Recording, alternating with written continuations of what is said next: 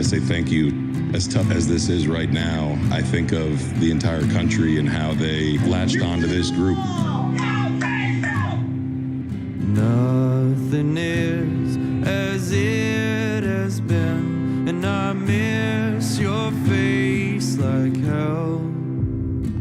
And I guess it's just as well, but I miss your face like hell. We have one team for an entire country, so it's going to be an awesome atmosphere. The guys are fired up to see how crazy these Canadians are going to be. 30,000 at the Rogers Center, very cool. Great news, he's in good hands with all of our Canadian family. This was the most electric crowd I've ever played in front of before. So if you don't know what to make, There's going to be so many good memories. I was walking into the stadium today and I got tapped on the shoulder. It was a guy who was like, "Hey, I came in from Vancouver. I wouldn't miss this for the world." Everybody's talking about the Blue Jays. East Coast to West Coast, everyone's pulling for this team.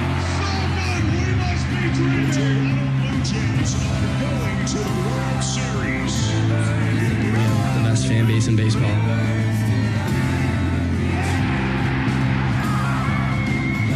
It's insane here. We can feel them every pitch. First ever Big State franchise. A historic swing for the organization. That is the best moment in sports I have ever seen. Blue Jay fans for generations are going to remember this team. You guys are rocking. The city's awesome. I love you guys. I'm just so happy for everybody here, our fans, our city, our country. rivers till I reach you.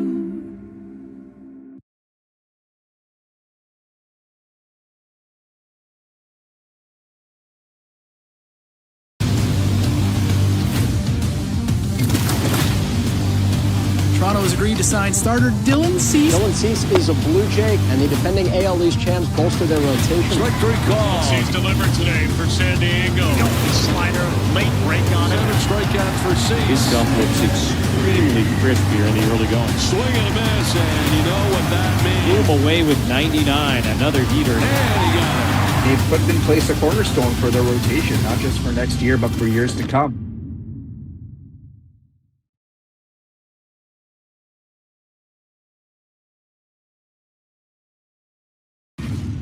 .65 right-hander Cody Ponce. And Cody Ponce kind of pitching like he's been around for a while. His confidence, conviction in every pitch says a lot about where he's at now. Good work, Cody Ponce. 1, 2, 3. Another opportunity to show his stuff.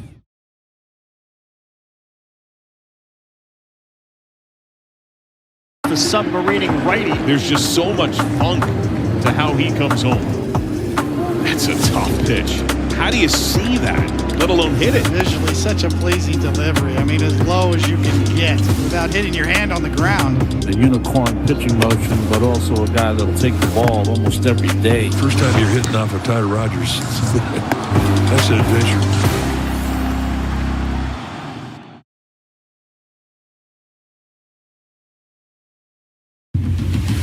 Best hitter in the league. Past 5 seasons, 30-plus home runs. We know the power is there. 37 doubles last year for Kazuma Okamoto. That ball is gone. Boy, oh boy, he did not miss it. It was no surprise. Jose Moto mission accomplished.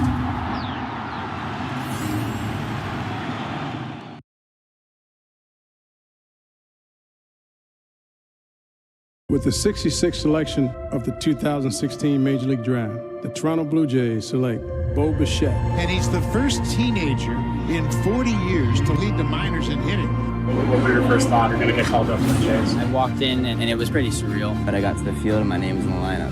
Ground ball, base hit for Bo Bichette on the second big league pitch he sees.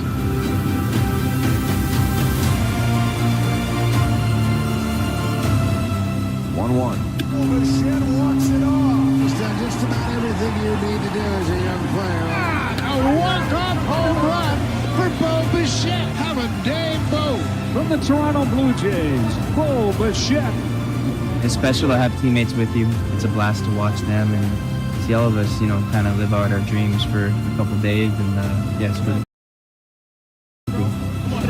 What he said. Going to the field every day, knowing that you're gonna have that electricity in the building, that's something that we really miss. Yeah, I was trying to hit a home run there, actually. Did he get enough? Yes! Seeing how excited the fan base is and the love they have for everybody, something that we all talked about getting to this point. Well, first and third with one away, Bichette comes out. He hits it high in the air to deep center. It is gone! A moment that a guy wired like Bo Bichette is, Buck, has been waiting for his entire life.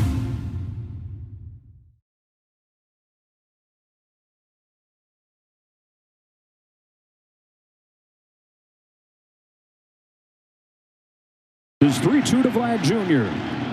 It's a fastball to get him. Springer is running. He's tagged, and that's the inning. So both teams get leadoff hits. Neither able to take advantage. Off and roll in game 7. No score. Ohtani to the plate with another 1-2. And he got him with a fastball. Ohtani gets out of the bases loaded jam, and a couple chances over the first 2 innings for the pitches outside of that epic game 4 of the championship series where he hit 3 home runs. Corks this ball to left center field. Lucas is on the run. He reaches up and makes the catch. Nathan Lucas tracks it down in the warning track. Mad Max doing it again in the postseason. Only the third. You see Justin Oleski beginning to loosen. Springer loops a ball to left field, and he's 2 for 2. And he's 4 for 6 since returning from injury. Vlad Jr. takes in the dirt. It gets away. Springer takes third. I mean, there you go. He's going to walk him to do exactly that because you got Bichette on that can't run, and he's going to be trying to hit a fly ball. Fly ball deep center. Edmonds going back. The ball!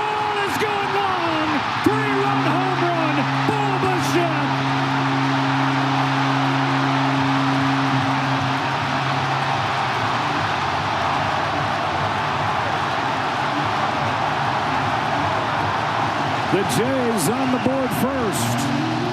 In one swing, Bo Bichette makes it 3-0 and chases Shohei Ohtani from game 7. Breaking ball, and he was all over it. Trying to do it to his old team in the World Series. Lines the ball to center field. Varsho lays out, and he made the catch. Smith is in to score. It's 3-1, but don't play the ball straight on to the center fielder that's diving is so difficult, and my goodness, positioned his glove in the perfect angle to get this ball. Scherzer's 2-0. Edman pulls one down the line. A diving stop and catch by Vlad Jr. He has used the World Series stage to show everybody that he's more than a slugger. This guy. We get that there's extra time kind of baked in there when he's either on the plate, when he's either at the plate. It's in the dugout, hangs him up, and the next day he coaches. Manages his way up the minor league rung like Andres Jimenez. 2-2. This one actually hits him. Throw it over the plate, says Jimenez. The bench is clear in game 7.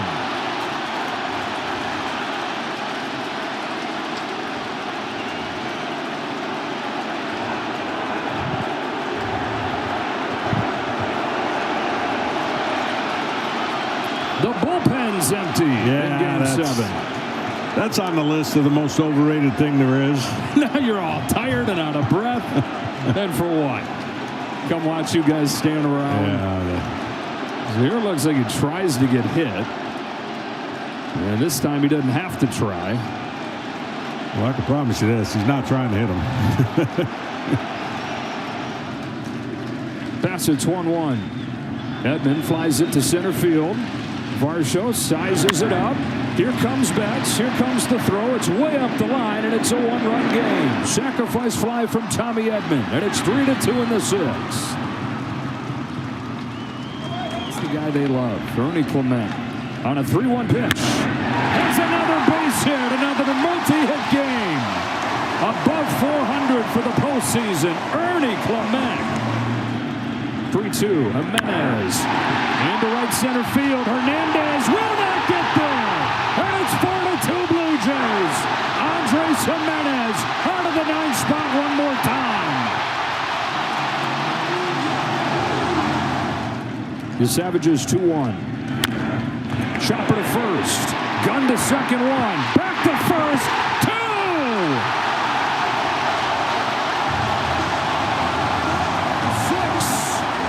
6 is the number for the Blue Jays. Away from snapping a 32-year drought. The 1-1 from the Savage. Muncy hits a high drive to deep right field. Headed for the pole and gone. Max Muncy brings the Dodgers back to within one with a no-doubt shot. It's 4-3 in the eighth.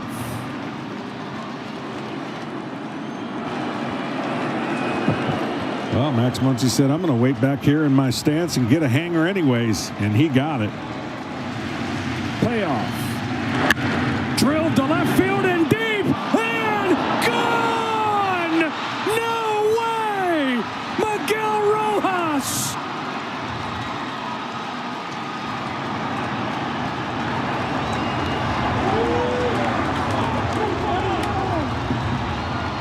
Dave Roberts played his gut. The guy hadn't had a hit in a month. And in the ninth inning of Game 7, he's hit a tying home run. Out in Toronto. Yeah, he sat all over a slider, and he got it. And when he got the barrel to the ball right there, we talked about a slider that hangs is the recipe for a fly ball. And you know that's a Varsho.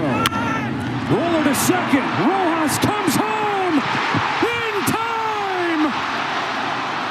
And it's Miguel Rojas who ties it in the top of the ninth. Saves it in the bottom of the ninth. We're going to take a look just to take a look, but he had lost his balance right here and gathered to make the throw. Very close. Look at this. I mean, almost loses every bit of the balance to make this throw, but questions. After reviewing the call, is confirmed. They confirm the call. 2 outs in the ninth inning. Fly ball to left field. Hernandez on the run with Pages over his head. Pages runs him over, makes the catch, sends Game 7. Steamrolls his left fielder, who is trying to play Willie Mays. Pages says, I'm the captain now. And then this most wacky play. Andy Pages runs over the left fielder, Kike Hernandez. And oh yeah. I want to go 3-1. 2-1. Pages up the middle. Jimenez comes home and gets the lead runner. The infield drawn in works for both teams late.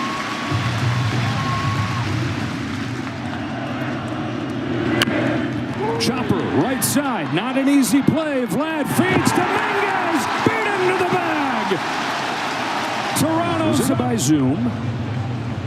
Not easy though over there. Dominguez looking down trying to find the base. That was a tough play, and he did about as good a job as you can do under the circumstances.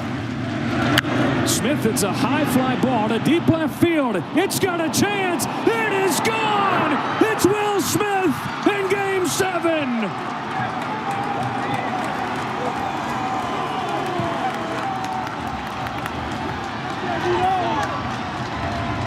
And in the 11th inning of Game 7, the Dodgers lead for the first time. Here's the 0-2 pitch. Kirk bounces one up the middle, bats to the bag, over to first to beat the champ. You gotta knock him out. The Dodgers stand tall and win back-to-back titles.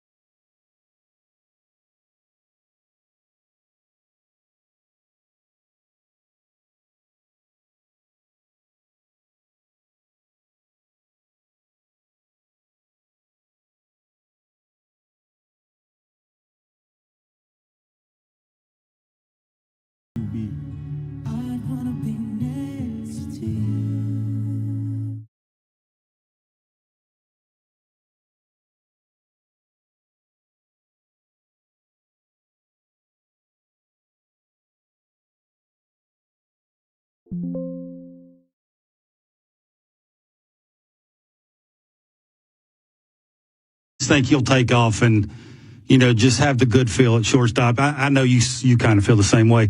I do have to ask. He's such a good baseball player. Absolutely. I think he gets overshadowed sometimes by some guys, but he helps us win, and I think he just understands that, hey, we're not asking you to reinvent the wheel here, man. We're asking you to be productive, and that's it. Yeah, I think the one time, the one thing or the one conversation around the Blue Jays is the ninth inning. Again, I know Jeff's there and Jeff will be better, I would assume, at keeping the ball in the yard. Obviously, it seems like, or sounds like, I haven't seen him really throw, but you have obviously a lot. It seems like he's throwing harder, sliders a little tighter. I hadn't heard that, which is a great thing. It's harder to tell the difference between the two. I think the question I have right now is the ninth inning one guy, or is it matchup driven? It could be both. If one guy kind of takes the reins a little bit, sure, and Jeff's going to have every opportunity to do that. There are going to be nights where it could be Louie, it could be Tyler, it could be Brendan Little, you know what I mean? It could be anyone. And I think all these guys understand that. They understand kind of how the bullpen operates. But I have all the confidence in the world in Jeff. And I think, again, everything gets highlighted in the closer role, right? And obviously highlighted last year too. So I think that he learned from everything from last year. And I think that there was some weird outlier stuff in terms of years past with balls leaving the yard, and feel very confident that will even out this year. And in terms of how he looks great. I think that he took his off season very seriously, and for good reason. He's got a chip on his shoulder for the way it ended, for sure. And that's just the life of a closer. But the ball is coming out of his hand great. The slider has been great. It was an area of focus for him. And he's going to pitch more, too. I think what we learned with Hoff is in that role last year, it was a different routine than he was used to in Philly, where he might have been up and getting ready and getting in a little bit early games. He was off the bump a little bit more consistently, I felt like. And it wasn't, last year was, okay, I'm on the bump, getting ready to come in, and then I'm in. So I think having some more regular work is going to benefit him over the course of the season. So times like that, if he's pitching in a game that may not be a save or may not be a one-run game, and then it makes him unavailable the next day, that's where other guys step in too. So a lot of different ways to do it, but really like the way he's throwing the ball, and definitely trust him to get the last 3 outs if needed. Yeah, you mentioned Little. Have you seen enough from spring training Little that would give you confidence that that's the real Little? Yeah, absolutely. Again, another guy that gets scrutinized big time because of some high leverage outings. And, we can't forget how good he was for us last year and the number of innings he logged, right? So definitely there was an adjustment period from the league to him and trying to lay off the curveball. The curveball is one of the best pitches in baseball, and sitting down with him and saying, okay, we need to not forget about that, but we need to find better ways to get to that, and we need to make you more efficient and get in the box more. So adding the four-seamer, changing his slider. I mean, his spring training was about as exciting as you can get. Velo bumping up, and then really understanding when to throw that kind of stuff. He still has the sinker, still has the curveball, but when he's in the box with the other two, I mean, it makes it that much harder to lay off of that hard breaking ball. So I trust all my guys, man, and when you're on the biggest stage and it doesn't work out, I think people remember that, but you can't forget about what he's done and what the adjustments he's made. So I'm looking for him to have another really productive year. Okay, it's very hard to talk about Okamoto because I saw him in spring training. He looks good. Like, he just looks smooth on both sides of the ball. But I will ask you this. What's the biggest challenge for him? Positioning in the infield or catching up to velocity at the plate? I don't think it's either one of those, Kev, to be honest with you. Okay. I think it's going to, I think he's shown that he can handle the velocity. I mean, this dude's got a simple, easy swing with a lot of power. And sometimes it's like he's kind of flicking his wrist and the ball's flying off his bat. So it's the positioning part of it that was done. Carlos did a great job with him from day one, and he carried it over to Team Japan and the WBC. We feel good about that. It's going to be kind of adjusting to the prep and adjusting to what pitchers are trying to do against him. It's a brand new set of pitchers that he's got to try to solve. So that to me is going to be the biggest adjustment part, is just everyone's unfamiliar to him. So really trusting his game plan and really trusting his prep and saying, okay, this is what I'm going to try to do. That's the part that doesn't really get seen in game. You see the results, you see the swing, the hits, the defense, whatever. But it's the stuff that leads up to that, I think, is going to be, the things that we're honing in on. What's opening night like for a manager? When they call your name, you're running out, shaking everybody's hand. You'll shake the bench players and the 95 coaches that are on your team that they're going to call out. What's it like, John? I know what it feels like for a player. You can't breathe and everything looks so big, and it's just hard to sort of block out the noise. That's the special ones. They do that. I'm assuming that's why Kevin Gosman was so intriguing to you to start opening night. But as a manager, how is it? Just walk me through that. It's awesome. It's a fresh start for everyone. You feel the electricity. You feel the newness of everything. Tonight's going to be special because, we're celebrating 50 years as an organization. We are going to recognize, an unbelievable run last year, and it's going to be a little bit different. I think everyone is going to be out on the line first, so I don't have to do, the awkward, jog out there where I hope I don't fall or pull a hammy or something, you know what I mean? But I think we're all going to be out there to kind of see the flag, the banner unveiled. But man, those are the moments that you try to just take in. You try to take in a few seconds. Or a few minutes of just enjoying the crowd, enjoying the fanfare. I try to watch the guys' reaction, try to watch their face and see what they're thinking about. I always make it a point to kind of connect with my wife and kids who will be in the stands and recognize them, because without them I couldn't do this, So there's a whole bunch of emotions, and it's really cool that everyone gets to be recognized in front of our fans, and it really is one of the very, very special moments of the year. It's so much fun, and I love that we're opening at home in front of these fans. Yeah. John, listen, really good of you to do this today. Congratulations on the contract again, and go get him. Yeah. Thank you. You're Thank awesome, you guys. buddy. I appreciate it. Be well. Appreciate it, guys. Take Good care. luck. See you. All right, bye-bye. John. There's John Schneider, manager of the Toronto Blue Jays.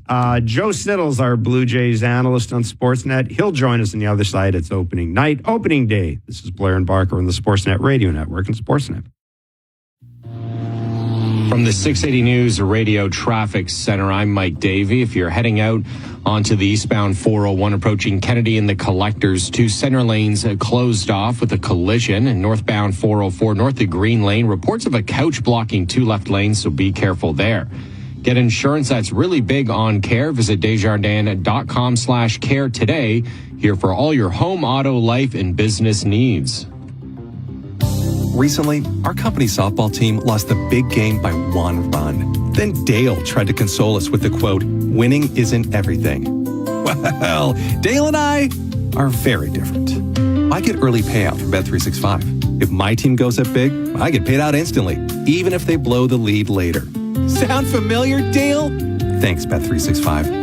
Must be 19 or older, Ontario only. Please play responsibly. If you have questions or concerns about your gambling or the gambling of someone close to you, please go to connectsontario.ca. T&Cs apply. The Infiniti QX50 is the fastest growing compact luxury SUV sold, and opportunities like this don't last. The all-in clear-out event is on. For a limited time only, lease the QX50 Pure from just $259 semi-monthly at 0% for 39 months with $49.95 down. Offer includes a $22.50 customer bonus. Visit your local retailer today. Conditions apply. Available at participating Ontario retailers. Fastest growing compact luxury SUV sold based on DeRosier segmentation, comparing total sales for 2024 and 2025. Meet iPhone 17e. A whole lot for a lot less. With an almighty all-powerful A19 chip. And Ceramic Shield 2, built to survive this. And this.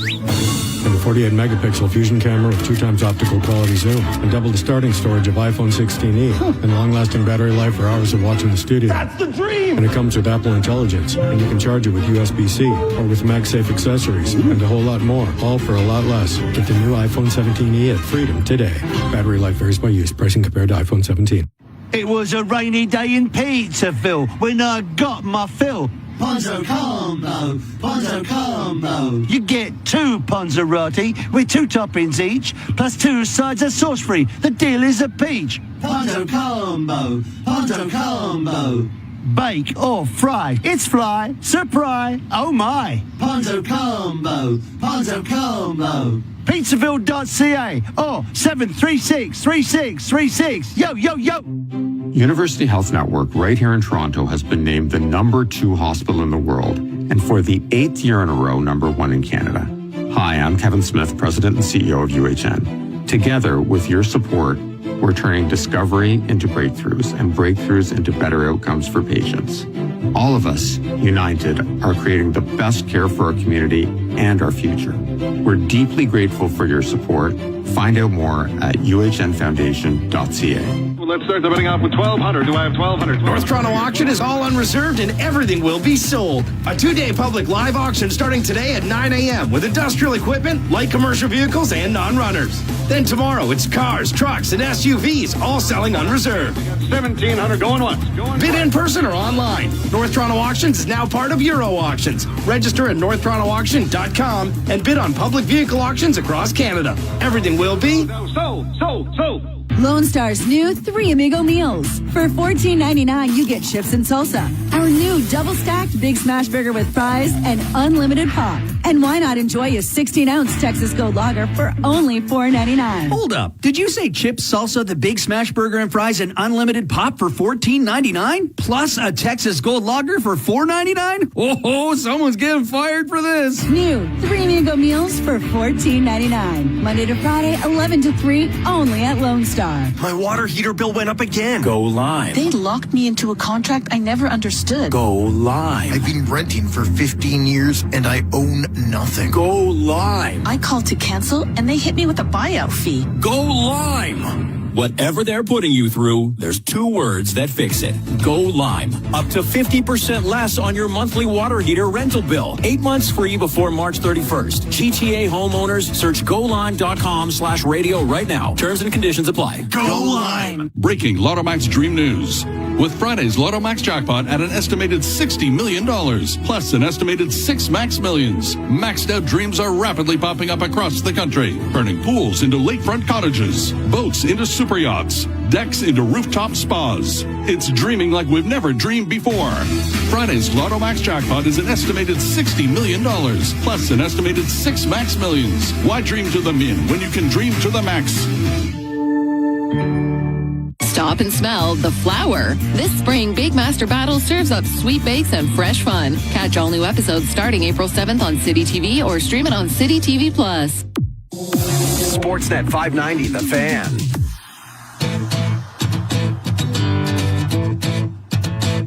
All right, welcome back to Blair and Barker. It is opening night on Sportsnet 590, The Fan of Sportsnet. Kevin Gossman and Luis Severino, the Jays lineup. Springer, Lucas, Guerrero, Barger, Kirk, Varsho, Okamoto, Clement, Jimenez. Let's bring in Joe Siddle, our Blue Jays analyst on Sportsnet. Looking sharp. Damn. Whoa. Good. Happy opening day, gents. Happy Thanks, buddy. opening You day. too. Happy New Year, man. Happy New Year. Any surprises in your mind in the lineup tonight? Like Kevin and I were talking about, the number 2 spot in particular. I think we kind of assumed that it would be Lucas against Severino. Now we're kind of waiting, and I know it's only opening day. Now we're kind of waiting for tomorrow. But I'm just wondering how you think John's going to play the number 2 spot in the order, because it seems like the cleanup spot is they're going to give Addison some run there. But how do you think they play the number 2 spot? Well, I was surprised. I'll say that I was the one surprised when I got up to the booth here and the lamps were coming out. Dan and I spoke, and my point was, in talking to John Schneider in Florida several times about Nathan Lucas and about Sanchez and how they're going to navigate this, what does John always say? It goes based on matchups and who fits and what day, depending on the starting pitcher. My thinking was that Severino's not a guy with tons of swing and miss. So for a guy that doesn't have a ton of swing and miss, you don't necessarily need that contact ability of a Nathan Lucas. That's where I was thinking. And I'm not saying one over the other, but I thought matchup wise, that might be a Jesus Sanchez and maybe run into one of those heaters. But I asked John Schneider that specific question when he met with us this afternoon. And I asked him, was that anything to do with last year? And he immediately said, yes, that's some recognition to Nate for what he did. And I thought that was fantastic because when you trade for a guy and he's making some money, right? Sanchez is a $6 million player.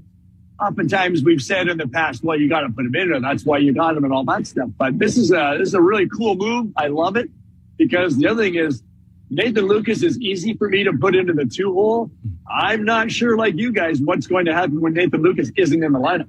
Yeah, it's fair. Yeah, that is fair. Jeff mentioned Addison Barger. What do you think the next level is for Addison? Well, the next level, I think, is stardom because of what we saw last year. But let's pump the brakes a little bit. Let's let Addie settle in here. Remember, a year ago, guys, we're having this discussion, and Addison Barger didn't make the team. So with what he did, and I still think about this Blue Jays offense, a year ago, if I'd have told you that Springer and Barger were going to combine for over 50 home runs,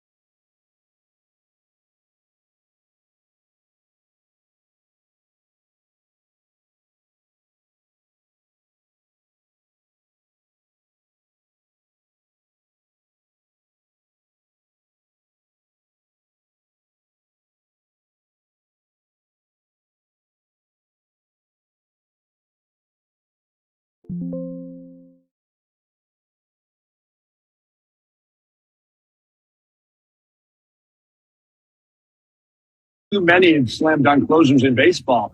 And I'm sure if he gets the ball tonight and it doesn't go well, the conversations are going to start. There's no question.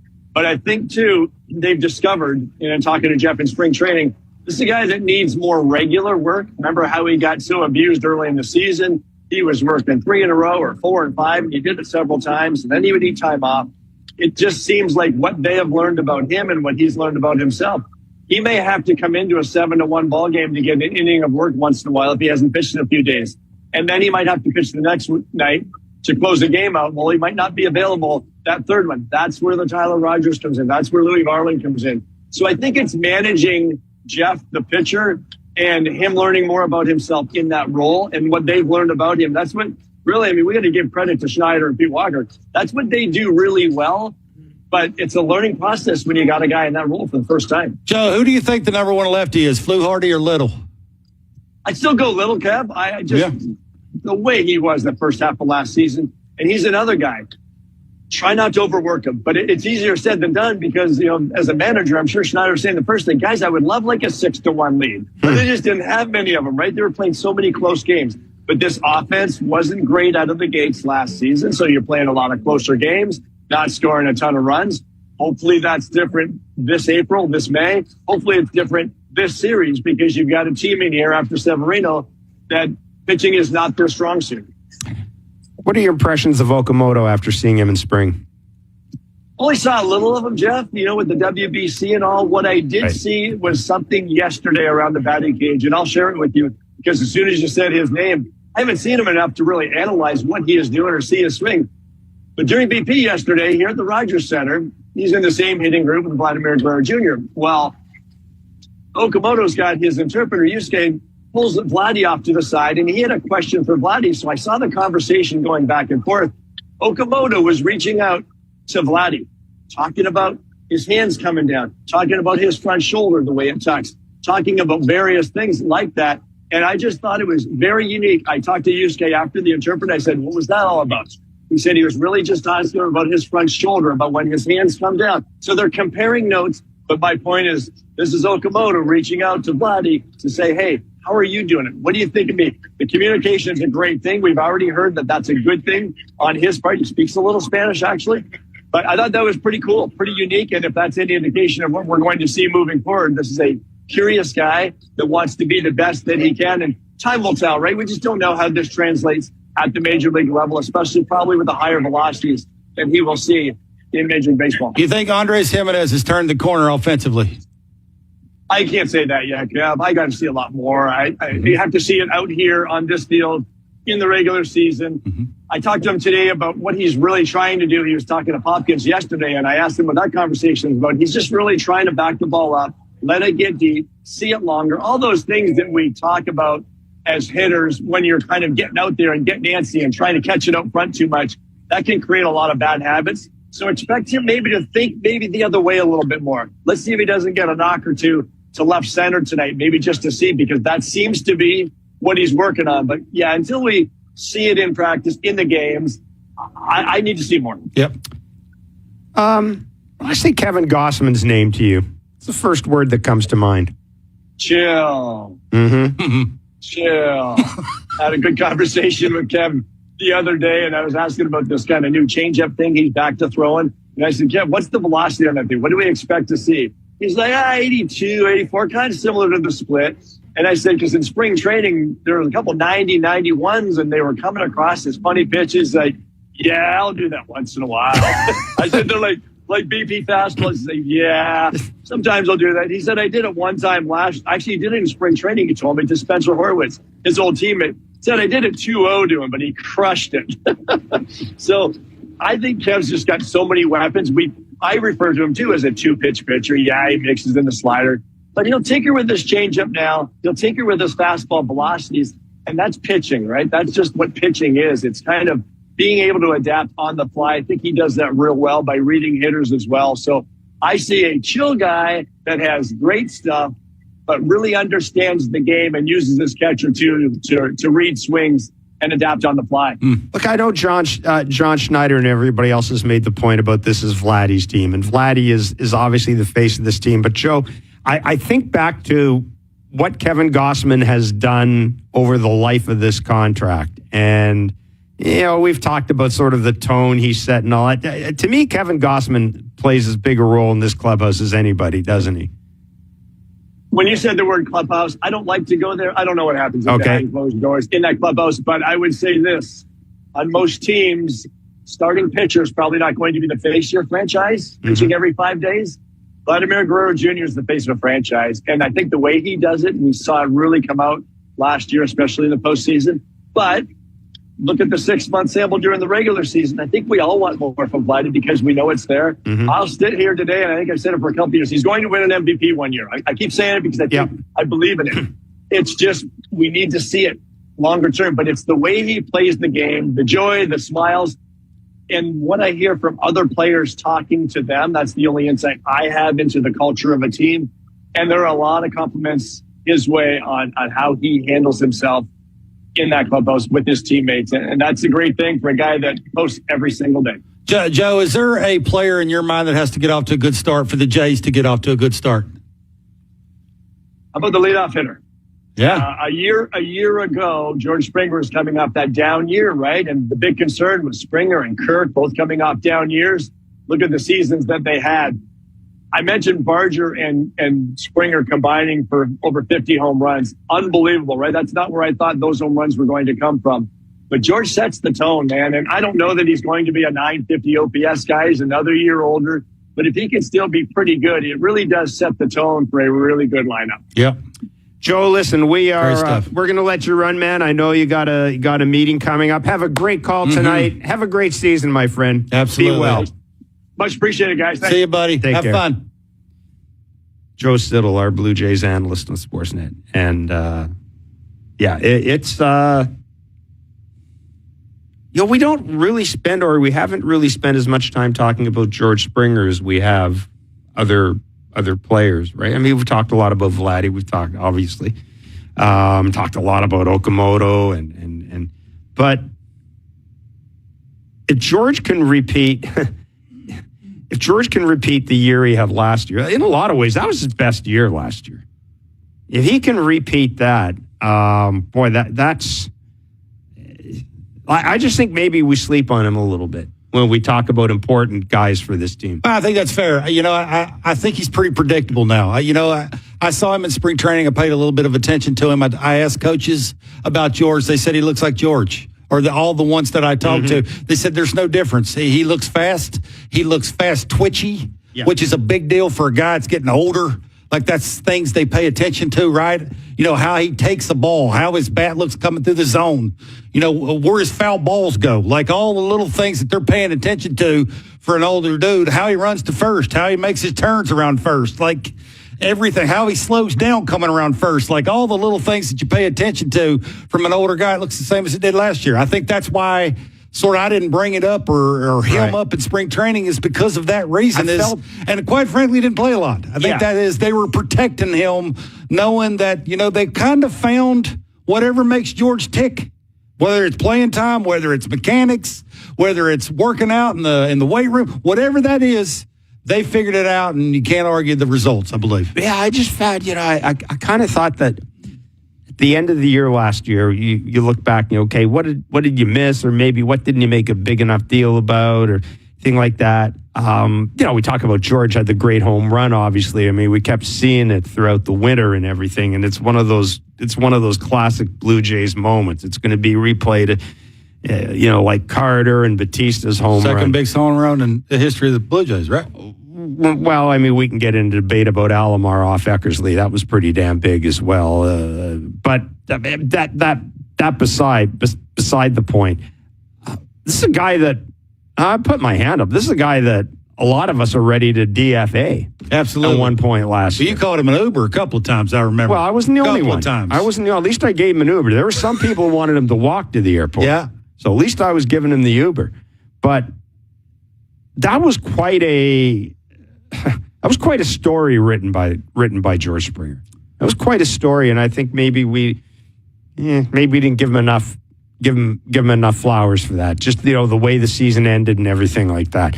I just thought it was just, there's something about watching a guy at that stage of his career just kind of pull it all together again. Yeah, I think you got to give him some love when it comes to the way John handled him. You know, the way he moved him down in the order, sort of taking pressure off him, knowing he made a mechanical change with David Popkins, you know, a little bit more bend at the knees, trying to hunt certain pitches in certain windows and certain counts, like things he hasn't done in the past before, knowing that you come off the year you come off of, right? Your bat's getting a little slower. You got to figure out ways to catch it out front. You know, occasionally you got to have some party out front. I just wonder, 959 OPS, Joe brought that up. That's some heavy lifting. Your back-to-back years of trying to do that. You know, I'm not sure that's fair. I think that's why John's trying to sort of flip the script to Vladdy. Mm-hmm. I think that's kind of why, you know, the basically the first couple of sentences out of John Snyder's mouth was, this is Vladdy's team. Yeah. Like, if Vladdy's ever due for a big year, it's this year. I will tell you, I'll disagree with you on one thing. I think that there was a reason that John did that. I don't think it had anything to do with George Springer. I will give... John has done when I look back at John Schneider, there are 4 or 5 things he's done or said that have really been masterful strokes in terms of changing the narrative around his team and around his player. And the fact that he was able in spring training to basically put the whole Bo Bichette question like that. It was done. This is Vladdy's team. Like, did you hear a lot of discussion about Bo Bichette in spring training? I mean, I'm not sure that's a fair way to say it. I mean, what choice do he have? Bo's not there. No, but you know what? Believe me, I have been around managers who, off the record, would say, "Man, you know, sure be nice to have that guy back." Or, you know, boy, I mean, we're gonna miss that guy. Well, you want me to stick my head down a rabbit hole here, don't you? No, because you. You talk about, you know, taking the attention off George by saying that it's Vladdy's team. I think that was just to basically, and I think it's a good thing. I think that was basically just John saying, No, you know, we don't. And it's nothing against Bo, but Bo isn't here. That's not the only reason he did it, but that's one of the reasons. That's one of the reasons is he knows who makes the wheel go round. At least in 2026. Like, you know, it helped that George and Bo were hot at the same time, right? It was that Texas homer and sort of everything took shape, and then George was kind of being George basically all year except for about 2 weeks span, right? He was doing special things. I again, I just think if you're John sitting at home after the season, after, you get past what happened in Game 7, you're thinking to yourself, can I really expect that 959 OPS for my leadoff hitter? I got to start setting it in a different direction here.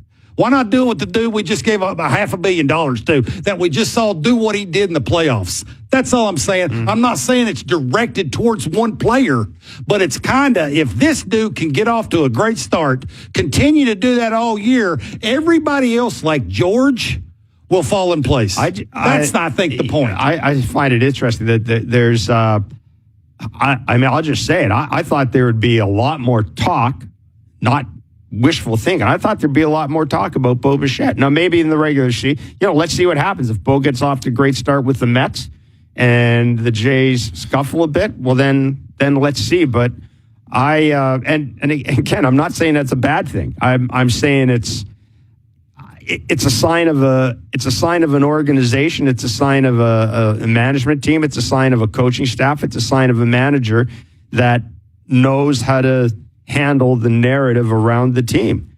And again, I get back to we love Bo, but you just not hear his name in spring training. You did not hear his name in spring training.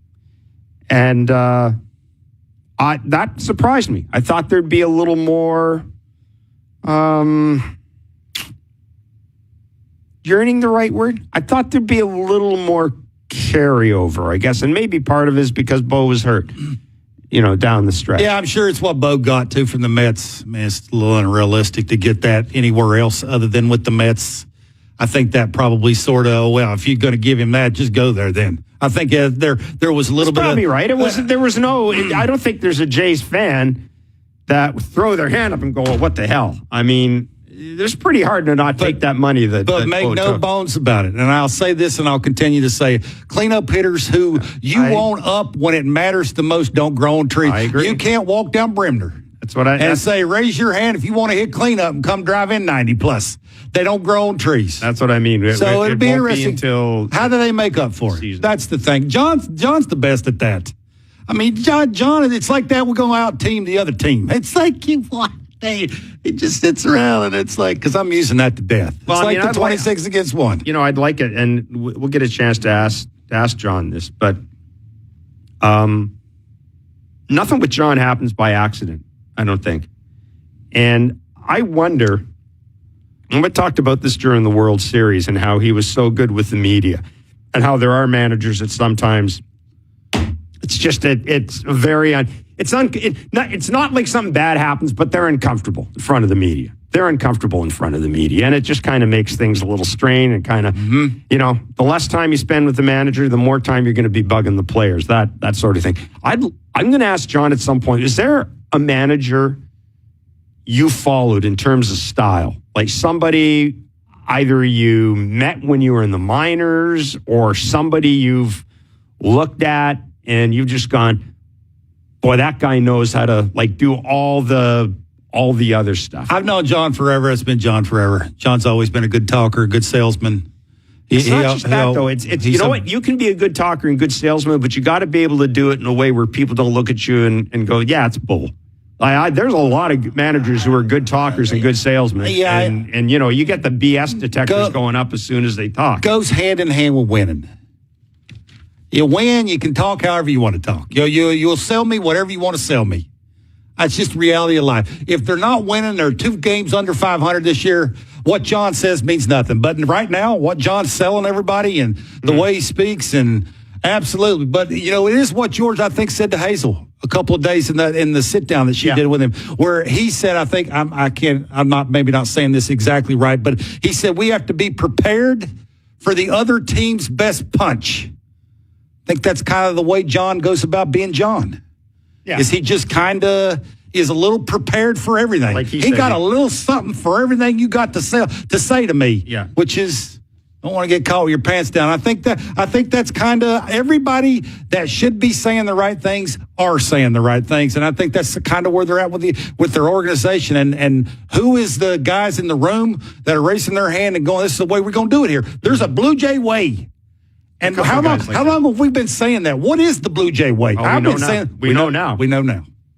You can look at the Blue Jays way. You know what it is in terms of defense. You know what it is in terms of pitching. And you sure as hell know what it is offensively. Absolutely. There is an identity. And it's a David Popkins identity, largely. It is. We've been giving you, and we will be giving you the chance to win Blue Jays tickets all season long here in Blair and Barker. All you have to do is text the correct answer to our daily baseball trivia question, 59590. Standard message and data rates may apply. Why am I talking so quick? Our last question and answer was, please stop with the hand thing. You know why I do it, right? Because it bugs me. Oh, boy, does it. He made his, it's disturbing. He made his MLB debut with the Mets in 1995. Spent one season pitching in Colorado in the final 4 years of his playing career with the Blue Jays. He's currently still employed as a member of the Blue Jays organization. Shame on all of you if you didn't get Pete Walker. Today's question is to win tickets to see the Jays and Rockies on March 31st at the Rogers Center. Okay, I like this one. He's best known as a Blue Jay, playing parts of 7 seasons in Toronto. His Rockies tenure was much shorter, lasting only 24 games in the shortened 2020 season. He recently announced his retirement and his final major league stop, not his finer, but his final major league stop was with, it was definitely not his finer. His final major league stop was with the Texas Rangers. Again, he's best known as a Blue Jay, playing parts of 7 seasons in Toronto. His Rockies tenure was much shorter, lasting only 24 games in the shortened 2020 season. He recently announced his retirement, and his final major league stop was with the Texas Rangers. You can text the answer to 59590 for your shot to win.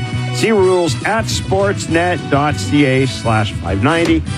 Standard message and data rates may apply. Still don't know why I was speaking. There we go, that little finishing touch. All right. Uh-oh. How you feeling? Excellent. I picked them to win the World Series, so I'm feeling pretty good. They lose tonight. You're going to go back and change your pick? Yep, absolutely. That first game is just going to kill it for me. Absolutely not. I'll say it, and I'll continue to say it until they change my mind. The other American League teams didn't do enough to overtake them. And if they stay healthy, at least the key guys that matter the most stay healthy for most of the year, they're going to be right there. They're going to have a good chance of making a serious run. Now, a lot of that has to, once you get to the playoffs, some of that's luck and getting the right guy hot at the right time. We all know, right? Vladdy got smoking hot. I want to change my picks. I talked you into it, didn't I? I want to change my pick just because Passon said the same thing. The Yankees can win the division, but the Jays can be the team that goes to the World Series. He must have been listening to me. He had the Pretty sure that I was the first one to say that. Maybe. And you laughed and rolled your eyes, and you called me a homer. Think that's what you called me? Well, no, now I'm thinking back. It's a good way of kind of covering your ass. No, the Yankees could win 130 games this year and not win the Jays playoffs. Don't strike out, which is conducive for the playoffs, making a deep run. What do the Yankees do? A lot of their team is all nothing. And what else do the Yankees do? They throw the ball around. But, boy, they got the best player in the American League who's going to hit 50. Well, not in your mind, because Vladdy's going to be the best player in the American League. And not in my mind, because I'm picking Bobby Witt Jr. And when they do get Garrett Cole back, they're going to be a handful with that pitching staff, and their bullpen's going to be a little bit better. And their defense ain't going to matter in the regular season, which it will matter in the playoffs, to your point. So, Aaron Judge, Mr. Made-August. He's won 3 MVPs, dude. He is 9 feet tall. I don't care. A little respect would be nice from you. Just catch the ball. A little respect. Okay. Catch the 3 ball. MVPs, and he's pushing 9 feet. That just means those are writers' votes. That's what an MVP award is. Well, you're a writer. Yeah, but... you mean nothing. No. That's basically what you said. Caught you. Little respect, buddy. Okay? I'm ready. Go back and change your... No, I'm not changing. I'm ready. No, I'm looking forward to this. You picked Seattle, which... Yeah, makes it easier not to like you. Well, it was hard because I hate the Mariners. I do too. I hate that city, and I hate the Mariners. I don't mind the city. Anyhow. All right, that is us for today. Finally here. Opening day, opening night, first pitch after 7 o'clock. Blue Jay Central has you covered with all the pregame festivities. It's going to be a lot of fun tonight. We'll be doing Blue Jays talk following the game. We'll be back Monday. Enjoy the baseball.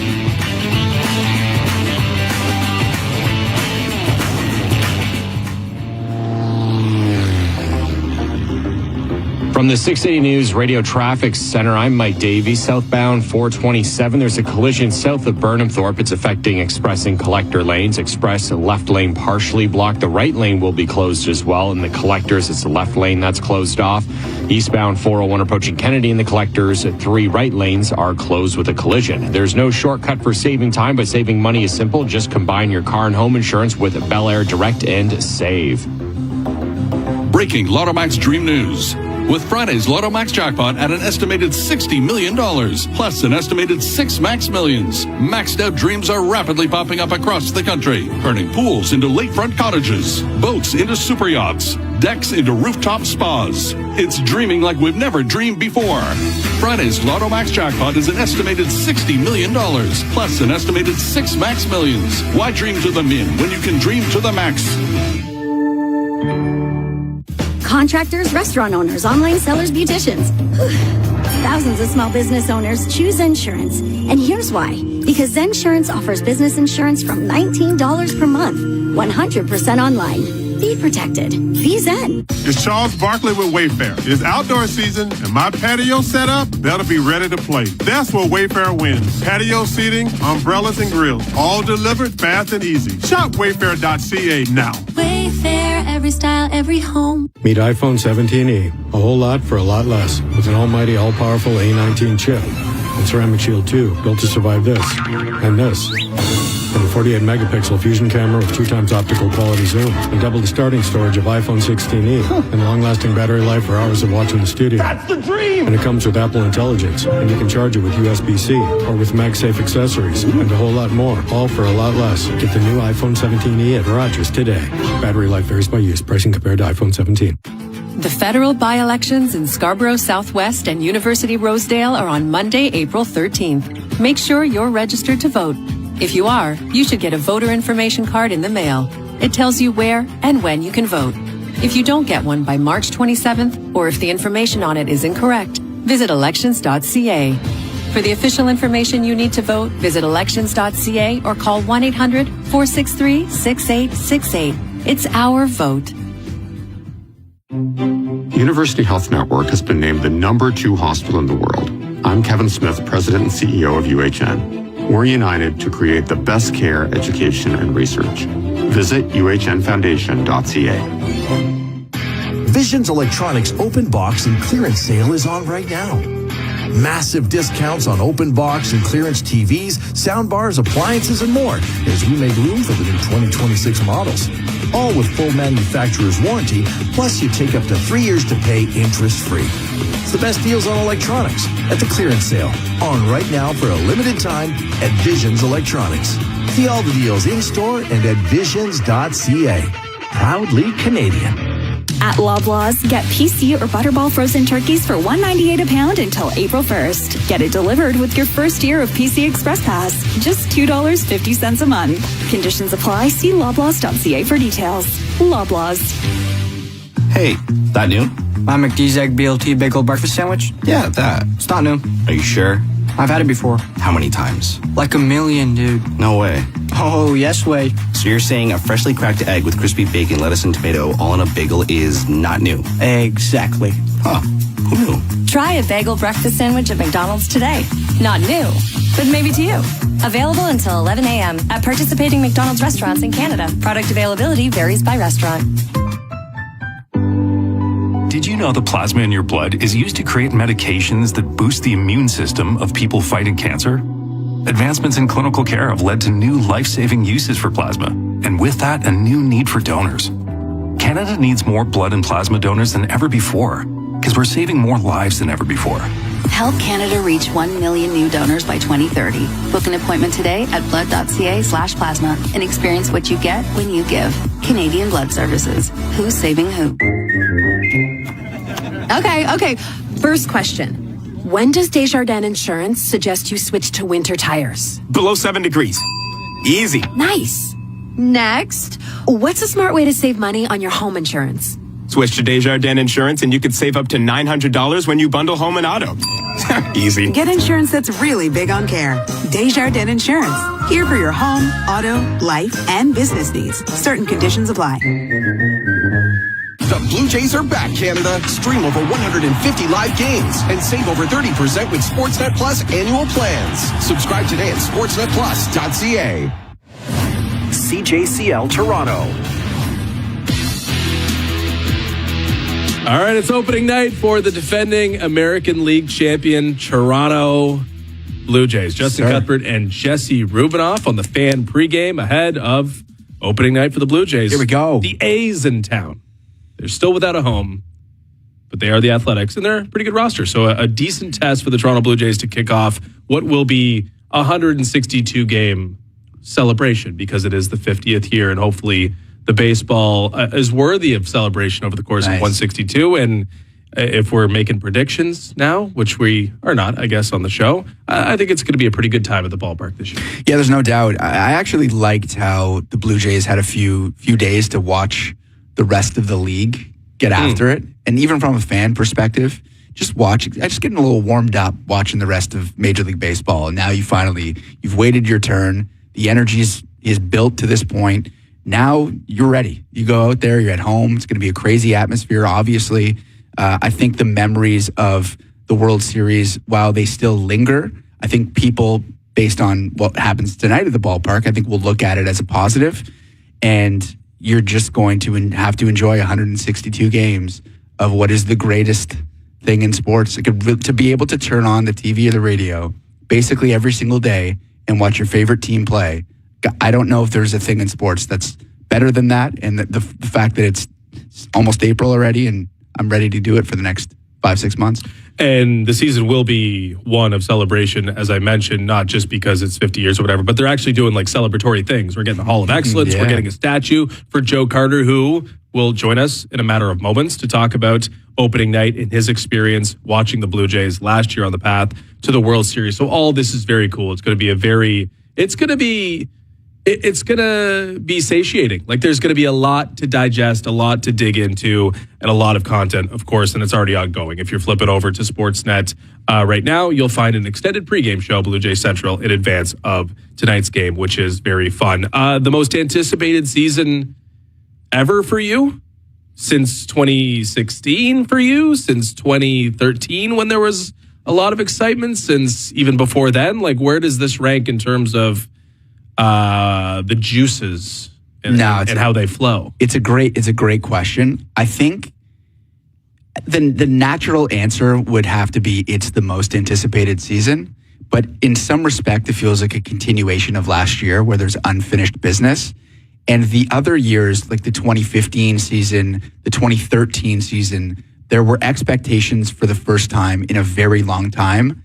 And obviously in 2013, they didn't follow through. 2015, they did. So it was a different feeling going in, like, hey, let's stake our claim. Let's put ourselves back on the map.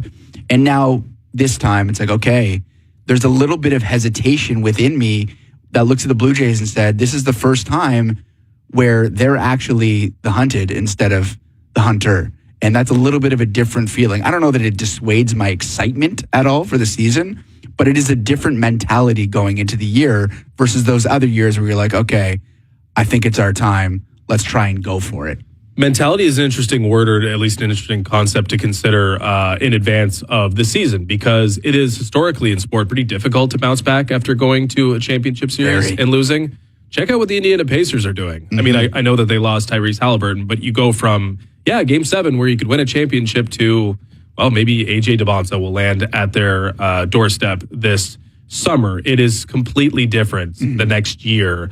And I think a lot of these guys, you mentioned the short off season, are dealing with the fact that, hey, this was like the site of some real tragic, real heartbreak, like real devastation. And tonight they have to sort of walk through the same corridors and walk through the same bullpen, walk through the same dugout, walk onto the same mound, the same base, whatever. They got to do it all over again. And it's not like they've had much experience getting used to their surroundings again. It's not like a hockey team that gets maybe a couple practices in at Scotiabank Arena, or the same for a basketball team, a football team. I guess they're not, spending a lot of their practice time in their stadiums, but you get my point. This is going to be something that hits them tonight, which I think is both important and a little nerve-wracking, given that, you can't separate emotion from this as much as we'd like to. Yeah, it's a great point. I think what's really interesting about this team now is that yes, the mentality is flipped where you're the hunted instead of the hunter, but also you have the experience of going through what you went through.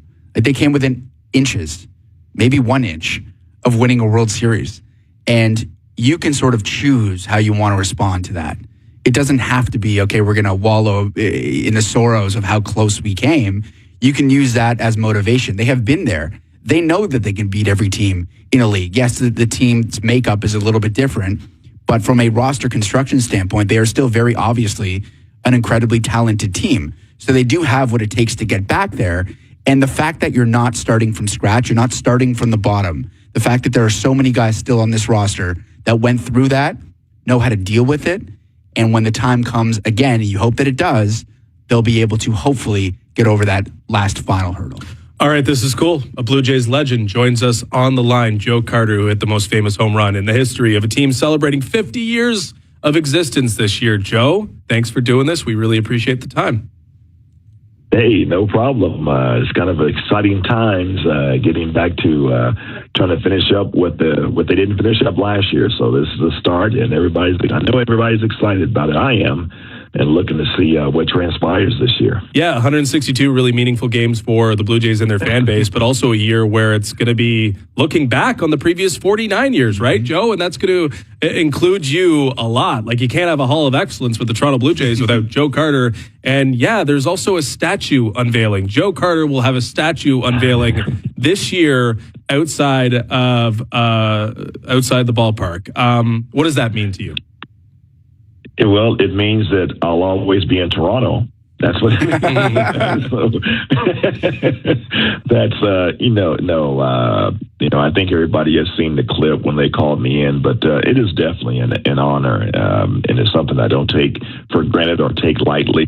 But it's just it's a monument that the fans can enjoy and relive the moments that we relived, in 1992, 1993 with those World Championships. It is something that I guess a lot of Canadians have been, lobbying for. I understand. So I'm glad to see that this is something that the Jays are doing. And I couldn't be more proud to represent the Blue Jays and my teammates and what all happened in those last 50 years of the Blue Jays. So it's a very iconic moment. Yeah, it's well-earned and well-deserved. You had 16 years in the majors, 7 years with the Toronto Blue Jays. Where does your mind go when you think about opening day? From a fan's perspective, you think about the weather changing, you think about the expectations and the hope for your favorite team and what they can accomplish. But from a player's perspective, and now looking at the players and looking back on your career, where does your mind go when you think of opening day in baseball? Well, opening day brings a lot of optimism. It's almost like playing golf when you get to that first tee and you're like, okay, this is going to be a great round. Mm-hmm. And so in baseball, your first game, this is going to be a great game. And then you go out there and lay an egg or you win that game. And then you 1-0 undefeated. And you say, hey, 161 more games. So you have a lot of optimism because the work you put in the off season, and you want to see it transpire to success in the beginning. From a player standpoint, the one thing that you want to do, wins and losses are not that important on the first day because, a lot of nerves coming in, a lot of guys excited, but you want to get that first hit, that first RBI, get your feet wet. You see the new guys coming in, you get the rookies and their high expectations. So there's a lot of things that you're dealing with. And, we try to tell people that there's more than just one game because a lot of teams, they sell out, the first game and then the next game there's, half that many fans there. So, but that doesn't happen in Toronto because, they pretty much sell all the games, which is great. So a lot of excitement. They're happy the season is here. And a lot of those guys have already played in meaningful games with the WBC. So that's going to add a little fuel to the fire this year. So last year, Game 2 of the World Series, you threw at the first pitch. They threw the home run jacket on you after, of course, there was a big celebration.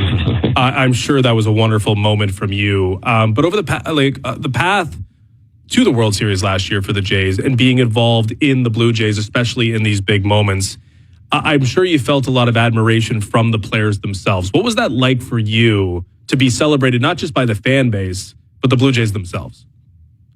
Well, it was, unbelievable. I mean, talking to Ernie Clement, George Springer, Vlad putting the jacket on me. It's like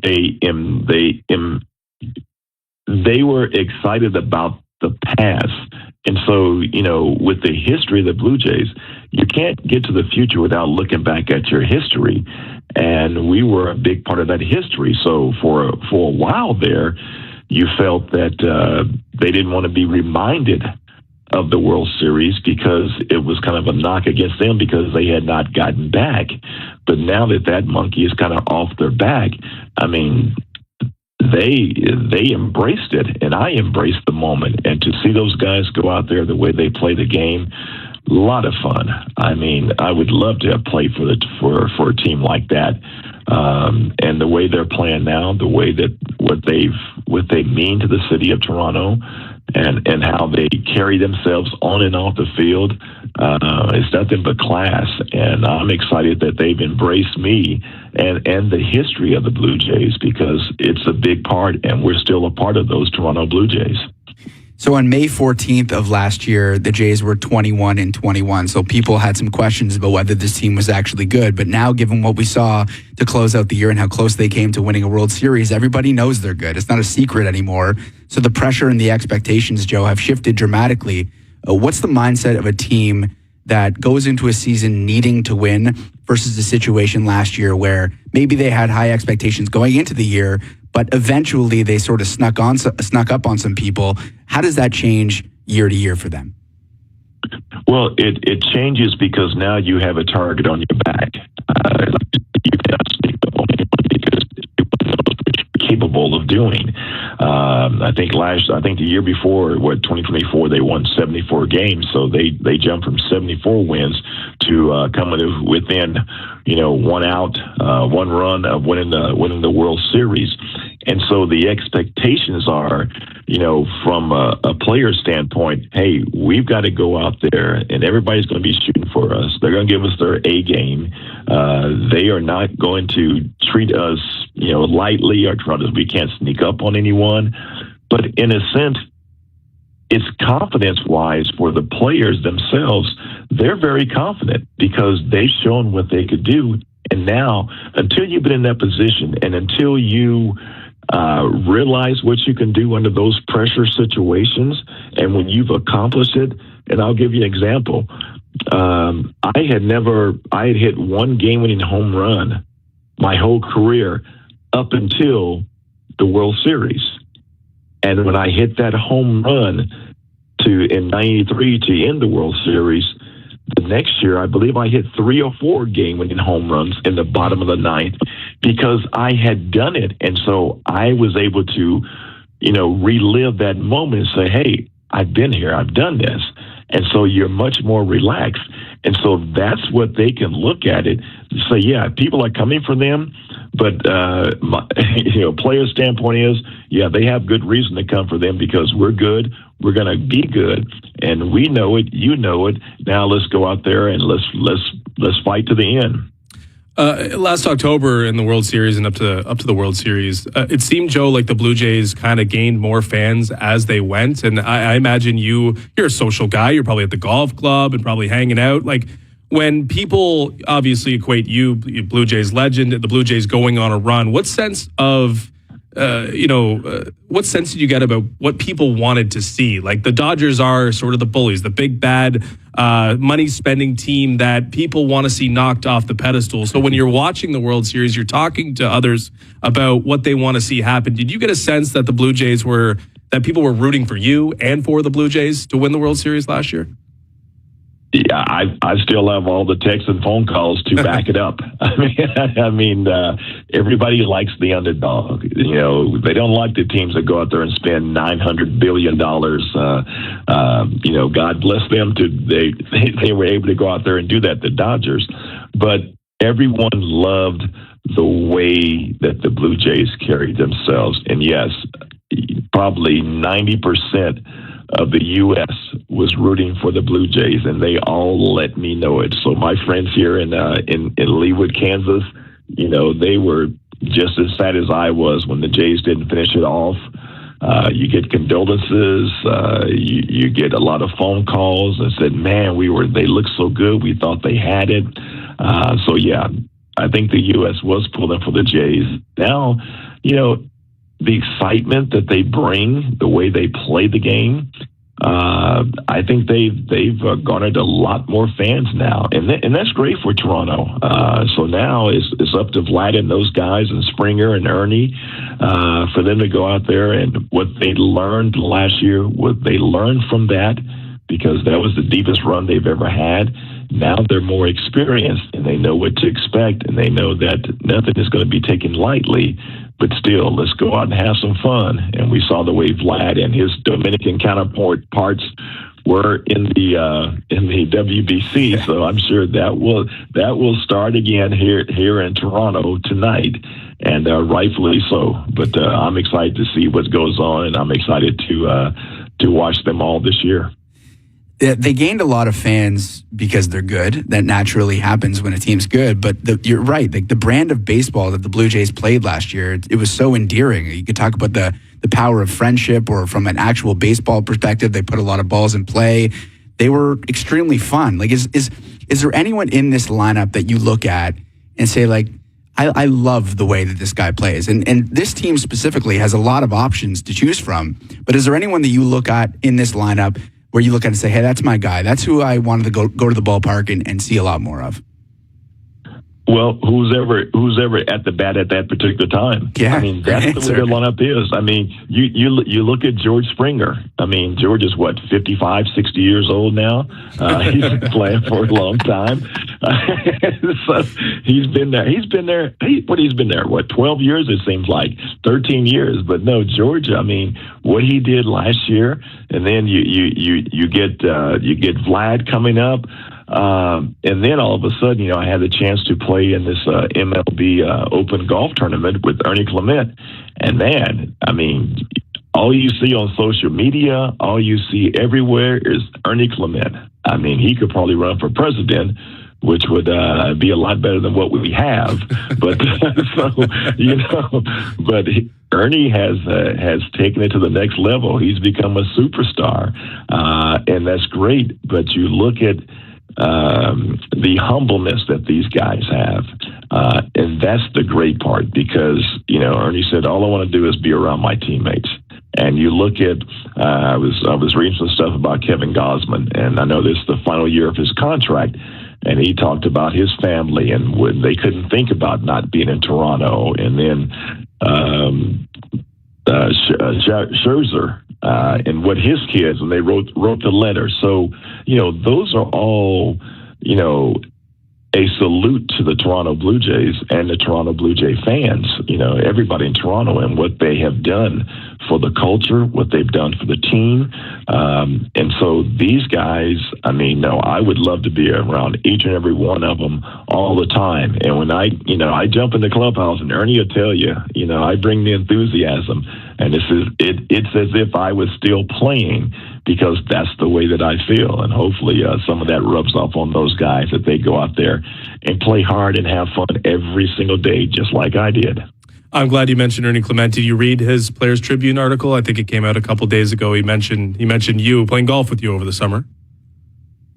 No, I did not get a chance to read that. I'll have to look that up. You should definitely read it, because he said, one of the quotes was, when he hit that ball in Game 7 of the World Series, that he could have been you. He thought that he was going to be Joe in that moment, which was quite the line from the story. You should definitely read that. Is he a good golfer? It seems like the guy who's good at everything.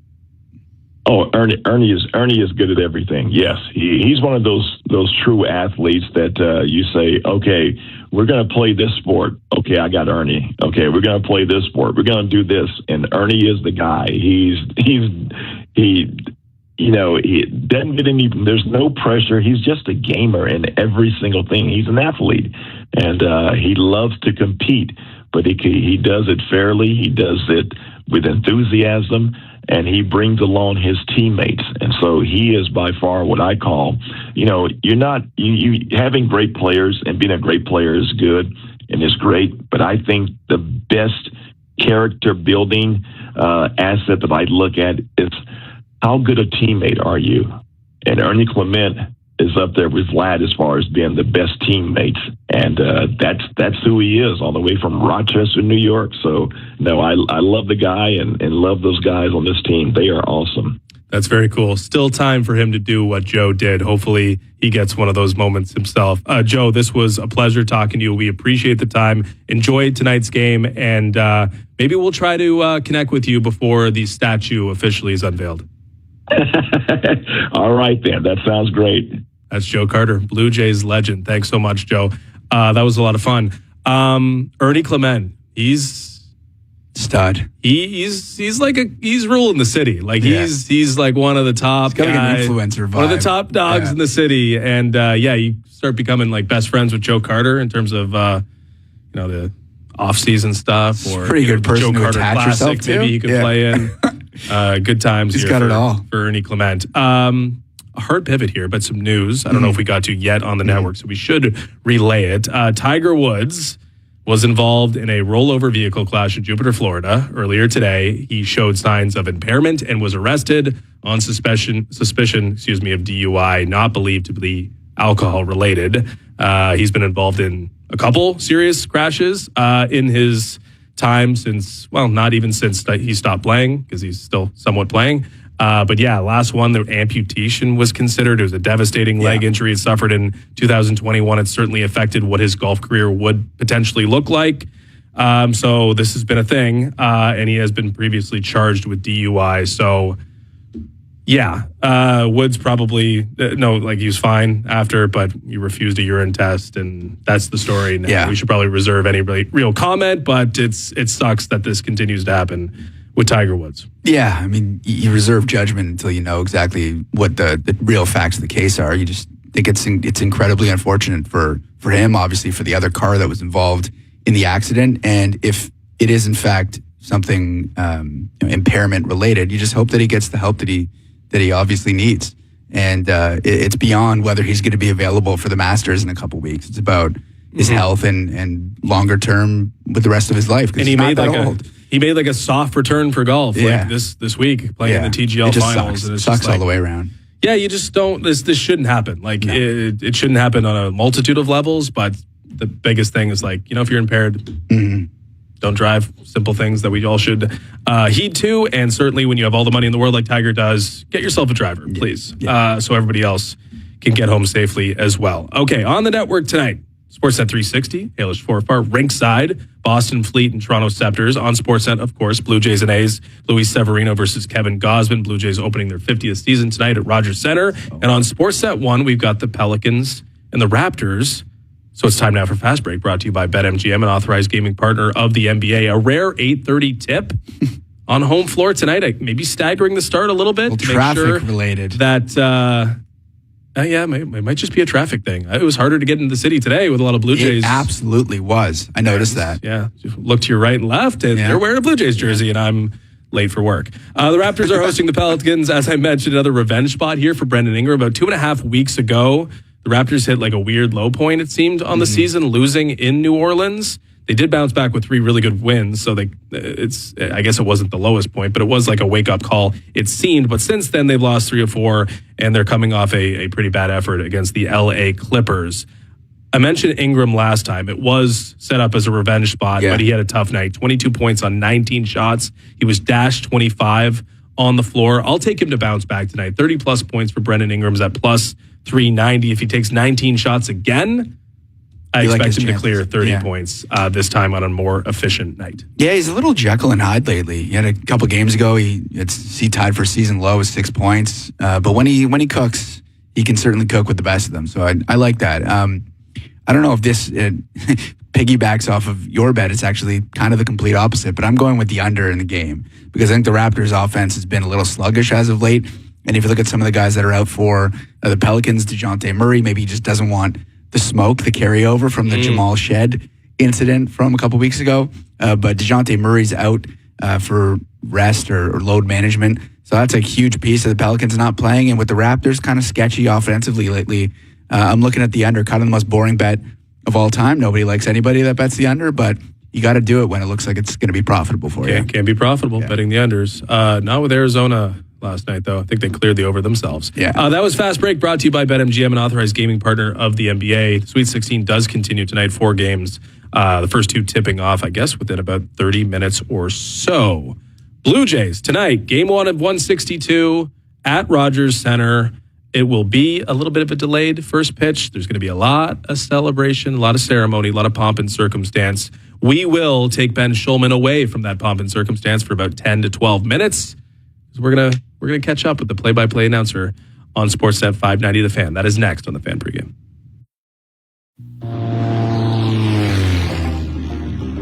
From the 680 News Radio Traffic Center, I'm Mike Davey. Eastbound 401 approaching Kennedy Collectors. It's going to be 2 right lanes closed off with a collision. Emergency crews on scene slow from Dixie alternating Express Collectors. Southbound 427 south of Burnhamthorpe in the Express. The left lane in the right lane closed off with a collision.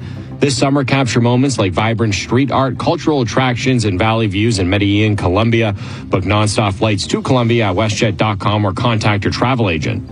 Spring has arrived, and it's the perfect time to elevate your drive at Alta Infinity. Right now, lease the 2026 QX60 for just $399 bi-weekly, plus tax and licensing with no money down. With refined luxury, advanced technology, and confident all-wheel drive, the QX60 is ready for every road ahead this season. Visit Alta Infinity at the number 7 Auto Mall near Highway 7 and 427, or explore our inventory online at altainfinity.com. Alta Infinity, luxury, performance, and innovation in every drive. Part of the Zankin Auto Group. University Health Network right here in Toronto has been ranked the number 2 hospital in the world. Hi, I'm Julie Kenville, CEO at UHN Foundation. Everything we do here is made possible by your support. The innovations, the breakthroughs, the world-leading healthcare that transforms lives in the GTA and across the world. At UHN, we're uniting the best teams and talent to create the best care for the people who need us. Get involved today at uhnfoundation.ca. It was a rainy day in Pizzaville when I got my fill. Ponzo combo. You get 2 Ponzerati with 2 toppings each, plus 2 sides of sauce free. The deal is a peach. Ponzo combo. Bake or fry, it's fly. Surprise, oh my. Ponzo combo. Pizzaville.ca or 736-3636. Yo. Let's start the betting off with 1,200. Do I have 1,200? North Toronto Auction is all unreserved and everything will be sold. A 2-day public live auction starting today at 9 a.m. with industrial equipment, light commercial vehicles, and non-runners. Then tomorrow, it's cars, trucks, and SUVs, all selling unreserved. 1,700 going once. Bid in person or online. North Toronto Auctions is now part of Euro Auctions. Register at northtorontoauction.com and bid on public vehicle auctions across Canada. Everything will be sold. Announcing all-you-can-eat dripping chicken sandwiches at St. Louis Bar and Grill. Mouthwatering buttermilk fried chicken breast on a garlic toasted brioche bun covered in crunchy pickles. Our legendary garlic dill sauce and your choice of 17 different wing sauces. All-you-can-eat dripping chicken sandwiches priced at just $18.99. Only at St. Louis Bar and Grill. Dine in only. Slip and fall accidents are no laughing matter. Strict notice periods, deadlines, and unreasonable insurance companies only add to your anxiety. At Bergmanis Pereira, we've been fighting and winning cases like these for decades. We understand what you're going through and have a full team standing by to provide compassionate and skilled legal care. I'm Alan Pereira, and I wrote the book on slip and fall accidents, and I'm here to help. Our consultations are always free, and we don't get paid until you get paid. Call the team at Bergmanis Pereira. Expert advice when you need it most. Visit us at bplawyers.ca. Let's flip a coin. Heads, you grow your business. Tails, you earn on your cash. Most banks make you pick a side. Float says, be all in. With Float, eligible Canadian businesses get up to $3 million in flexible, interest-free credit to keep building. All while their idle cash earns up to 4% interest in Float. Spend on credit and earn on balances. Heads and tails. Being all in means giving your business both.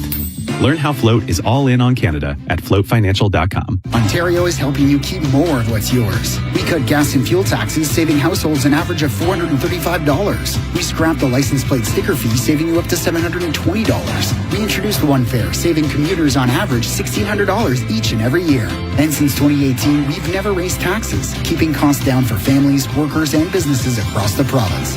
Learn more at ontario.ca/keeping costs down. Paid for by the Government of Ontario. The legendary Yeti thrives in cold environments. Just like my Subaru, all-wheel drive is like having an extra pair of Yeti legs. The Yeti's natural habitat is in colder climates, but it's been spotted all over Canada. Just like Subaru, we go everywhere, enjoying winter with the little ones. They grow up so fast. Legendary winters await, so hurry into your local Subaru dealer for lease and finance rates as low as 0.5%. Conditions apply. See dealer for details. Subaru, uncommon comes standard. Stop and smell the flower. This spring, Bake Master Battle serves up sweet bakes and fresh fun. Catch all new episodes starting April 7th on City TV or stream it on City TV+. Sportsnet 590, The Fan. Oh, welcome back to the Fan pregame ahead of the first game of the season for the Toronto Blue Jays. Defending AL champions. They got the A's in town still. But at home are the A's, but they got a pretty good lineup. They do look good. Pretty good lineup. Denzel Clark, the Canadian, batting 9 for them. Nick Kurtz, it's like AL MVP periphery coming in, at least in terms of expectation. Bats leadoff for them. Brett Rooker in the middle of the lineup. You thought that was weird. The Nick Kurtz batting leadoff is a bit strange. I do find it a little strange, but I'm sure the athletics manager is smarter in terms of baseball than I am. You'd be surprised. Luis Severino getting the ball. He was really good for the Dominican Republic. At least in that game, the do or die game, it was against Paul Skeens, I believe, and he was good. But eventually, the USA did win out. We're going to bring in Ben Shulman. We got Ben Shulman, right, guys? Sorry, I'm a little scatterbrained. We got Ben Shulman on the line from the ballpark. Ben, thanks for doing this. Thanks for having me, guys. Hope you're doing well. We're doing really good. We're not at the ballpark though, so we don't have to worry about like the emotions of being back there. I think that's something that everyone who was there in the World Series is going to have to deal with today, and that does include the broadcasters, does include the players. But I'll throw it to you. What's it like being back? I'm sure you've stepped foot in the building since, but being back with a baseball game, or preparations for a baseball game in front of you, what's that like for you? I'm stoked, to be honest. I know that there's still a lot of heartbreak lingering around, but at least for me personally, I've kind of worked through that at this point. So I'm pumped and ready to go. I loved doing spring training, but I kind of need some games that matter at this point. I think we played enough games where they could lose and no one cares, they could win and no one cares. It's great to have everyone back in. They're starting to set up the field now for the pregame ceremony, which is going to be pretty fun, I think, for everyone here, too. So I'm really excited. How do you think the expectations have changed the environment around this team? Because Justin and I were talking about it earlier. We asked Joe Carter. It's a different environment around the team, different atmosphere. They are not the ones that are going to sneak up on anybody anymore. And you can make a very good argument that the division even got better this year, Benny, versus last year. So how different is it going to be? How does this team navigate being the team that is expected to compete for a division title as opposed to the one that was 500 through the first 2 months of the season and kind of shot out of a cannon? Yeah, I mean, it'll be interesting. I think in terms of the people around them, people will care more whether they win or lose. I think to start the year last year, there might have not been that many people paying attention at times, honestly, at least until Canada Day. So that's obviously going to be different for them, but not so different than a couple of years ago, perhaps, when they would have had perennial playoff expectations at a minimum. In terms of the division, I think it is better. I would be hard to argue against that, and that's obviously going to be a challenge for them. But this division is always tough, I will say. So it's not anything new for them to have to try and navigate that division. The new thing is that maybe a lot of people expect them to be the favorite in it. So they'll have to, play great baseball right from the start. I think there's less of an opportunity to wait a month and a half to get going or to stall for a month and a half and then get going. You'll need to be at least pretty good right away and all season with, a couple built-in lulls in there because they're human beings. It's not going to be easy. The New York Yankees think they're the favorites in the division. The Boston Red Sox, I would imagine, think they're the favorites. so do the Orioles, and who even knows about the Rays. So it's going to be tough. They're going to have to, really pitch well too. That's going to be one of their calling cards. And if they can do that, I think, this team's still going to be a really, really good baseball team. We have a lineup. We've had a lineup for a couple hours, but we do have a lineup. Vladdy in his typical three spot. Addison Barger's cleaning up. Kazuma Okamoto will bat 7th in his debut. For the Blue Jays, just in a general sense, like we understand Bo Bichette's not here anymore, and therefore the offense or the lineup is going to be different. But in terms of how it profiles now, written down, and in actuality here, Ben, how are the Blue Jays different? How are they better? How are they just in terms of their offering offensively in comparison to last year? Yeah, I think you add some more pop to the bottom middle of the lineup, potentially. If you're talking about Varsho today starting at the 6th spot in the order, who knows what it'll be for him throughout the year. But with him at 6 and Okamoto at 7, as fantastic as the bottom of the order was for them last year, there's probably the opportunity for, a couple more balls to leave the yard out of those later spots in the order. So I think that's a positive for this Blue Jays team. They feel like they have a lot of length. If Ernie Clement, can build on his postseason in any way and build on what was a strong regular season too, having him in the 8th spot most nights is going to be good. I think in Jesus Sanchez and Nathan Lucas, they have some legitimate, really tough competition right now at the major league level, which I don't think is a bad thing, to be honest. I think it's a good thing and gives the Blue Jays kind of two different really solid options to have out there, but it's not worlds different, to be honest. It's going to be a very similar offense to what it was last year. I think they hope that's the case, being the 4th highest run-scoring offense in baseball. And obviously, it's not going to be easy to replace or to supplement Bo Bichette's production. He does something that really almost no one in baseball does in the way he can hit for average. Obviously, Vlad can do it at times too, but there aren't too many other guys you could have brought in that would have been able to fill that role. So they're going to find some other ways to produce in lieu of Bo, or they're going to have to if they're going to produce at the same level overall. It's hard to believe just how good the rotation looks, considering there are 3 regulars that are injured. Like, they still look very, very good. And we were talking about the importance of getting off to a good start, particularly because the division is improved. But should there be perhaps a dialing back of just how good the Blue Jays can be through the first couple months of the year because of the injuries to the rotation, not having Trey Savage, not having Shane Bieber, not having Jose Barrios? These are big losses. Again, the rotation still looks excellent, but should the expectations be dialed back at all through the first little bit because of those injuries? I guess that's a matter of perspective a little bit. Like, I think you could say, yes, obviously, those are huge losses. So, the Blue Jays rotation that you would have projected going into spring training before we found out initially about the Bieber issue or injury, that's not the rotation that you're seeing right now to start the year. At the same time, I think a lot of teams are dealing with something like this. The Yankees certainly would tell you about how many guys they have on the injured list to start the season in their rotation. So I would imagine if I asked the Blue Jays, directly, they would tell me that the expectations are exactly the same. Mm-hmm. This is part of the reason they signed all these pitchers. They knew something like this was a possibility. And if you're going to be a team that's willing to spend $300 million, why not insulate yourself from stuff like this? So I still think the expectations are very high. I still think if they end up being 500 a month and a half into the year and those guys haven't thrown for them yet, to me it's a bigger problem than those guys haven't thrown for them, most likely. Probably some other stuff is going wrong too. So it's obviously a blow, a pretty significant blow when you're talking about the caliber of pitchers that Bieber and Barrios and Savage are. But I think the rotation is competitive enough that I wouldn't totally reframe my expectations on them, because I still think you should win a lot of games with the pitchers they have out there. Something of a legacy moment tonight for Kevin Gausman. Gets his first opening day start for the Blue Jays, the 3rd of his career, I believe.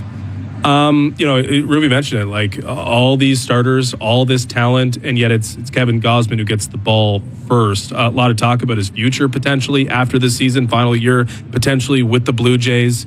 How would you describe his meaning to the organization? I think what he brings, and this is from, asking a couple different people around the organization, is he brings a real consistency and steadiness to this club. Even in the last 2 years, which maybe weren't as flashy as his first 2 years, he just has every 5 days given the Blue Jays a chance to win for 4 years in a row. And that included 2024, where he basically, with no spring training, went out and jumped into the rotation because they were going to be missing multiple starters to begin the year. Had he not done that, it goes to, in the playoffs when they asked him to pitch in huge spots, whether it was, game 2 and 6 of the World Series or other games prior to that. I just think that they feel he brings a quiet professionalism, a real, kind of leader to look at and see what he's doing. And someone who's, Ross Atkins, I'm paraphrasing a little bit, but essentially said, when you spend this much on free agents, often you don't end up getting the value back. As you guys know, you spend big on a free agent, usually you're paying a premium or you're paying for the first couple of years and you're eating the last couple of years. Gausman has been this rare case for them where he has been more than worth the money in their eyes. He has provided everything they've wanted and, did that over 200 innings between the regular season and postseason combined last year. So he means a lot, I think, to them on the field and in the clubhouse too. There's just so much optimism on opening day. It's you go up and down the lineup. It's like, why can't George Springer do what he did last year? Why can't Addison Barger, based on his bat speed, become a superstar? Why can't Dalton Varsho hit 30 home runs? It's a byproduct of being excited for the season. But when you go up and down this lineup, Ben, who's the one or two guys that you're looking at? You're saying, yeah, if this dude can take a step, that's really going to make a meaningful difference for where the Blue Jays end up at the end of the season. Well, I'll give a better one after this, but I really do think that Vladimir Guerrero Jr. is a pretty apt answer for this, because as great of a postseason as he had, if we're talking about, and I've heard it too, and wondered it myself, can Springer be as good as last year?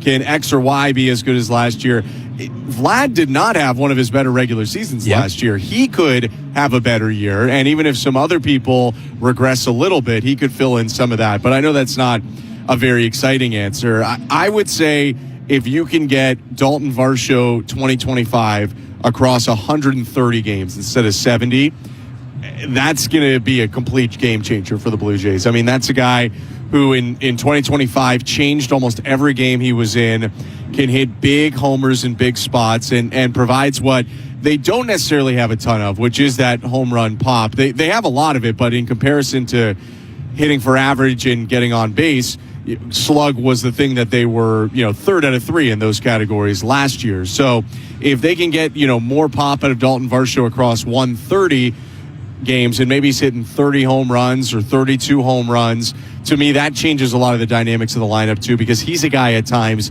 that you could also then move up in the lineup, maybe into that top 4 at some point if he's hitting that well. Hey, Ben, have a great call tonight. Have a great season. We appreciate the time. I'm sure we'll be talking a lot, but it must be an exciting night for you guys. And hey, say hi to Chris for us. I will. Thank you very much, gentlemen. Hope you have a good one. That's Ben Schulman, who had an outstanding year last year on the path to the World Series. We were watching the pregame show a little bit. Like, the Dan and Ben calls that we get is just, it's absurd. Yeah. They're so good. And those two in particular, Ben and Chris, were awesome on the, and me and Ailish, we drive home at 7, so we hear them all the time. And it's there's something special. So good at the end of the year with how big those moments were. Really fun. There is something special. I mean, I've said this numerous times, but there is something special about just throwing on the radio and there's like an ambiance to listening to baseball. It just sounds different. It's the sounds of summer, and they get windows down, sunroof open, listen to the radio, listen to the Jays in meaningful games. Like it doesn't get better than that from a fan perspective. So I can't wait. And I actually disagree with Ben's answer on Vladdy. I think it is a sexy pick to answer that question, because him going from 25 to home runs to 40 would be unbelievable for this lineup. Like that is the guy that can make the meaningful difference and fill in those gaps. So if he goes from 25 and 85 to 40 and 110, like that is as sexy as it can be. And that really is the next step for Vlad too. Like I don't know what the right word is. Is it consistency? Is it the actualization of self? I don't really know, but we saw like what a fully and completely dialed in Vlad can do. Yeah. And again, you can't expect that to be every day, but you're finding the balance of like, how can I be my most dangerous self always, or at the most times possible, because we do see what is possible when it is the full view of what he can do. Yeah. And we saw it at the WBC. We saw it in those important playoff moments. I think we've seen the turning of the corner for a player who is at the exact age in which you'd probably turn that sort of corner. So all those things portend, I think, good things for Vlad and for Blue Jays fans. I think he can backfill a lot of what is lost from Bo Bichette, and that would be amazing. Like, I think he's a full-fledged superstar. Yeah. I think there was maybe some doubt until he did the superstar things in the postseason. And I don't know if I'm falling into a trap here, but I'm expecting him to be like exceptional the entire season. Yeah. I expect him to be in the MVP discussion this year. I agree. And I think the confidence that he must now have because of what he did during the postseason and what he continued on to do in the WBC, what I wonder is when things aren't going that well, when he struggles, because baseball is a game of failure, he's inevitably going to struggle at some point of the 162. But does he let that linger to the point where, Joe Siddle's doing a in-studio analysis of his swing and why it's fallen off and not the same as it used to be? Or does Vladdy just know, I'm that dude now? I have proven to everybody, including myself, that I can be one of the best players, if not the best player, in all of baseball. So when I'm 0 for 20 and I have 7 Ks, like, I know this is just a blip. It's not going to become a crisis of confidence. And I think you won't know until you see it, but that's the one thing that I'm looking out for. Like, how quickly can he bust the slumps because he now knows that he can be that guy? It may just be like the understanding of who he is. Yeah. Like, maybe when the ball wasn't falling, it wasn't dropping, he was hitting it hard, but it was landing in a glove, whatever. He would push or force it or try to change something. Like, there was so many like mini crises where he'd have a family member come up and they're working with and maybe there's like a David Popkins to this all where everyone started swinging the bat better when they went to a different hitting coach. And it was funny last year because we would talk a lot about, ask experts like, how much credit are you giving to Popkins? No one wanted to give credit to anyone but the players. And it's something that I guess the non-baseball former player could sort of compute. But we're thinking, or at least I was thinking, I don't know if you were thinking it, like, clearly there's been a change because a new voice has helped just at least refine processes. And again, I do think it's going to be up to the player in a lot of senses, especially for a guy like Vlad, because Vlad is such a professional now that I think he's going to understand him and his swing and the situations more. But yeah, I don't want to discount that they've done really well with Popkins. The players that they've brought in have done well with Popkins. And there's more players who can continue to grow under the tutelage of Popkins. So I think offensively, like, I am pretty bullish, and it does, as I mentioned, start with Vlad. Yeah, there's no doubt. And even going up and down the lineup, you think back to some of the lineups that they rolled out there when Bo wasn't involved in the postseason. And to me, this lineup looks just as good, if not better, than it did during that run. Like, having Okamoto come in there, and like, who knows, obviously he's a wild card. You're not 100% sure of what you're going to get from him. But if the power that people have spoken about actually translates to the majors, then all of a sudden you're looking at a team that, well, they hit well for average and they score that way, but they were middle of the pack when it comes to home runs. Well, suddenly they're not middle of the pack in home runs anymore, and they score in a more efficient fashion. Like, I really think there's an avenue here, and a lot of things need to go right, but they might be more of an offensive juggernaut this season than even they were a year ago.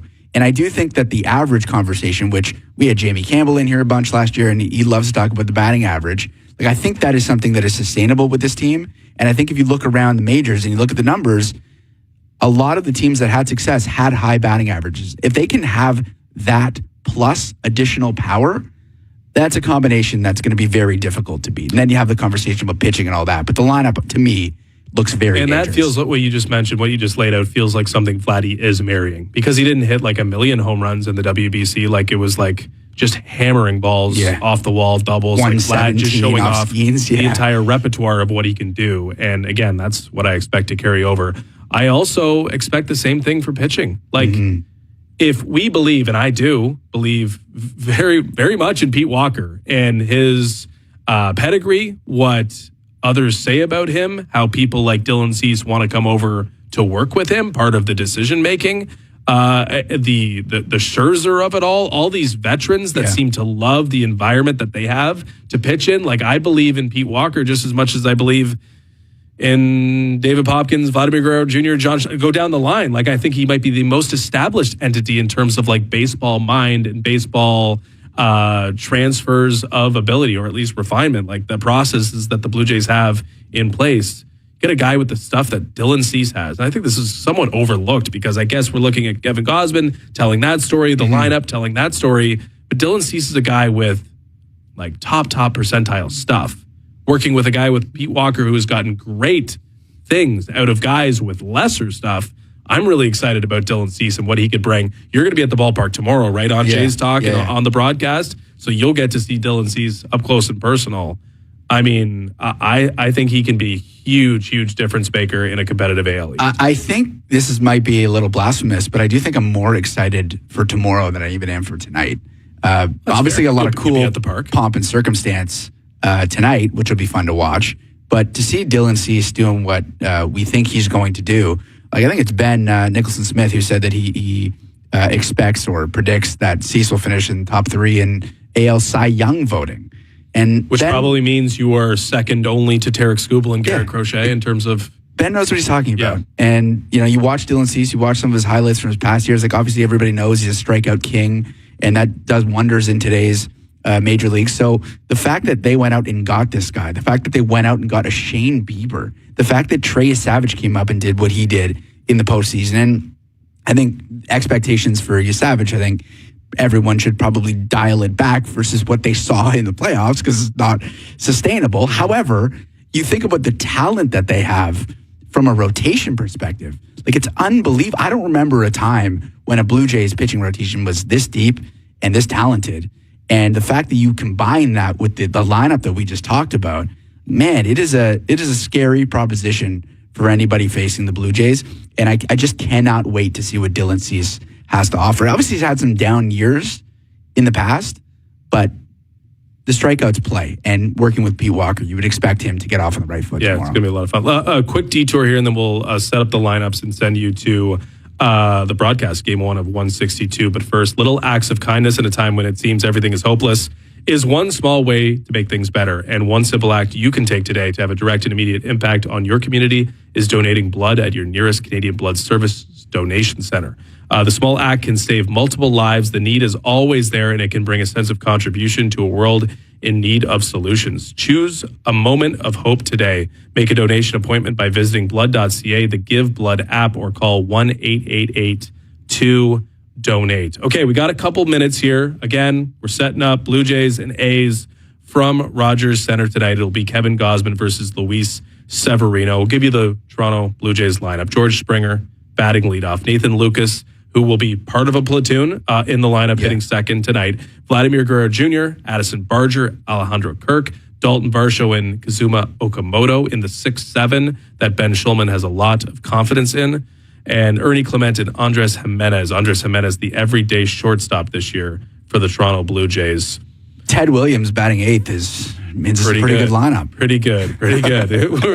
We joke about Ernie Clement, but like he's another guy I'm just like really confident in. And maybe again could be falling into a trap.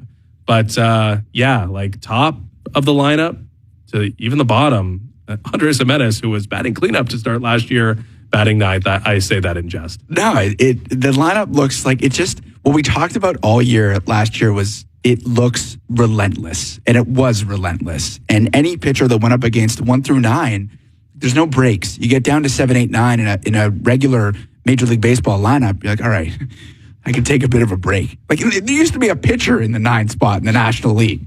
Okay? This is not that anymore. Like now you're up against Andres Jimenez. Like this is it's a different league. They have built this lineup to be absolutely relentless.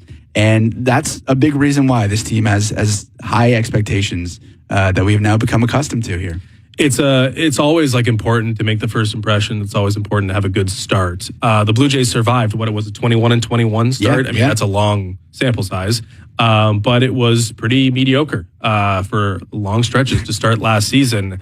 But this year, it feels like the start has to be pretty good, and it's that way because it's a competitive division, but also you're seeing a lot of the lesser lights early on. You get the A's to start, Chicago White Sox, Colorado Rockies. The Dodgers are in there. I think the Twins twice in the first 4 to 5 weeks. Like the Blue Jays have to make hay early, and it seems like they got the lineup and the pitching staff to at least do that. But again, it's easier said than done. So important games right off the bat here for the Blue Jays. Did you ever get your mic fixed, or did Kevin Barker lock that in place? No, look how tall it is. It's covered my face for the whole hour. I can't. There's nothing I can do. He's too tall and he's too strong. It can be very difficult, but I think on opening day, probably a little extra given into making the mic unusable for just about everybody else other than the former professional athletes.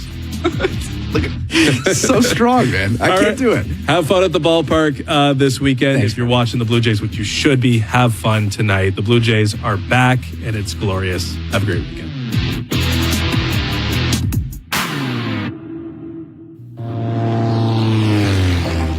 From the 680 News Radio Traffic Center, I'm Mike Davey, heading out onto the eastbound 401, volume south of Pearson collectors to the southbound 427 ramp, then busy 427 to Kennedy alternating express collectors, northbound DVP backed up Don Mills to the eastbound 401 ramp.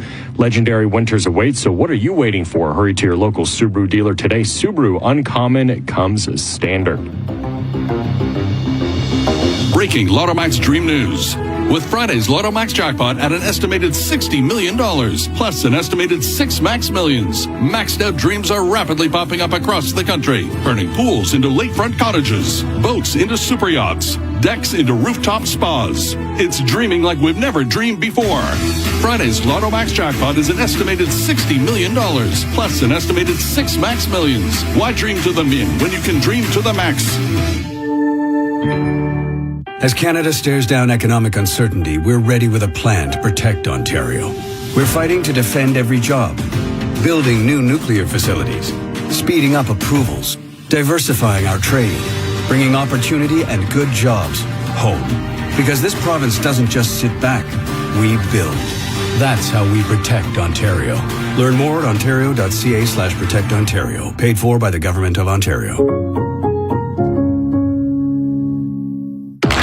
Every great goal starts with a great assist. And on the road, that assist is Yokohama. This season, upgrade your ride with confidence. For a limited time, get an up to $125 rebate when you purchase 4 select Yokohama tires. Plus, enter the Play Hard, Drive Safe contest for your chance to win $400 in hockey gear every week. More grip, more control, more confidence for every drive. Yokohama, play hard, drive safe. Hey, that new? My McD's Egg BLT Bagel Breakfast Sandwich? Yeah, that. It's not new. Are you sure?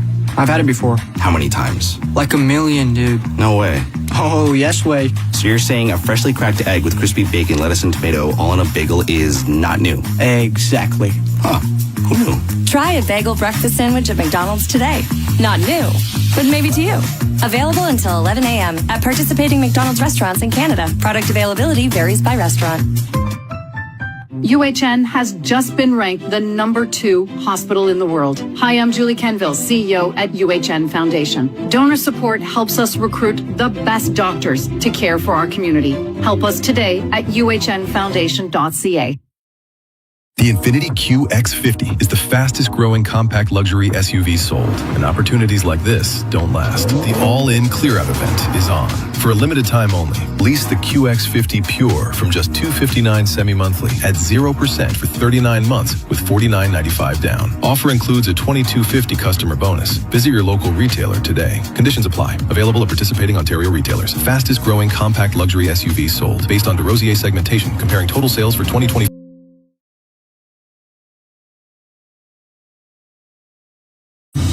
Precision Garage Door Service now proudly serves the GTA with honest pricing, quality workmanship, and service you can truly trust.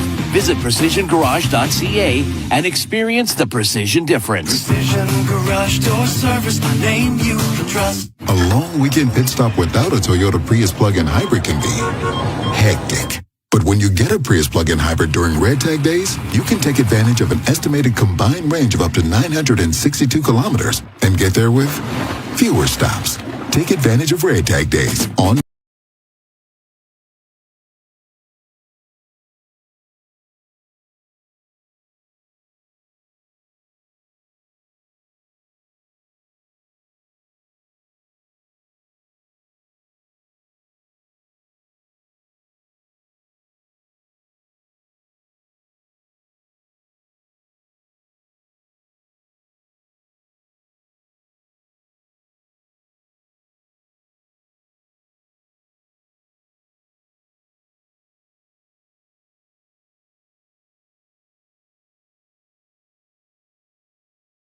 More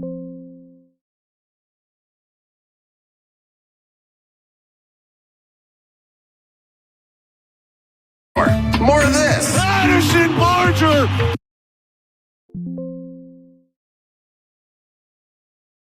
More of this. Addison Barger blows this game wide open. More of this. A Springer dinger. Ooh, yeah, loving that. What's this guy gonna do this year? A dozen Ks for you, Savage. No, really. What more can he do? Let's see.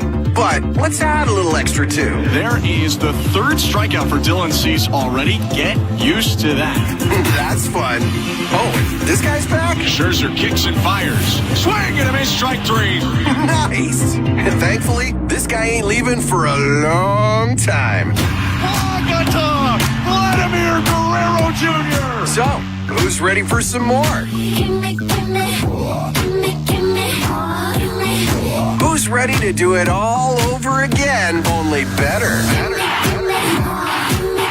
This is Toronto Blue Jays baseball on the Sportsnet Radio Network. From Rogers Center in downtown Toronto, we welcome you back to Blue Jays baseball. It's opening day. It's the baseball new year from the middle of downtown Toronto, and we so appreciate you tuning in today. I'm Ben Schulman alongside Chris LaRue. Show Ali is our host and producer tonight, Andrew Holland and Tom Young, our technical directors, as they start out the ceremonies on the field, which we will send you down to in just a matter of minutes. Chris, already a buzz in the ballpark with the hype video going a moment ago. So much energy, electricity as the Blue Jays look to defend and improve upon an AL pennant last year. Yeah, it's tough to think about improving on a season that the Blue Jays just had in 2025 as almost 45,000 people cheer the video that was just being played. But it's a pretty awesome experience here at the Rogers Center. There's a lot going on. There's a lot to think about, a lot of emotions stemming from what happened last year. And it's almost difficult to talk about how that season ended. And I know that we're supposed to separate ourselves. I think I've talked about this a couple of times since November 2nd, but we're supposed to separate ourselves and compartmentalize those types of things. But it's tough for me. It is still tough for me to talk about how that season ended because I'm a local kid. I grew up a Toronto fan. There were some highlights of 92 and 93. That's my childhood. I was 8 and 9 years old when that happened. That's probably a huge reason why I became a baseball player. And to think about how many people watched the season last year, how many 8 and 9 year olds became baseball fans and potentially Major League Baseball players because of last season is really fun to think about. And like you said, there's a ton of energy in the building tonight. There is a gigantic AL Champs X50th season flag out in center field right now. Of course, the Blue Jays tonight will hoist their banner. They will also celebrate the start of the 50th season in franchise history. A lot going on right now. You'll also hear some player introductions coming up. For the visiting Athletics, you'll hear the starting lineup. And then for the Blue Jays, you will hear full roster coaches and starting lineup as well. Of course, they will raise that banner.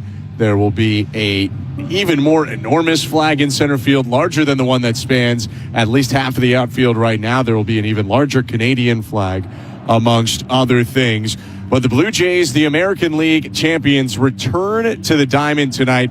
Kevin Gausman and the Blue Jays taking on Luis Severino and the Athletics.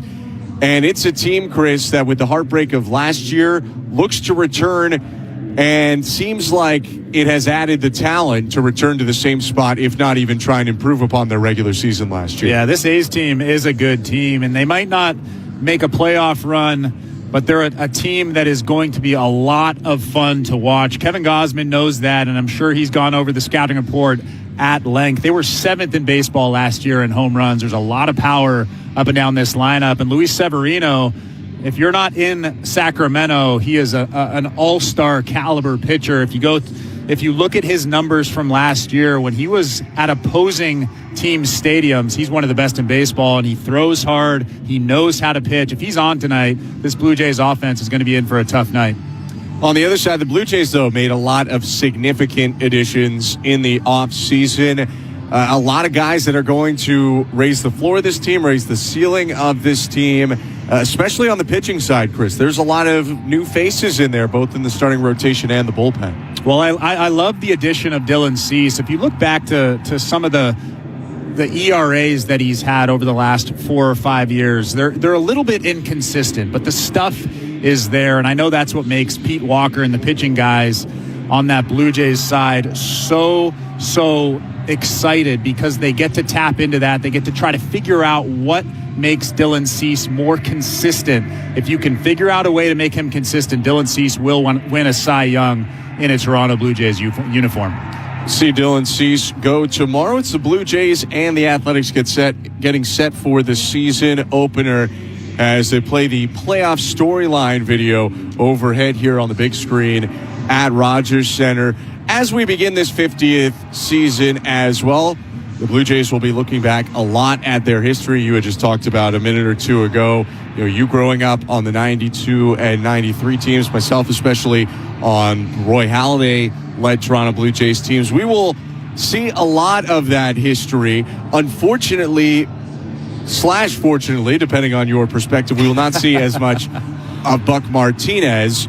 Fortunate that he gets to enjoy his retirement in that way, but unfortunate selfishly for all of us. Just want to acknowledge what a great figure he has been for the Blue Jays over the last 4 or so decades in his involvement with the club. And on the Sportsnet side, it's going to be a big loss for us for sure, not being able to work around Buck every day. Yeah, and I'm grateful that I was fortunate enough to have him in my corner for the last 3 or 4 years. Always a guy that I can go have a quick conversation with, ask him any question under the sun. There was a moment where my dad sent me a text and he said, "Hey, a friend of mine's son is going through cancer. Can you get Buck to send him a quick note?" And I went over to Buck and I said, "Hey, Buck, this is the story. Is there any way that you can send him a quick note?" Buck grabbed my phone.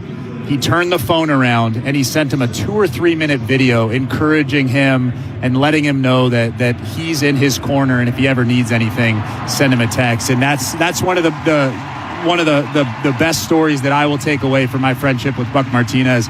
I hope he's watching this game tonight, and I hope he watches the entire season, but I know he's watching this game tonight. Buck Martinez, a great force here at Sportsnet, who just wrapped up a fantastic career. The Blue Jays and the A's are getting a little bit closer here as we continue on in the ceremony. We expect first pitch tonight, by the way, to go about 7:40 Eastern. But the Blue Jays are tying a bow right now on their storyline video of last year. So why don't we send it down to the ballpark, because or to the field, I should say, because things are about to start happening at ground level at Rogers Center. So we take you now to the diamond where the Blue Jays are filing out of their dugout.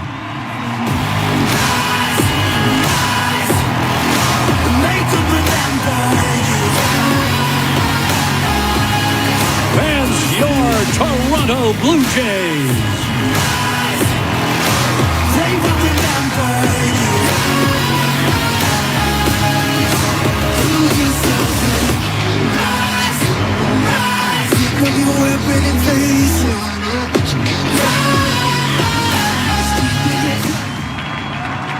To our players and coaches, while you were on the field last fall, Canada and fans came together in a way that we've never seen before. Look at the video board now as our fans express their thanks for everything you did for this country.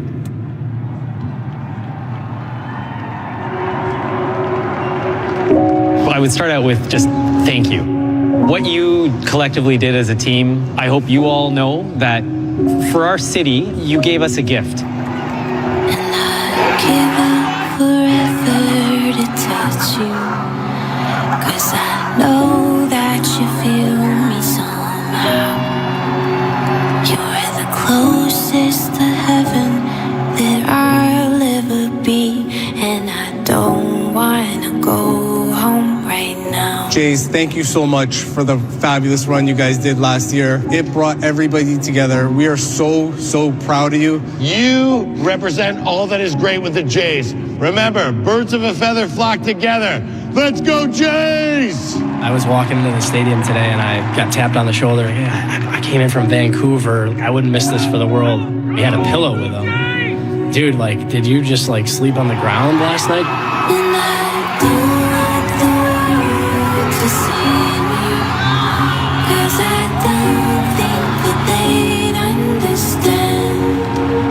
I hope that you do know that you took over the entire country. Long season, there's always ups and downs, but the Jays are back! That was the most electric experience in my whole entire life. Oh my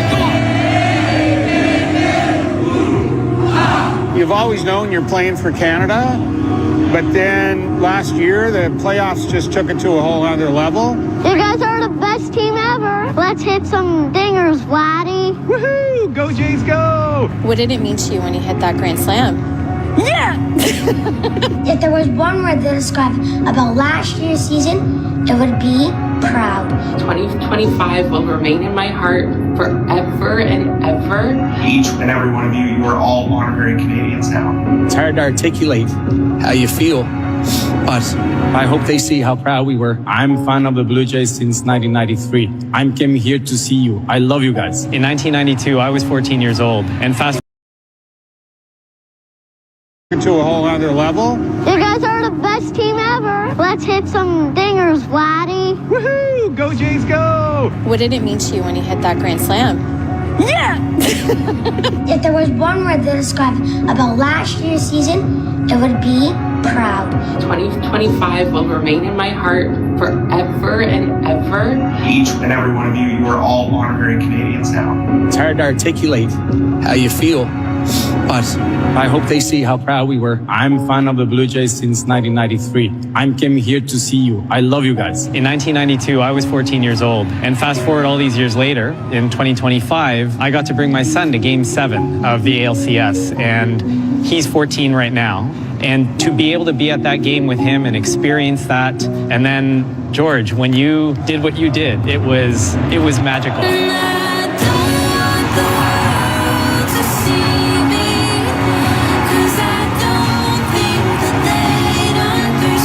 Thank you, Springer. That moment, I'm still even getting goosebumps even talking about it. George, my God, do it again this season, please. Thank you very much. What a great season. Wish I could give you all hugs. And here's to a great 2026. I just want you to know who I am.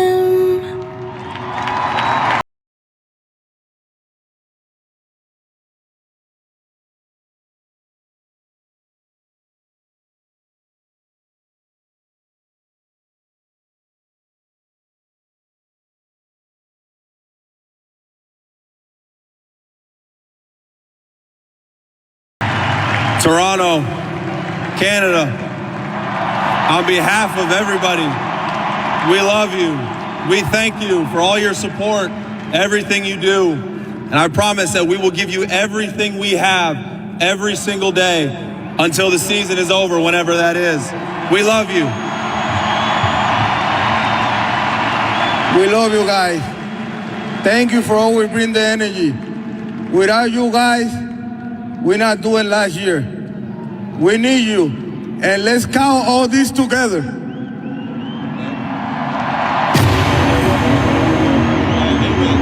5, 4, 3, 2, 1.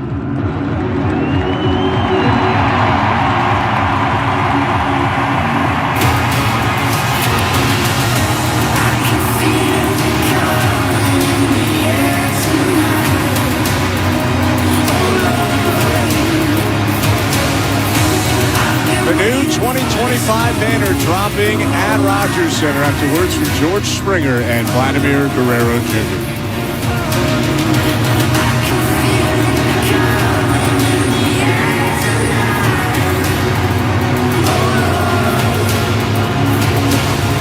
One more time for your 2025 American League champion.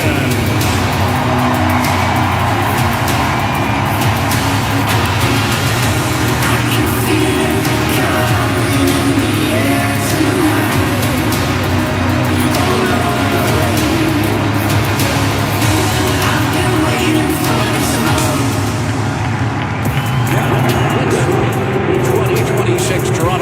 Jays, along with support staff, training staff, and coaches. First, our Blue Jays support staff. Director, Team Travel, Rodney Heimstra. Manager, Clubhouse Operations, Mustafa Hassan. Director, Clubhouse Operations, Scott Flynn. Major League Director of Health and Performance, Andrew Pipkin. Head Athletic Trainer, Jose Ministral.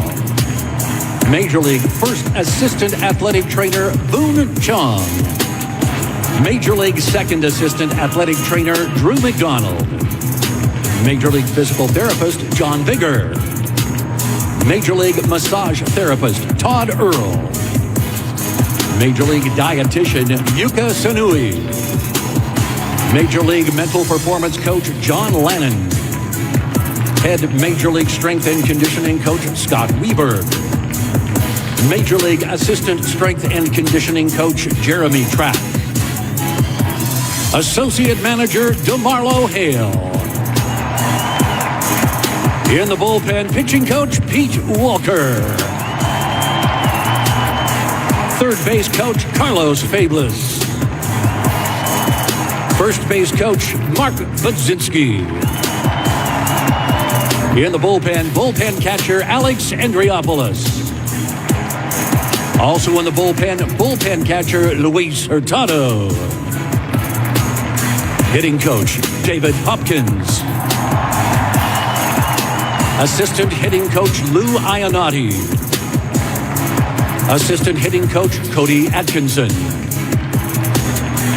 In the bullpen coach, Graham Johnson.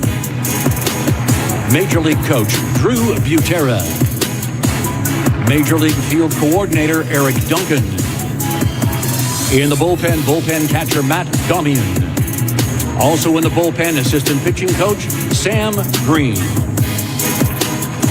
Outfielder number 3, Miles Straw.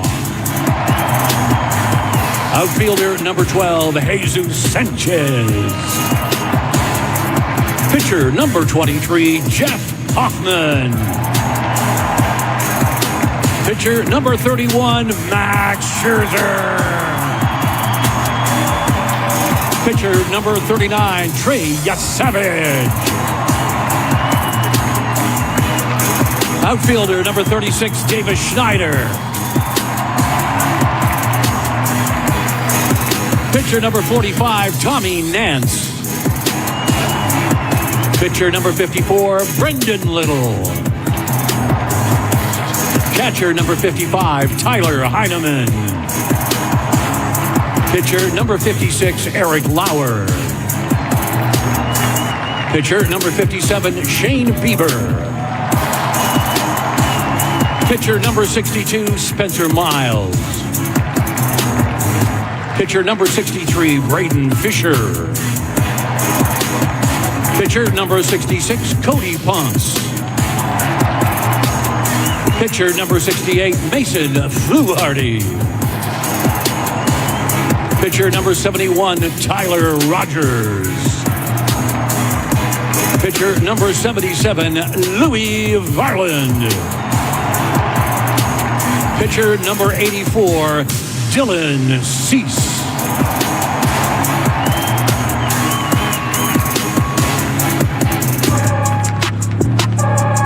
Please welcome the 2026 Athletics coaches and support staff. Here is the starting lineup for the Athletics, managed by Mark Kotze. Batting first at first base, number 16, Nick Kurtz. In the bullpen, batting second, catcher number 23, Shea Langoliers. Batting third, left fielder number 21, Tyler Soderstrom. Batting fourth, designated hitter number 25, Brent Rooker. Batting fifth, shortstop number 5, Jacob Wilson. Batting sixth, right fielder number 4, Lawrence Butler. Hitting seventh, third baseman number 3, Max Muncy. Hitting eighth, second baseman number 22, Jeff McNeil. Batting ninth, center fielder number 1, Denzel Clark. Starting pitcher for the Athletics in the bullpen, right-hander number 40, Luis Severino.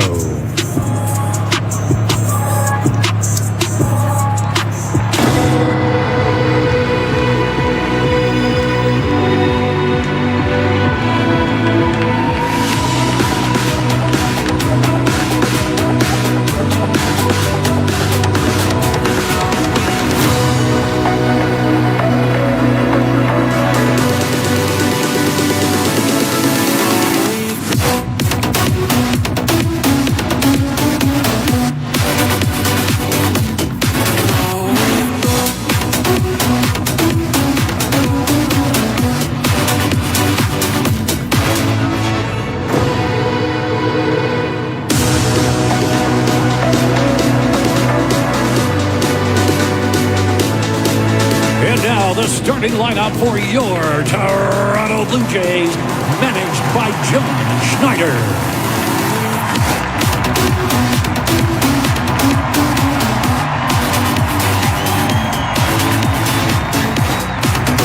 Batting first, the designated hitter, number 4, George Springer.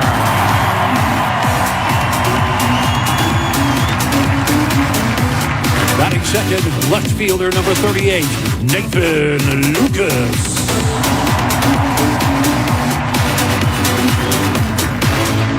Batting third, played first base, number 27, Vladimir Guerrero Jr.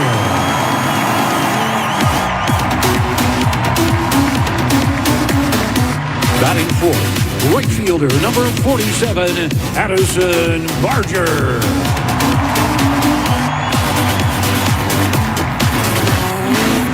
Hitting fifth, in the bullpen, catcher number 30, Alejandro Kirk.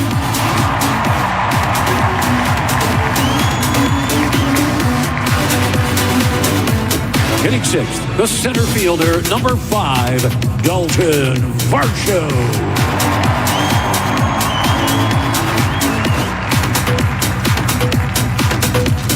Batting seventh, at third base, number 7, Kazuma Okamoto.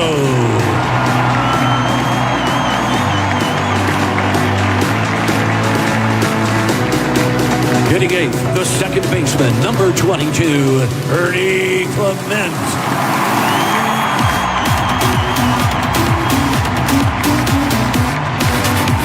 Batting ninth, the shortstop, 0, Andres Jimenez.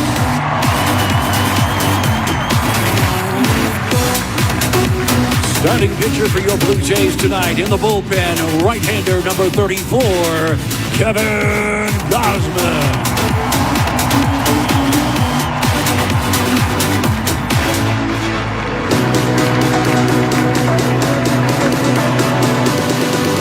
Toronto, your 2026 Toronto Blue Jays.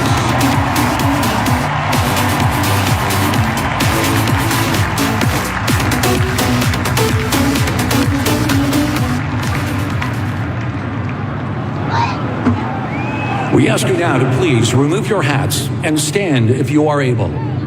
Tonight's ceremonial flag party is the Toronto Scottish Regiment.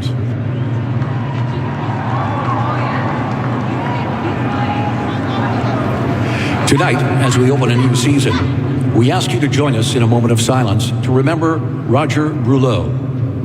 Roger was one of the great voices of baseball in Canada, a broadcaster, storyteller, and ambassador whose passion for the game spanned more than 5 decades.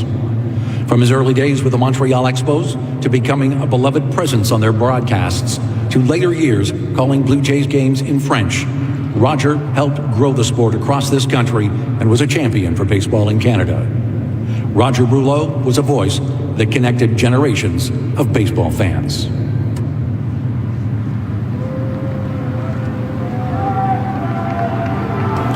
Thank you.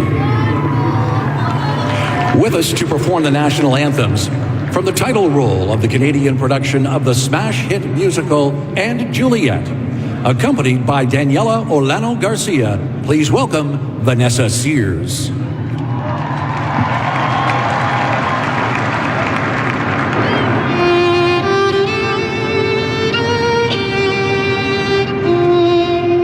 Oh, say, can you see by the dawn's early light what so proudly we hailed at the twilight's last gleaming, whose broad stripes and bright stars through the perilous fight o'er the ramparts we watched were so gallantly streaming, and the rockets regular, the bombs bursting in air, gave proof through the night that our flag was still there.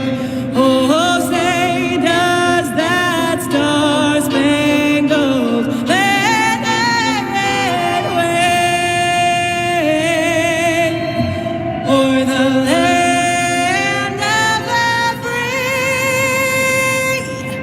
and the home of the brave?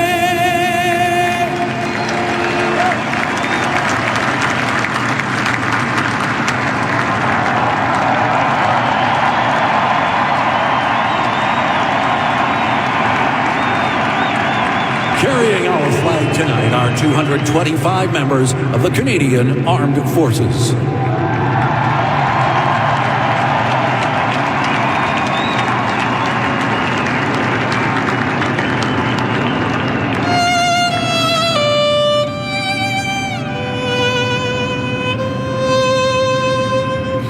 Oh, Canada, our home and native land, true patriot love in all of us command. With glowing hearts we see thee rise, the true north, strong and free. From far and wide, oh Canada, we stand on guard for thee. God keep our land glorious and free. Oh Canada, we stand on guard for thee. Oh Canada, we stand on guard for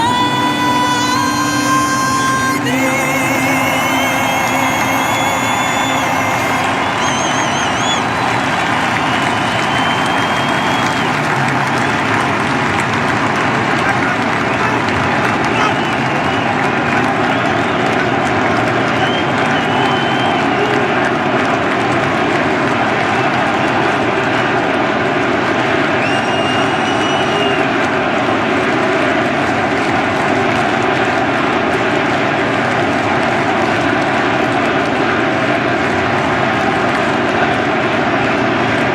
Not much to tell you that you can't hear right now. This place is in a frenzy. We are less than 15 minutes away from first pitch here of the 2026 season. Closer to 10 minutes away as we expected, coming at 7:40 Eastern. We welcome you back to the broadcast booth, hanging high above the Rogers Center Diamond. I'm Ben Schulman alongside Chris LaRune. As we charge into a new season, we want to give a special thanks so much to Crown Rust Control for being back with us as title sponsor for the 2026 Blue Jays season.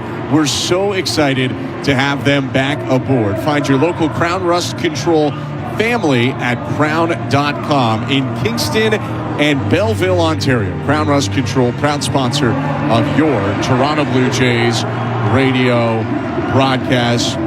They're doing what they call now the Walk of Alumni, showing highlight videos of some of the top players of the Blue Jays. Some of the guys we're going to see throw out a ceremonial first pitch before this game. Throwing out the first pitch today, not just Ernie Witt, not just George Bell, not just Ernie Witt, George Bell, and Pat Henkin, not just those guys in Vernon Wells, but Jose Bautista as well. 5 legendary Blue Jays figures are going to come out on the diamond and throw out first pitches. You have an original Blue Jay, their first MVP, their first Cy Young, one of their top players in the 2000s, all the way into the master of the bat flip himself, and Jose Bautista, part of the last great run of Blue Jays baseball before last season. It is going to be a theme we'll see all year, connecting different generations as the Blue Jays celebrate their 50th season. That last roar you just heard was from Jose Bautista. So many of the fans in this ballpark would have watched hit so many big home runs for the Blue Jays over the years. And we're going to see all 5 of those legendary Blue Jays figures come out on the field right now. They're standing just in foul territory, third base side. Blue Jays baseball, each one cemented in Blue Jays history with moments, memories, and careers that make them lifelong Toronto Blue Jays. Please welcome Ernie Witt, George Bell, Pat Henkin, Vernon Wells, and Jose Bautista. Catching the pitch, Ernie Clement, George Springer, Vlad Guerrero Jr., Dalton Varsho, and Shane Bieber. Blue Jays, it's your pitch.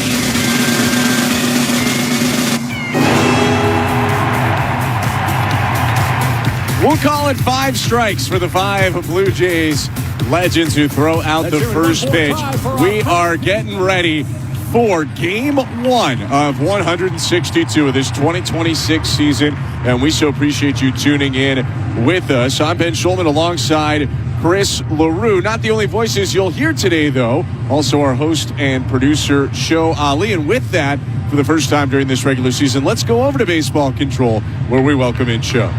Thanks, Ben. Welcome back indeed inside Baseball Control here at our downtown Toronto studios. Show Ali here with you. Thanks for being alongside for the season opener. And whether it is your first time joining us or whether you've been here from the beginning, we very much appreciate you all riding shotgun for another season of Blue Jays baseball. And hey, if it's as thrilling as last season was, then we will indeed be in for a real treat. While they clear the field down at the Dome and while Ben and Chris rest the pipes for a few minutes, let's take a quick spin back to some of the great chats that teed up opening day across the Sportsnet radio network. We just got, as Ben said, the ceremonial first pitch from 5 legends across 50 seasons of Blue Jays baseball. Let's hear from one of them right now. Here's Joey Bats, Jose Bautista, joining the Fan Morning Show with Ben Ennis and Brent Gunning. This is a different feel for this Blue Jays team. They go from the hunter to the hunted. You know how that feels going from 2015 to 2016. How different a mentality is it? Yeah, they're definitely going to have a bigger bullseye on their back, right? So it changes a little bit. You know, you got to go into cities definitely not knowing that you're not the underdog anymore. But you got to remain confident. I think some of the moves that were made in the offseason are certainly going to reinforce that within the clubhouse. So I think the guys are going to pick up right where they left off. There was a bunch of good stories in the spring. Varsho having a hot spring, Vladdy going to the WBC.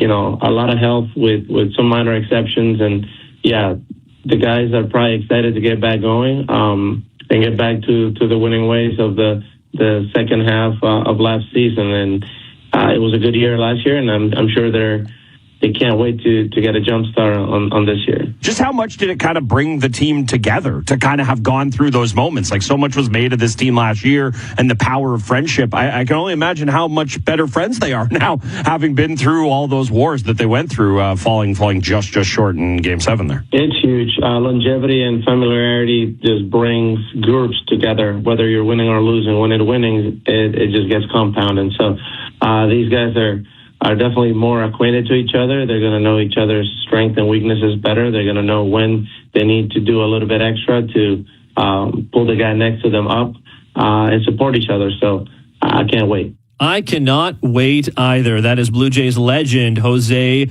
Bautista. Always great to hear from him, and I'm guessing it will not be the last time we hear from the great Joey Bats. I'm Shoat Lee. You're listening to an extended edition of the Blue Jays pregame show across the network. We'll continue to hear from the great figures in Blue Jays history throughout the season. Don't worry.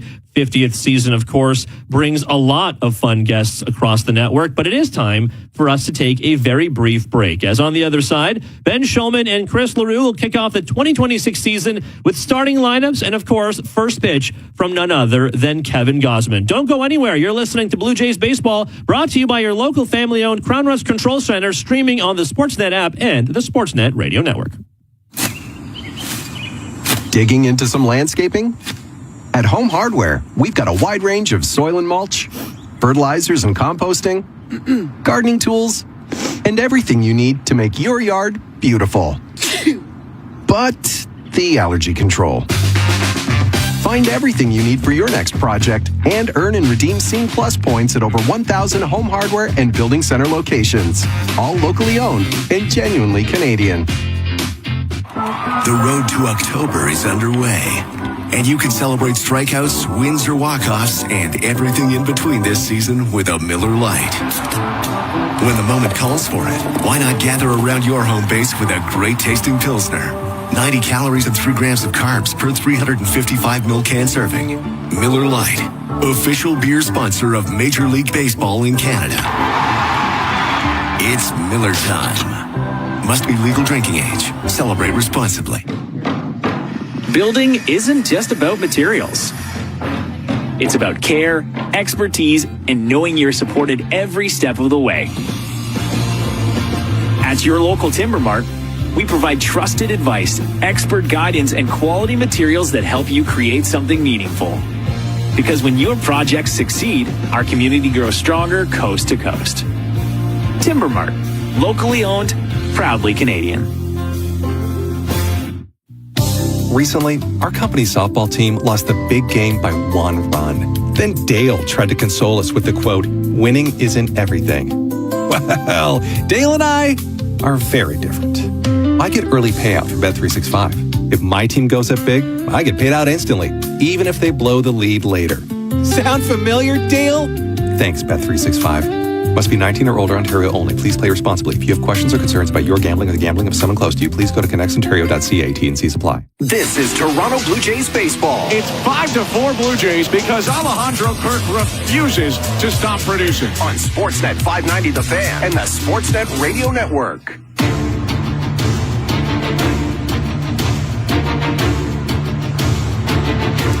Welcome back to Rogers Center in downtown Toronto. Appreciate you tuning in today as the Blue Jays get set for their season opener. I'm Ben Schulman alongside Chris LaRue, and we've done enough talking about the Blue Jays potentially this year, what they might be. Let's get into some action here, Chris. Let's take a look at the lineups for the Blue Jays and the Athletics, starting with Mark Kotze's Athletics, who had a stronger year last season. Who do they have in the lineup today? Yeah, they're a pretty good team. Let's take a look at that lineup. Leading off is Nick Kurtz. He'll be at first base tonight. Behind the dish is Shea Langoliers. He's batting second.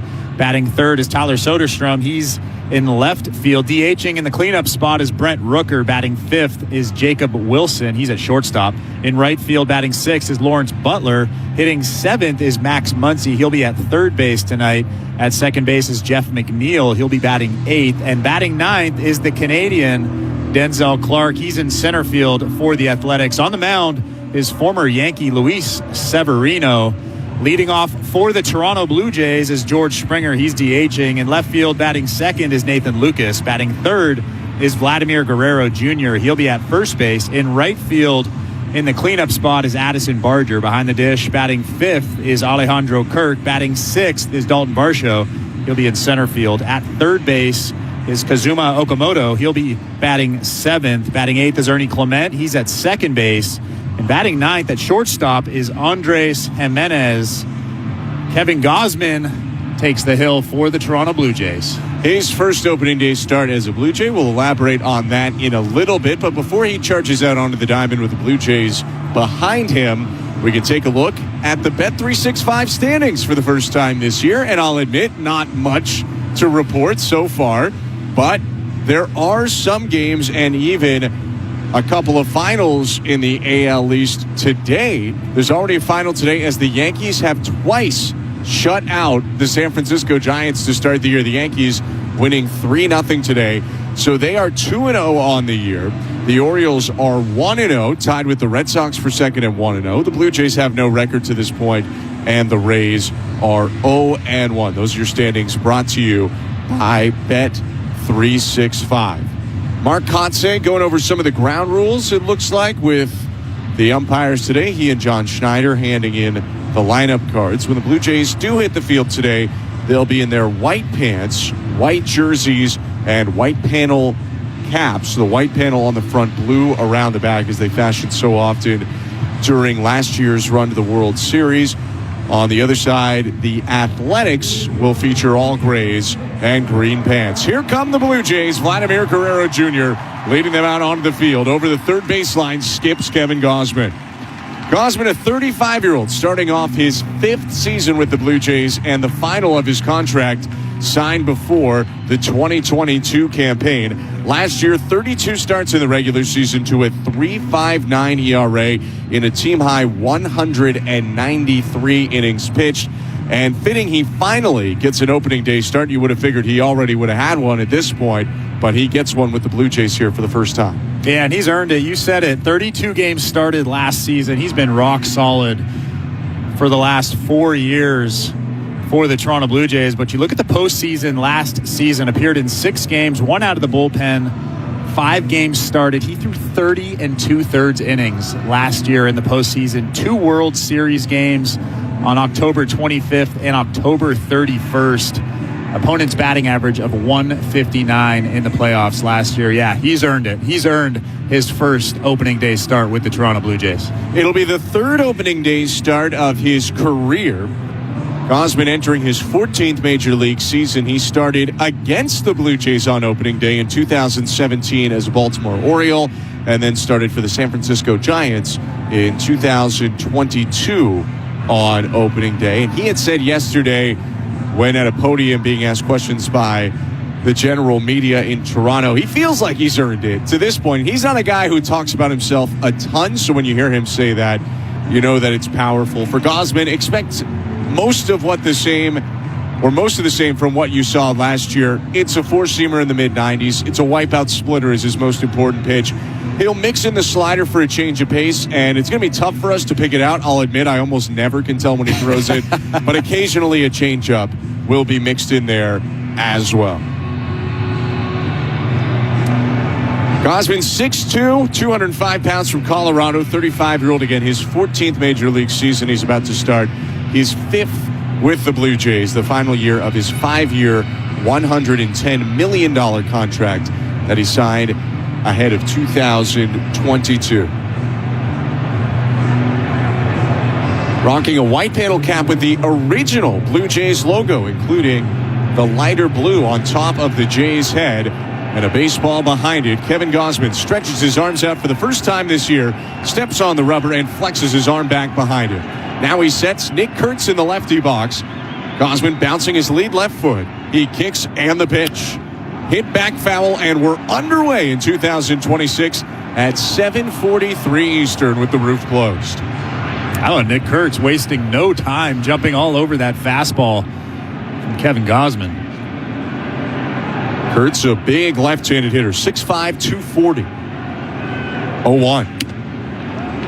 Just inside, says our home plate umpire and crew chief tonight. That's Marvin Hudson. Trip Gibson at first, Ryan Blakeney at second, and Nick Marley at third. Infield shift toward first base. Gausman set, and the 1-1. Outside, ball 2.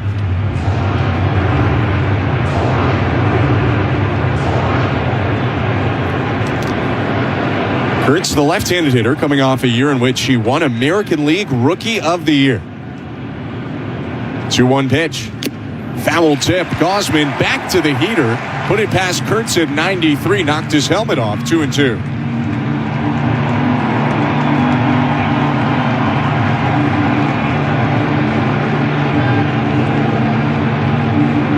Last season, Kevin Gausman struck out 189 batters. He's looking for his first year of 2026. Gausman with a 2-2. Just low, ball 3.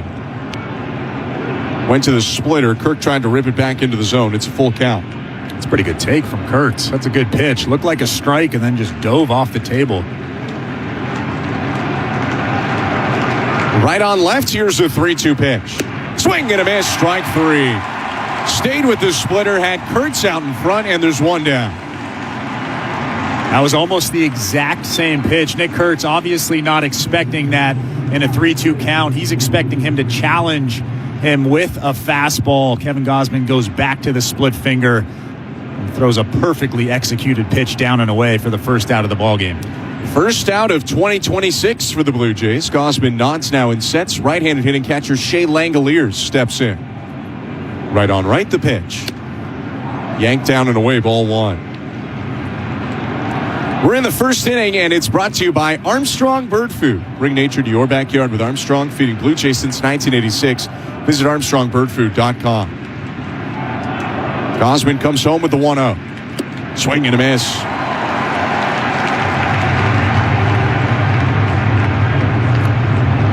Gets Langoliers out in front. Shea Langoliers quietly one of the most dangerous offensive catchers in all of baseball.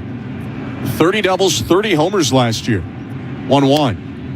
Grounded foul left side, and it's ball and 2 strikes. This Athletics lineup has a ton of pop. 36 home runs from Nick Kurtz, 31 from Shea Langoliers last season. A lot of names that aren't overly popular in Major League Baseball, but like you said, Shea Langoliers had one of the best seasons very quietly from any catcher in baseball. He taps the plate twice, points his tan bat up toward the roof, and now pinwheels it around to his right shoulder.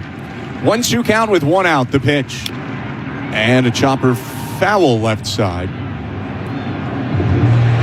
Hit off the foot of Langoliers, still 1-2. A little bit of a floating split finger right there. I think Langoliers probably would want that pitch back.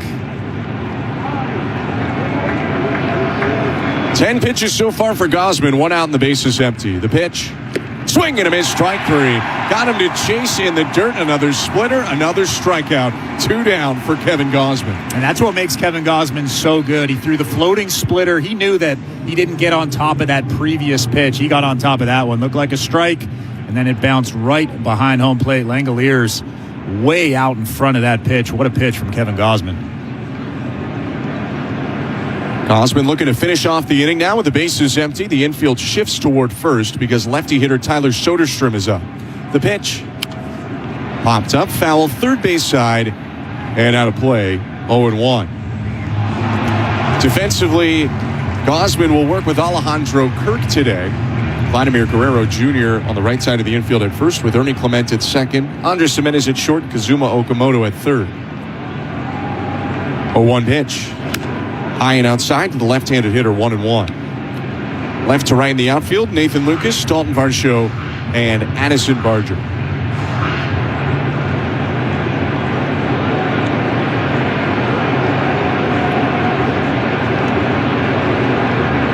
One pitch.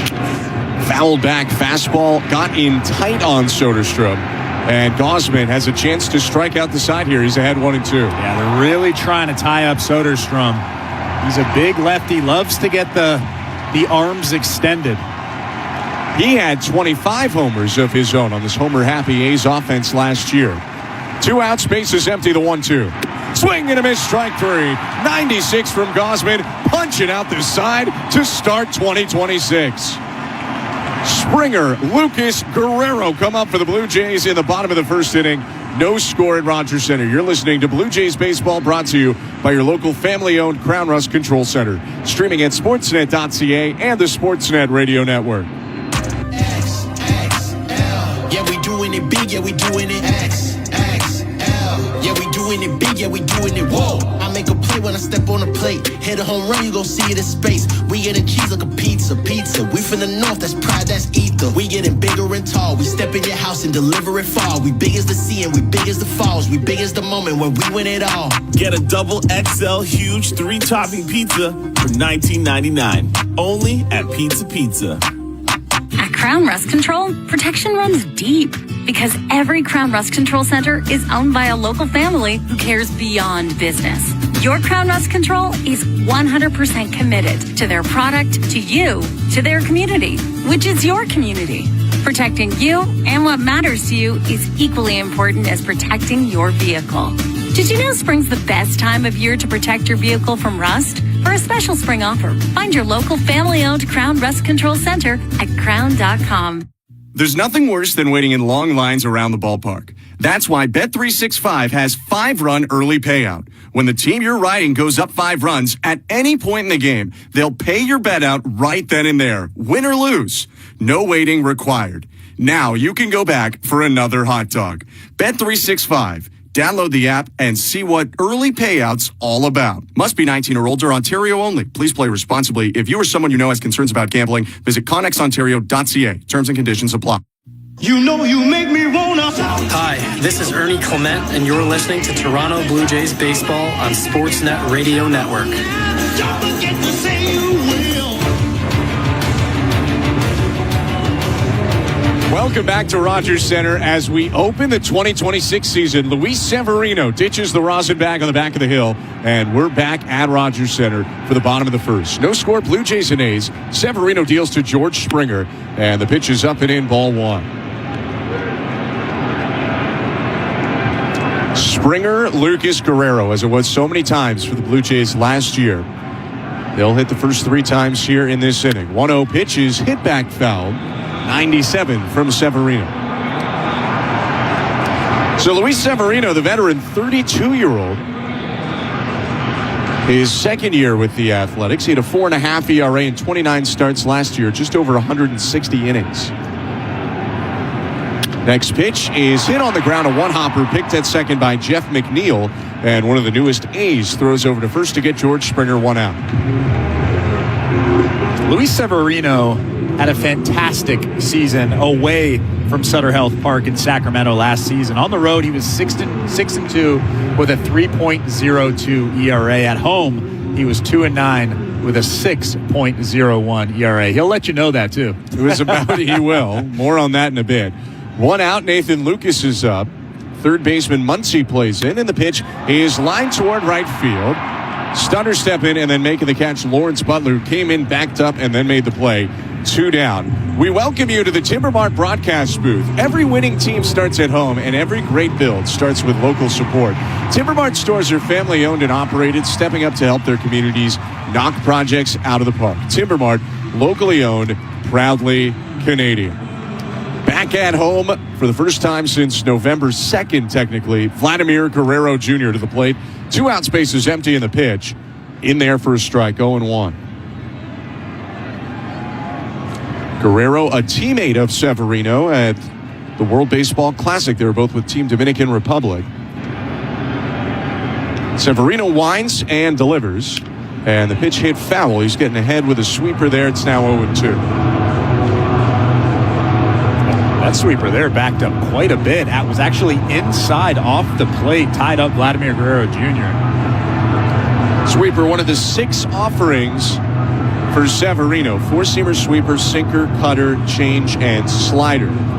He's got great stuff, but he's also got his hands full with a guy in Vladimir Guerrero Jr., who was out and out the most productive player offensively in the postseason last year. 397 average, 8 homers, and 14 walks in the 18 playoff games for the ALCS MVP. 0-2 count, 2 outs to the pitch. Broken bat, soft liner foul. Loops over the netting to the right as the bat gets stuck in the netting about 3/4 of the way up to the left. And baseball is back because there's a bat hanging over the field right now in the netting. And a lot of confused people looking up at it right now. Members of the Blue Jays staff shaking the net to try and get the bat out. Well, the knob of the bat is gone, so I think that bat is probably going to come down relatively easily. I think it's just the pine tar that's holding it up there. There we go. And they shook the bat out. Vlad does have a new bat now, reminiscent actually of a lost bat in the netting in Milwaukee in 2024 that the Blue Jays had. I think Chris Bassett built like a fishing rod that day. But Vladdy's got his bat back in his hands, and with 2 outs to the 0-2. Down and away, ball and 2 strikes.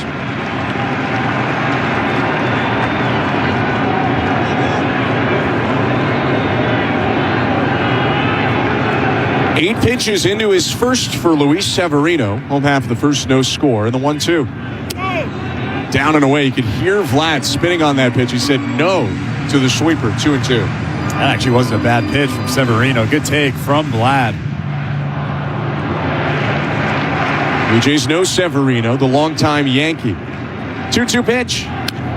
Fouled away. Really nice velo on that four-seam fastball, 98 miles an hour. He still has good stuff. Yeah, he sat 96 last year, but he was sitting around 98 in the World Baseball Classic. Severino's 2-2 offering. Down and away, ball 3.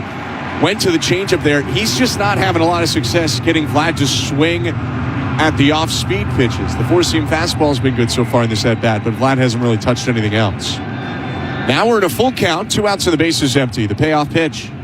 High ball 4, and Guerrero is the first Blue Jay to reach base in 2026. When Vlad is at his best, when he's driving the baseball into the gaps, he's laying off those tough pitches away, whether it's a slider, a sweeper, even fastballs off the plate outside. When he gets into trouble, he starts offering at those pitches, and then you'll start to see the slug numbers drop, but it seems like he's pretty locked in right now. Guerrero on first, 2 outs, no score in the bottom of the first inning. And Addison Barger up the pitch. Called strike at the knees on a breaking ball from Severino, 0-1. Barger hitting cleanup on opening day, starting right fielder. Sitting 5'11", 210 pounds, 0-1. Takes inside, started his swing, and then yanked the hands back at a cut fastball at 95 on the hands, 1-1.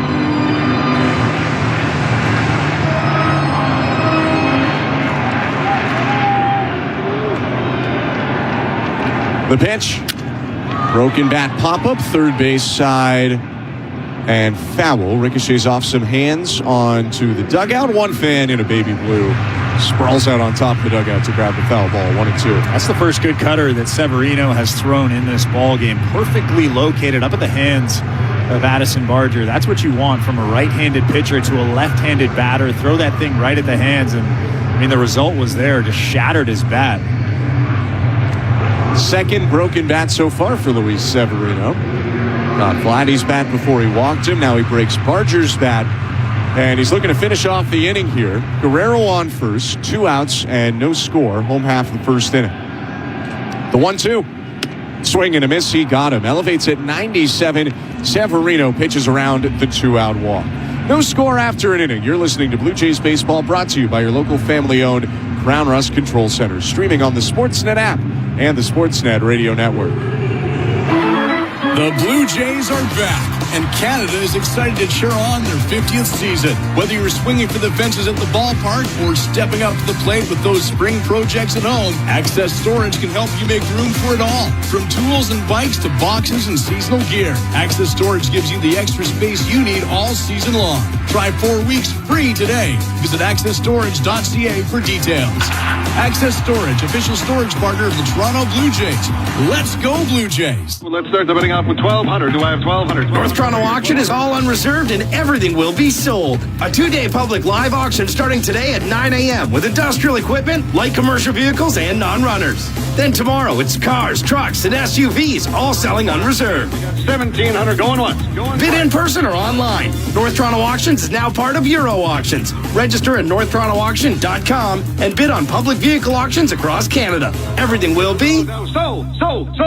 You know what actually causes arguments? Snoring, back pain, one person wanting to sit up, the other wanting to lie flat. You know what doesn't? The fabric color on the base of your adjustable bed. At Leave Asleep, we make comfortable adjustable beds.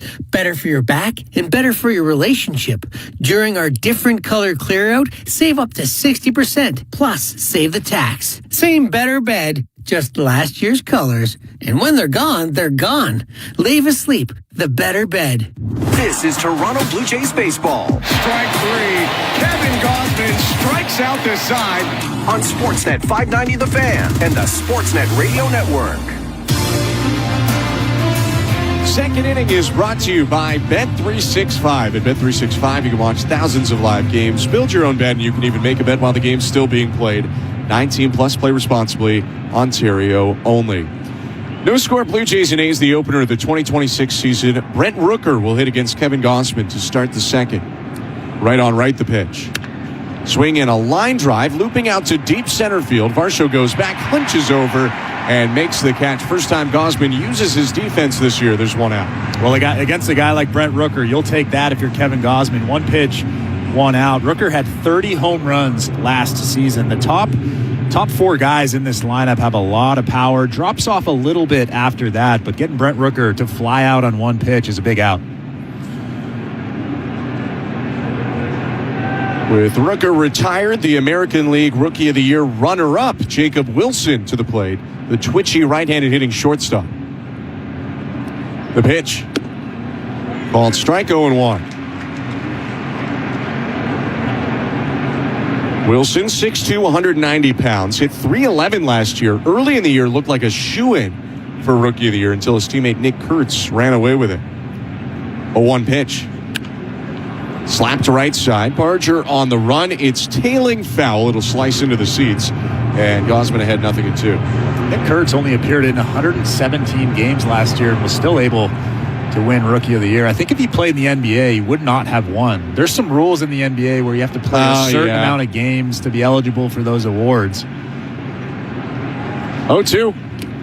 In the dirt, a ball and 2 strikes. I think it's 65 in the NBA to be eligible for any end of the season award. Your former teammate Gary Sanchez almost won a Rookie of the Year in about 50 games because he hit 20 homers one year. So it's doable. 1-2 count, one out, top of the second, and no score. Kevin Gausman comes home. And the pitch is cut on and missed, strike 3. Tough to punch that guy out. Gausman gets the contact-heavy Wilson on his splitter, and there are 2 outs. Well, I think you have to throw a perfectly executed split finger to get him to swing and miss, and that's exactly what he did. Just so much violent downward action. It looks like we're in July right now, not March. That is a great sign for the Blue Jays, who feel that they have an improved pitching staff. Obviously, Gausman a holdover. 2 outs. Lawrence Butler up, the left-handed hitter in the pitch. Swing and a miss, strike 1. But when you look back to last year, the Blue Jays were 19th in runs against per game and 19th in ERA. They weren't in the bottom of baseball, but they were kind of in the murky middle, closer to the lower third. 0-1 pitch. Poked on a line, caught by Gausman to end the inning. Kevin Gausman doing it all right now. 4 punch-outs and 6 straight retired. On to the bottom of the second we go. No score, Blue Jays and A's on opening day. You're listening to Toronto Blue Jays baseball, brought to you by your local family-owned Crown Rust Control Center. Streaming at sportsnet.ca and the Sportsnet Radio Network. At Crown Rust Control Center, protection runs deep because every Crown Rust Control Center is owned by a local family who cares beyond business. Your Crown Rust Control Center is 100% committed to their product, to you, to their community, which is your community. Protecting you and what matters to you is equally important as protecting your vehicle. Did you know spring's the best time of year to protect your vehicle from rust? For a special spring offer, find your local family-owned Crown Rust Control Center at crown.com. Did you know the plasma in your blood is used to create medications that boost the immune system of people fighting cancer? Advancements in clinical care have led to new life-saving uses for plasma, and with that, a new need for donors. Canada needs more blood and plasma donors than ever before, because we're saving more lives than ever before. Help Canada reach 1 million new donors by 2030. Book an appointment today at blood.ca/plasma and experience what you get when you give. Canadian Blood Services. Who's saving who? Okay, category is ways Desjardins Insurance goes the extra mile to make insurance easy. First question, what are some of the things you can easily do online or in the app? Oh, view your policy. Add a new driver. Oh, update your address when you move. Easy. You guys are good. Get insurance that's really big on care. Desjardins Insurance. Here for your home, auto, life, and business needs. Certain conditions apply. This is Toronto Blue Jays baseball. Going back, Varsho slips on the warning track and makes the catch! Sportsnet 590 The Fan and the Sportsnet Radio Network. Bottom of the second inning, Alejandro Kirk leading off in a scoreless game. Luis Severino's pitch is in there for strike one. Alongside Chris LaRue, I'm Ben Schulman. Show Ali, our host and producer today. Andrew Holland, Stephen Coyle, and Tom Young, our technical directors. 0-1. Inside to Kirk, a ball and a strike. Severino allowed a walk in the first inning to Vlad. Other than that, got away unscathed. 1-1. Up and into Kirk, 2 balls and a strike.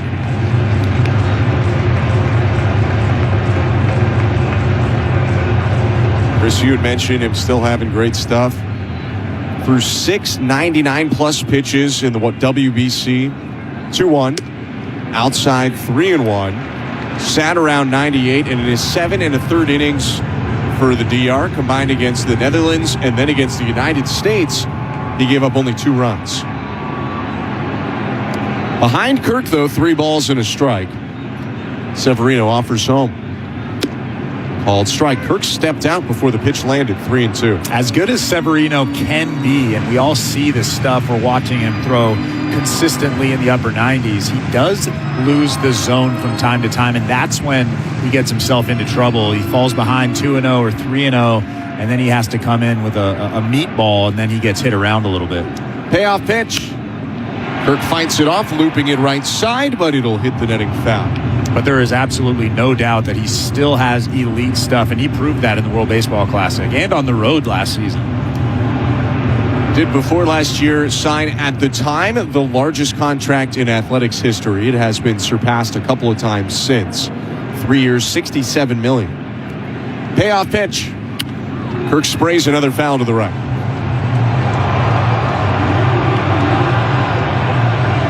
And this is Severino's second opening day start in a row. Got the opener after signing that landmark deal last year, and then gets the opening day start again for the A's today.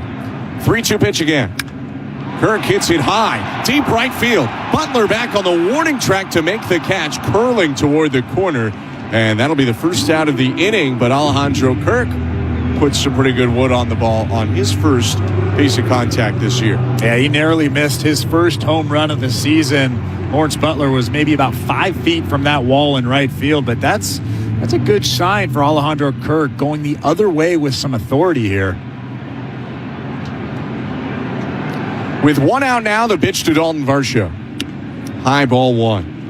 We welcome you to the Timbermart broadcast booth. Bases loaded, team ready. Timbermart stores are family owned and committing to helping their neighborhoods swing for the fences on every project. Timbermart, locally owned, proudly Canadian. Next pitch inside, and it's 2 balls and no strikes. Very interesting year coming up for Dalton Varsho. 2-0 pitch. Fouled right back, headed in our direction. And that will land in a 400 level box. It's 2-1. Well, he showed in spring training that he's pretty locked in. And we know that approach is trying to drive the ball at the shortstop, drive that ball back up the middle. The 2-1. He hits a ball high in the air, left center. But room for this speedy Canadian Denzel Clark, who gets back to the edge of the warning track, makes the catch. And the Torontonian makes it 2 outs in the bottom of the second. And it's very obvious that that's the approach. Even with that pitch there, you can see him really trying to go the other way. He has said that when he hits home runs, it's almost a mistake. He's trying to just hit the ball, one hop the shortstop or hit the pitcher. And it was very obvious on that swing there. That's what he's trying to do. Fans to their feet now, at least some of them, as Kazuma Okamoto hits for the first time as a Blue Jay. The pitch is up and in, ball one.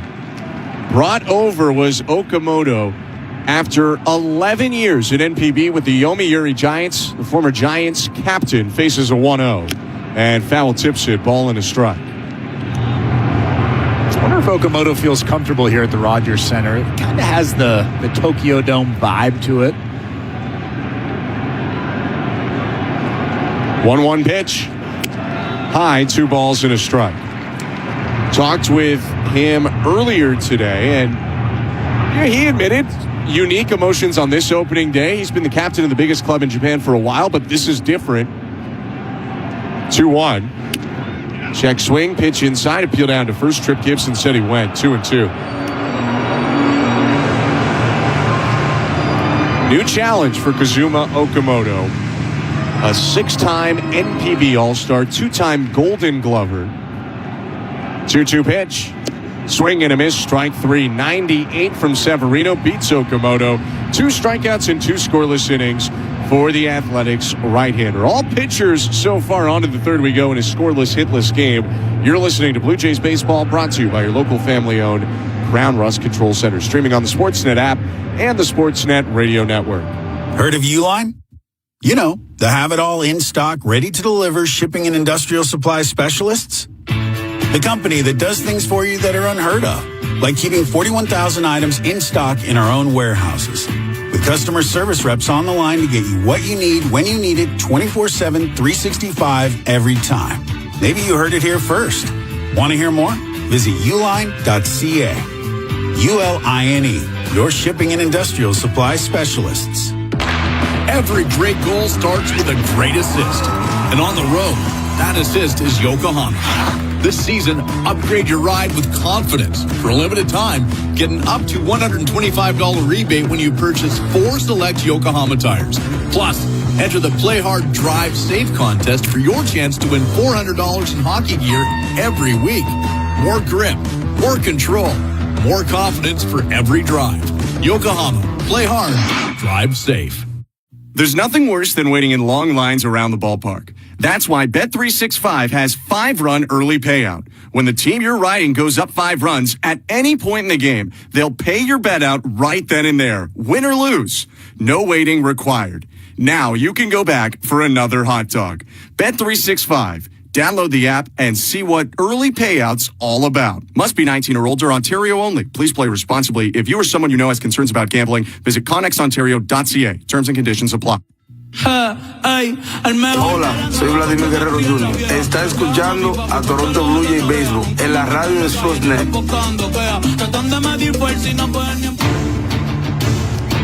Zeros on the board. Third inning about to start in Toronto. Thank you so much for tuning in to the 2026 season opener. Kevin Gausman is not allowed a base runner yet. Max Muncy is the hitter for the A's to start the inning. The pitch. Check swing liner foul from the right-handed hitter, and it's 0-1. Not that Max Muncy, but the other one. Not the Dodger third baseman, but rather the second-year third baseman for the A's. 0-1 pitch. Called strike. Just challenged him right there with a 4-seam heater at 94, right down the middle. Pretty good velocity for Kevin Gausman so far in his first start. He's touched 96. His 25th pitch of the start. Swing and a miss, strike 3. 5 Ks for Gausman as he gets him on a splitter. 1 out in the top of the third. It's nice to see a pitcher's duel here with Luis Severino and Kevin Gausman, both guys with elite fastballs. Kevin Gausman, like you mentioned, has been up to 96. We've seen Luis Severino up to 98. Both of those guys are just filling up the strike zone. No hits so far, only 1 base runner allowed between the two. The pitch now goes into Jeff McNeil, who checked his swing, and on appeal to third, he did go around on that splitter low. It's 0-1. Veteran presence brought in by the A's this year, bringing over Jeff McNeil, who was a career Met before the trade. 0-1. Line back foul, 0-2. How about Jeff McNeil getting a little bit of grays in that beard? 33 years old now. California native. It's his 9th major league season. Got traded with a little bit of cash to cover some of his contract for a prospect. The 0-2 inside. While the Mets were clearing some cash, potentially because they were about to throw a lot of it at Bo Bichette, the A's took on what is a quality major league player who will start at second base for them most of the time this year. It's a right on left pitch, Gausman to McNeil. And it's rolled over toward first. It goes foul. Vladdy gloved it. He doesn't know it's foul, or at least he played it out anyway. But they will not get the out. Smile from Vlad. So I think he knew it was foul. He'll give the ball back to Kevin Gausman.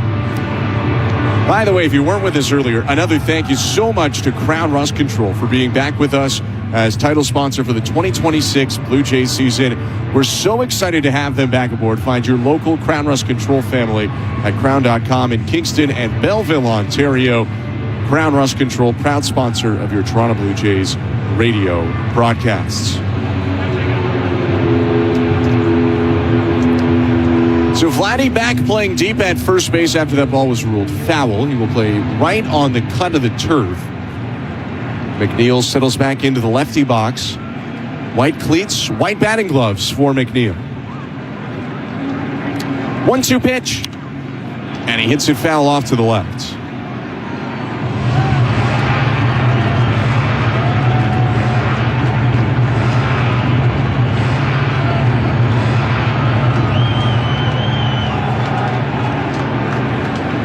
Gausman stretches his arm behind him, bouncing his lead left foot. The 1-2. Fouled right back. 97 from Kevin Gausman. Credit to Jeff McNeil with a short swing to get to it. Pitch was right over the heart of the plate, but clearly snuck up on McNeil. Yeah, he was looking for something other than that four-seam fastball. That's the best fastball of the day out of that right arm from Kevin Gausman. Like you said, a good job from McNeil just staying alive. And that's really been part of his game for the majority of his career, just being a pesky hitter up there.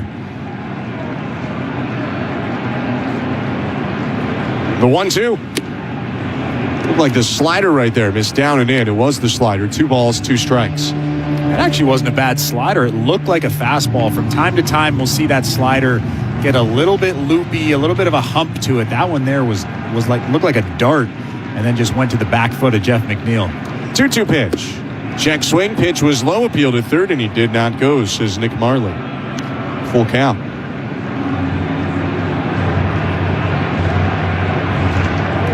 Talk about McNeil being pesky, a contact-focused guy. Won the batting title as a member of the Mets in 2022. He hit .326 that year.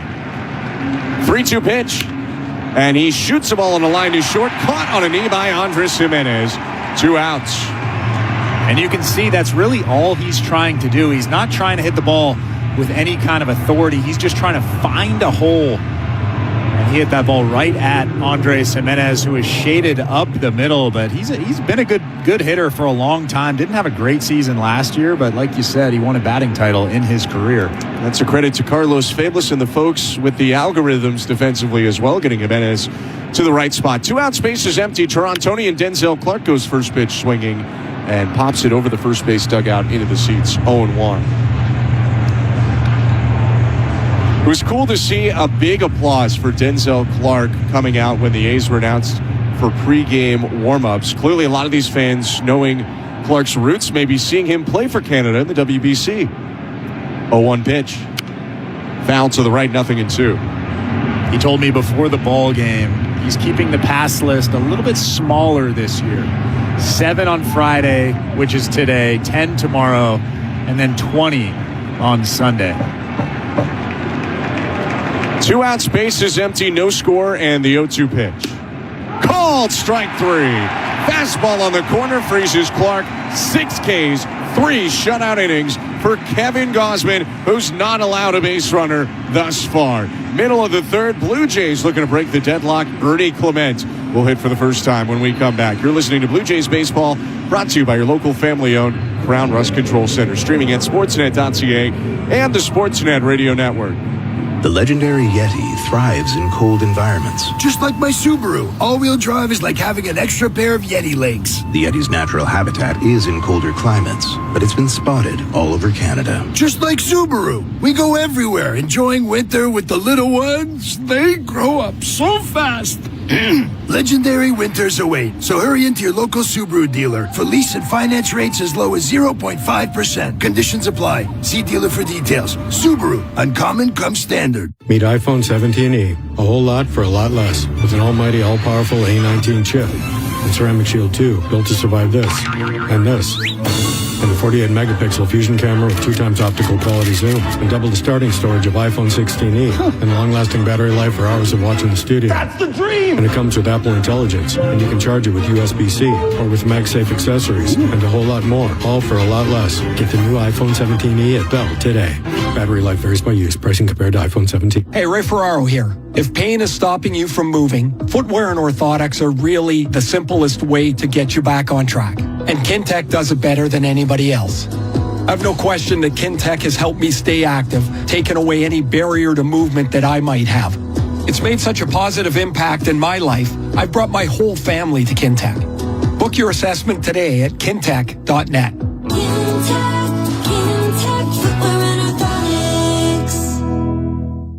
This is Toronto Blue Jays baseball. It's Blue Jays 5, Mariners nothing in the third. On Sportsnet 590 The Fan and the Sportsnet Radio Network. Big roar for Ernie Clement, who leads off the bottom of the third against Luis Severino and takes a pitch outside. Ball 1. We welcome you back to Rogers Center in downtown Toronto. I'm Ben Schulman alongside Chris LaRue. 2026 season opener, a scoreless game, Blue Jays and A's. 1-0 pitch drops in there, a spinning breaking ball that clipped the inner half to make it 1-1. Clement, Jimenez, then the top of the order for the Blue Jays. 1-1. Bouncing ball hit to short, charging Wilson. Gloves low and throws high, but in time to Kurtz. 1 out. With that quick out, let's take a look at the out-of-town scoreboard, which is brought to you by St. Louis Bar and Grill. 100% Canadian-owned and operated since 1992. All-you-can-eat drippin' chicken sandwiches on until April 5th. Visit stlouiswings.com for details. Get to the Yankees score, one of the finals from today in a moment. The only final yet today. But first, the pitch to Andres Jimenez is shot on a line foul left side, bangs off the netting and down onto the turf. 0-1. Nice couple of days to be Yankee pitching coach Matt Blake. They have not allowed a run yet, winning 3-0 over the San Francisco Giants as Jimenez hits a soft roller to second, charging McNeil, and Jimenez's former teammate throws him out 2 down. Yankees won 3-0 today. Cam Schlittler, 5 1/3, 1 hit, no runs, 8 Ks, and that 1 hit was the only hit the Giants had the whole game. Yeah, I think the Yankees have themselves a young star in the making. And we saw Cam Schlittler last year in the playoffs. He looked really, really comfortable in a high-stress, high-pressure situation. And, he throws 100 miles an hour. Out-of-town scores brought to you by St. Louis Bar and Grill. George Springer is up, and Luis Severino gets a wave and a miss, 0-1. Just quickly, the other games in action. Angels lead the Astros 1-0. That game in Houston. Braves up 2-0 on KC. And the Marlins up 2-1 on the Rockies. Springer will take up and in. 1 ball, 1 strike.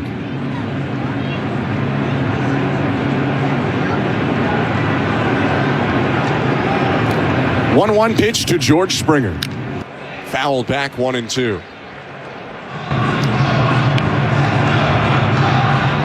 No score, 2 outs and the bases empty. Second time up for George Springer, who today starts his 13th Major League season, 6th with the Blue Jays, and the final of his 6-year, $150 million deal. 1-2. Down and away, 2 balls and 2 strikes. It's weird to think that he's almost spent half of his big league career in Toronto. Yeah, obviously, there's so many, especially with the team's success there.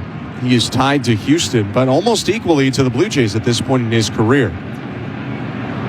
2-2 pitch. Down and away, 3 balls and 2 strikes. And even more so because he was able to bounce back in the way he did last year. You could argue it was the best offensive season of his career. .309, 32 homers, .959 OPS. 3-2 pitch, and he smacks it off the top of his foot and immediately falls down or hunches over. Now he'll stand up tall and walk out of the dirt circle. What's it going to take for this guy to wear some protection on that shin? I really don't think anything. It doesn't matter what happens. He's never going to wear any protection. And I know you've said that he doesn't feel comfortable wearing the protection, but that ball went right off his shin bone. And we've seen that happen multiple times. It's true, but he also, he's finishing up a contract that pays him $150 million big ones. I think he's just going to keep doing what he's doing. 3-2 pitch, hesitation from Severino, and the pitch lifted a mile high in the infield.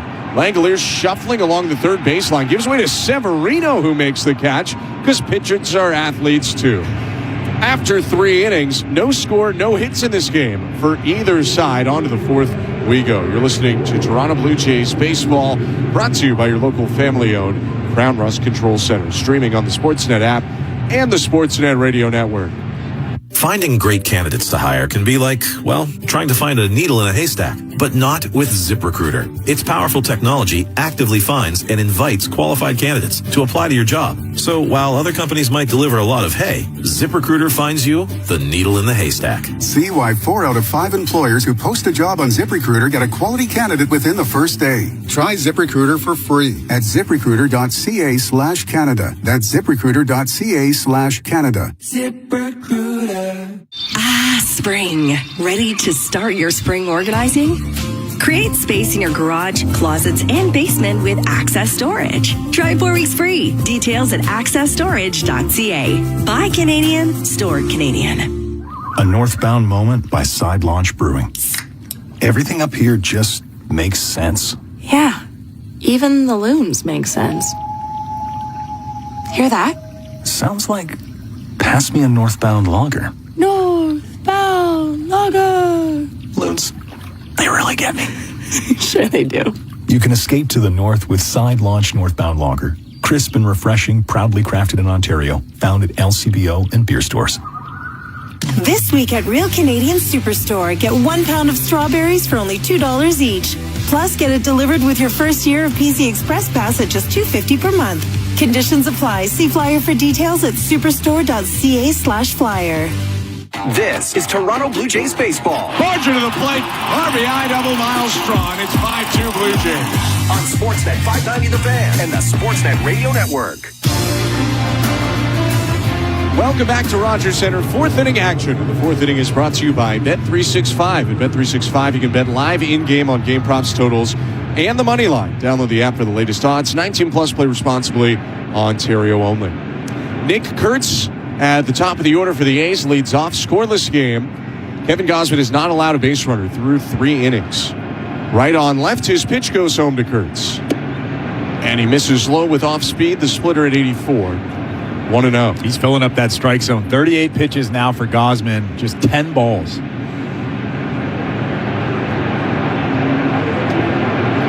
Righty set, bounces his left foot. And the 1-0. Called strike, landed the splitter that time to make it 1-1. Kurtz didn't like that call. Kind of tilted his head to the right and then to the left, and then had a quick question for home plate umpire Marvin Hudson. Well, if he really didn't love it, he could have done something about it. ABS challenges involved in a Blue Jay game for the first time. The 1-1 ripped and missed. 96 up top, and it's 1-2. Not a critical time in the game, so probably not the right time to tap that helmet, especially if you're not sure about it. For sure. Nobody out. Top of the 4th with the bases empty. The 1-2. Grounded foul.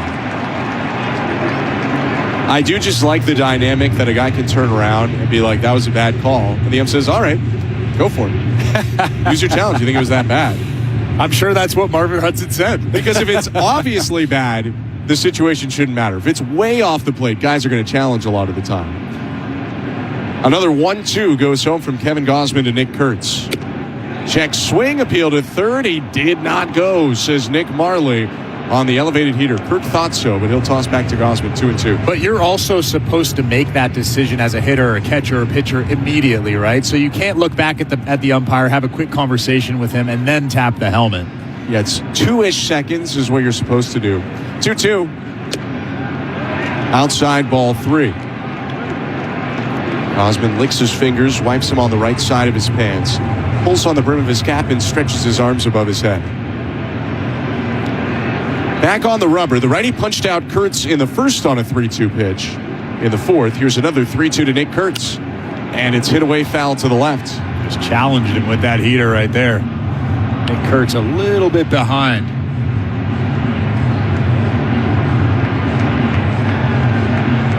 Kurtz will ask for time. Gausman spoke a bit on ABS yesterday, and he didn't seem to have a huge stance for or against it. He even said something to the effect of, sometimes I'm going to love it and sometimes I'm going to hate it. Sounds like Kevin Gausman. 3-2. Called strike 3. Kurtz sent down on a splitter on the corner. Kevin Gausman's punched out 7. And there's 1 out in the top of the 4th. I'll tell you what, he has not missed a beat since game 6 of the World Series. That split finger was actually off the plate by a little bit. If Nick Kurtz really didn't think that was a strike, he probably could have tapped the helmet, but nonetheless, a good pitch from Gausman. 1 out, top of the 4th inning, bases empty. Shea Langoliers is up. Pitch down and away, ball 1. Another point Gausman did have, though, on the ABS is that there might be some ambiguities or things to work out with the rules. It's the first year of implementing it. Kick in the 1-0, low 2-0. He mentioned specifically the time to challenge. He said, so it's got to be 2 seconds in theory. But he said there's no actual clock for it. 2 seconds for you versus 2 seconds for me might be something different. And it might be completely different for Marvin Hudson.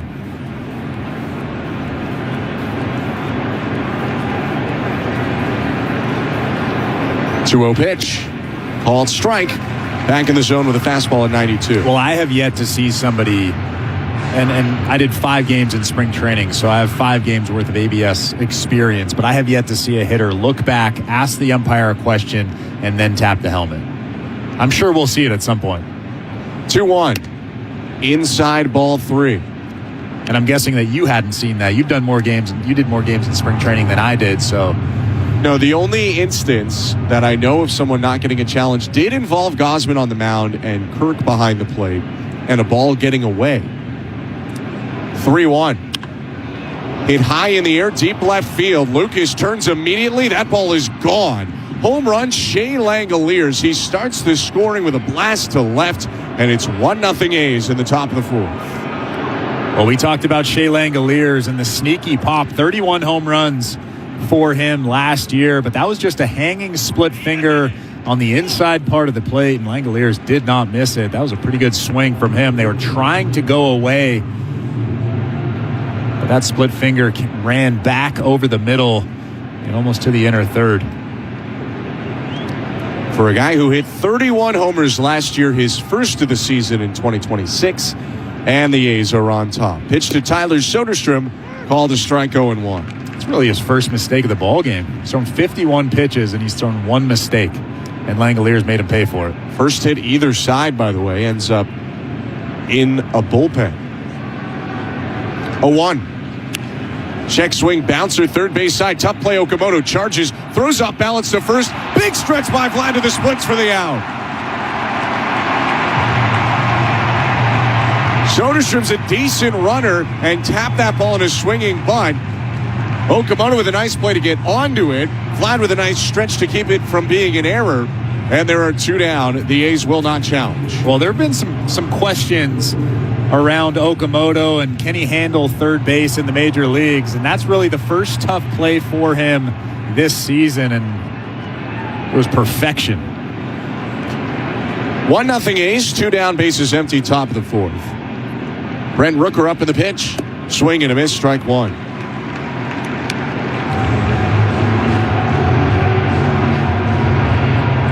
Home run this inning by Shea Langoliers. Gausman, though, with 7 strikeouts and 1 hit allowed through 3 2/3. Is 0-1 to Rooker. Swing and a miss, 0-2.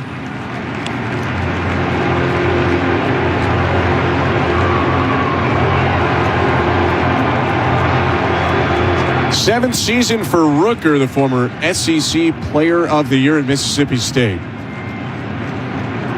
Faces an 0-2, and he got him. 8 Ks for Gausman in 4 innings of 1-run ball. The A's get to him, though, for a solo home run. Shea Langoliers starts the scoring. Middle of the 4th, the A's won, the Blue Jays nothing. You're listening to Blue Jays Baseball, brought to you by your local family-owned Crown Rust Control Center. Streaming at sportsnet.ca and the Sportsnet Radio Network.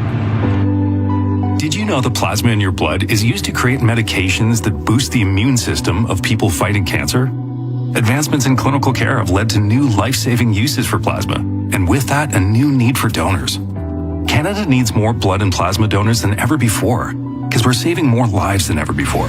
Help Canada reach 1 million new donors by 2030. Book an appointment today at blood.ca/plasma and experience what you get when you give. Canadian Blood Services. Who's saving who? Every great goal starts with a great assist. And on the road, that assist is Yokohama. This season, upgrade your ride with confidence. For a limited time, get an up to $125 rebate when you purchase 4 select Yokohama tires. Plus, enter the Play Hard, Drive Safe contest for your chance to win $400 in hockey gear every week. More grip, more control, more confidence for every drive. Yokohama, play hard, drive safe. Protect your waste and recycling equipment from costly repairs. With a custom maintenance plan, optimize your waste system performance and longevity with Metro Compactor Service. They've got you covered coast to coast with the largest service fleet in Canada. Their innovative iSmart technology can remotely diagnose, troubleshoot, and monitor equipment health in real time. For on-demand or proactive service, sales, rentals, and extended warranties for all your waste equipment, visit metrocompactor.com. metrocompactor.com. This is Toronto Blue Jays baseball. The first pitch to Barger is tanked out to right field and way out of here. On Sportsnet 590 The Fan and the Sportsnet Radio Network. Nate Dogg pipes through the speakers at Rogers Center with Nathan Lucas coming up. Bottom of the 4th, 1-0 for the A's on opening day in Toronto. Luis Severino has been masterful so far. His pitch to Lucas inside almost hit the lefty hitter. It's ball 1. Lucas, Guerrero, Bargers. The Blue Jays look for their first hit. They only have 1 base runner. It came back in the first inning. 1-0 pitch. Inside 2-0. Severino hasn't been as pinpoint as Kevin Gausman has, but he's made big pitches when he's needed to. When you live in the high 90s, too, you don't have to be as pinpoint sometimes. But his 2-0 misses up and in, and this is exactly what you can't do. 3-0 to Lucas with Guerrero on deck.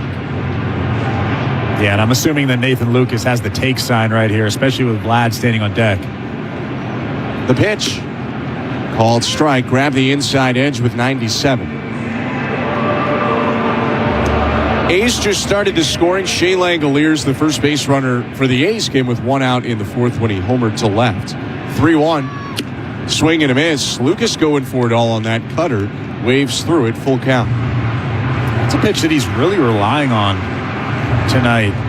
He threw it about 17% of the time last season, but we're seeing it a lot more, at least tonight, from Luis Severino. Right-hander winds, and the payoff pitch. Low ball 4, bat flip from Lucas. He's the first Blue Jay runner since the bottom of the 1st. We welcome you to the Timber Mart broadcast booth. Every great build starts with a solid game plan. Your local Timber Mart offers professional building plans and the materials to bring them to life. From sheds, garages, tiny, and dream houses, draw up your next win at Timber Mart, Canada's building center. No outs, and the pitch to Vlad Guerrero Jr. is taken low, ball 1. Guerrero was the only other Blue Jay base runner. He walked in a full count after fighting off some 2-strike pitches back in the 1st. 1-0. Grounded right side and through the vacated hole, a base hit. Lucas thinking about third with a wide turn. He'll go back to second. It's tossed in quickly by Lawrence Butler. Vladdy has the first base hit of the Blue Jay season, and it's first and second, no outs. There was a big hole on the right side of the infield. Jeff McNeil, the second baseman, was shaded towards the middle, almost playing behind second base. And Vlad knows that. He sees that big hole Luis Severino throws him a sinking fastball on the outside part of the plate, and he just massages that thing through the hole. Now the Blue Jays are in business here. Langoliers had set up in. They wanted to jam him, but Severino yanked it. 2 on, no outs. Addison Barger to the plate. The pitch. Hit back foul into the top shelf of the netting. It bounces back behind Carlos Fablas, who gives signs from third. 0-1.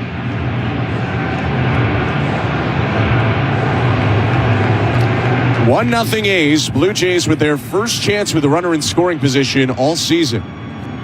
0-1 is lifted left side, racing back Muncy into foul territory. It drops in foul onto the brown dirt-colored turf of the side warning track. It's 0-2. Another cutter there, up and in. Actually off the plate, up and in. Really jammed Addison Barger there. I wouldn't be surprised if he throws another one.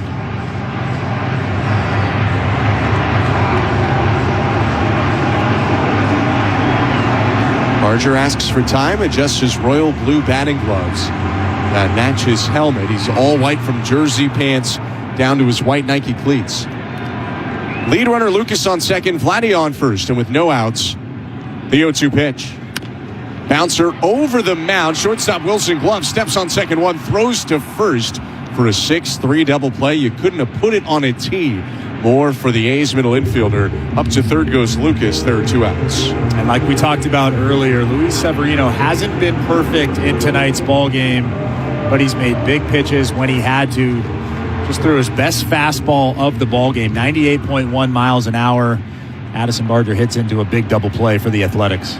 You might have the right guy up right now, though, and Alejandro Kirk nearly took Severino deep his first time up, and the first pitch hit on the ground is short. Wilson gloves off to his left hip, fires on to first, and Severino escapes the jam. Hitting a walk to start the inning, but it ends no runs, 1 hit, and 1 left for the Blue Jays, who trail 1-0 to the A's. On to the 5th we go. You're listening to Blue Jays Baseball, brought to you by your local family-owned Crown Rust Control Center, streaming on the Sportsnet app and the Sportsnet Radio Network. A great meal starts with a great egg. Whether it's breakfast with the family, lunch with friends, or a late-night bite, make it better with Conestoga Farms eggs. Proudly produced by local Ontario farmers, Conestoga Farms eggs are known for their award-winning naturally golden yolks. Conestoga Farms eggs brings quality and sophistication to every dish. Perfect for plating, posting, sharing, and impressing. Follow them on Instagram at Conestoga_eggs. Conestoga Farms, because local matters. The legendary Yeti thrives in cold environments. Just like my Subaru, all-wheel drive is like having an extra pair of Yeti legs. The Yeti's natural habitat is in colder climates, but it's been spotted all over Canada. Just like Subaru, we go everywhere, enjoying winter with the little ones. They grow up so fast.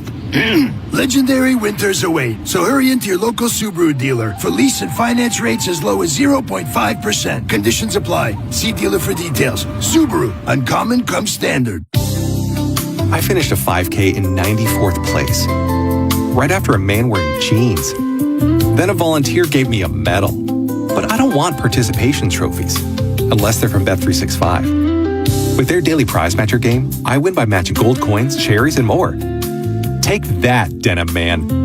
Thanks, Bet365. Must be 19 or older, Ontario only. Please play responsibly. If you have questions or concerns about your gambling or the gambling of someone close to you, please go to connectsontario.ca. T&Cs apply.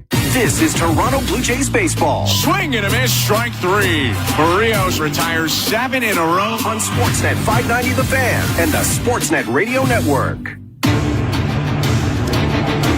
5th inning action is brought to you by Miller Lite. You can celebrate a strikeout hitter catch with great taste and 90 calories per 355 milliliter can serving.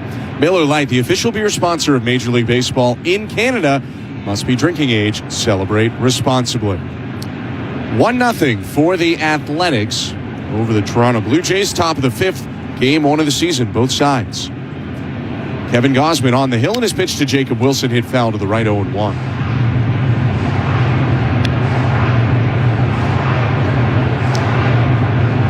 Blue Jays winners of 94 games last year in the American League East as well.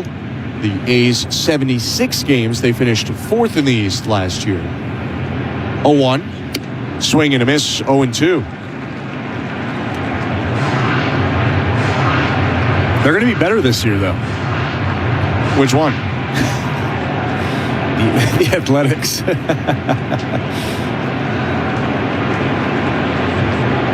Gosman's 0-2.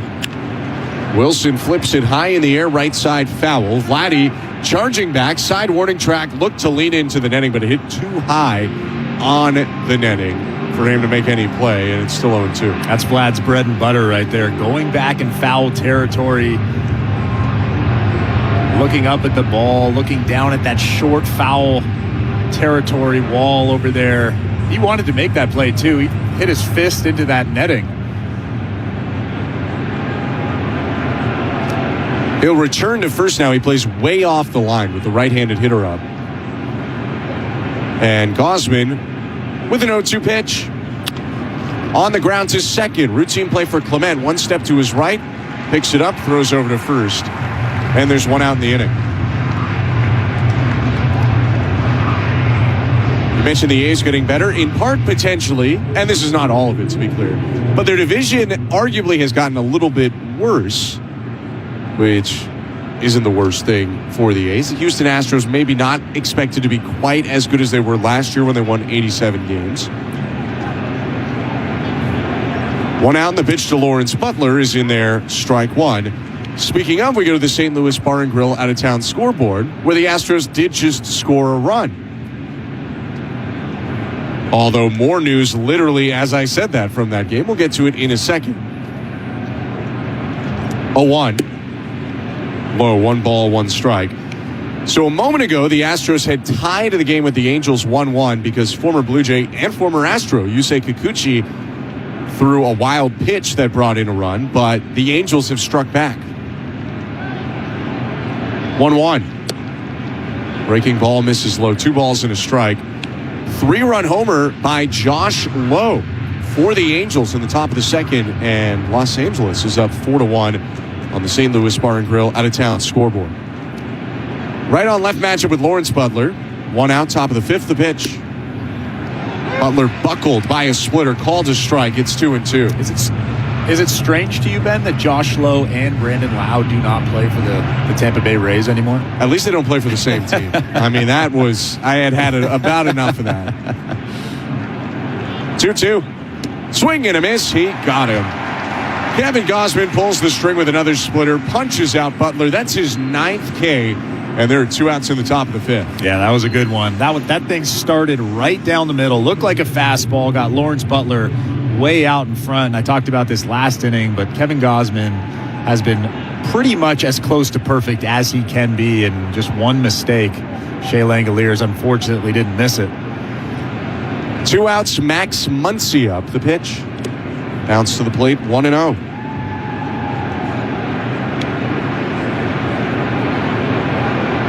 Kevin Gausman is one good pitch away from getting through his 5th inning of work. He is under 70 pitches. He's at 65 right now. 1-0. Line shot foul.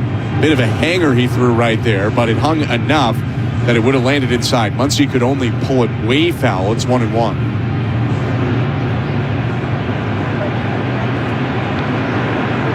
Muncy punched out on a splitter in the 3rd inning. At that time, the 5th K of Gausman's 9. 1-1.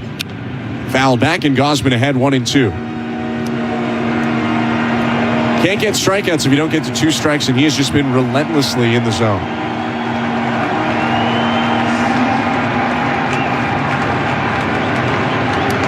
Bases empty, 2 down, 1-0 Athletics in the top of the 5th. Kevin Gausman looking for his 10th K, the pitch. And it is 10. Struck him out on a splitter. Gausman punches out a pair in a 1-2-3 top of the 5th. And we'll see if that can spark the Blue Jay bats. Varsho, Okamoto, and Clemente in for the Blue Jays. Bottom of the 5th inning is next. 1-0 A's. You're listening to Blue Jays Baseball, brought to you by your local family-owned Crown Rust Control Center, streaming at sportsnet.ca and the Sportsnet Radio Network. The best hitters don't chase every pitch. They wait for their moment. Know when to take a walk. Head to betway.ca and bet your way. Must be 19 plus, Ontario only. Play responsibly. Concerned about your gambling? Visit connectsontario.ca.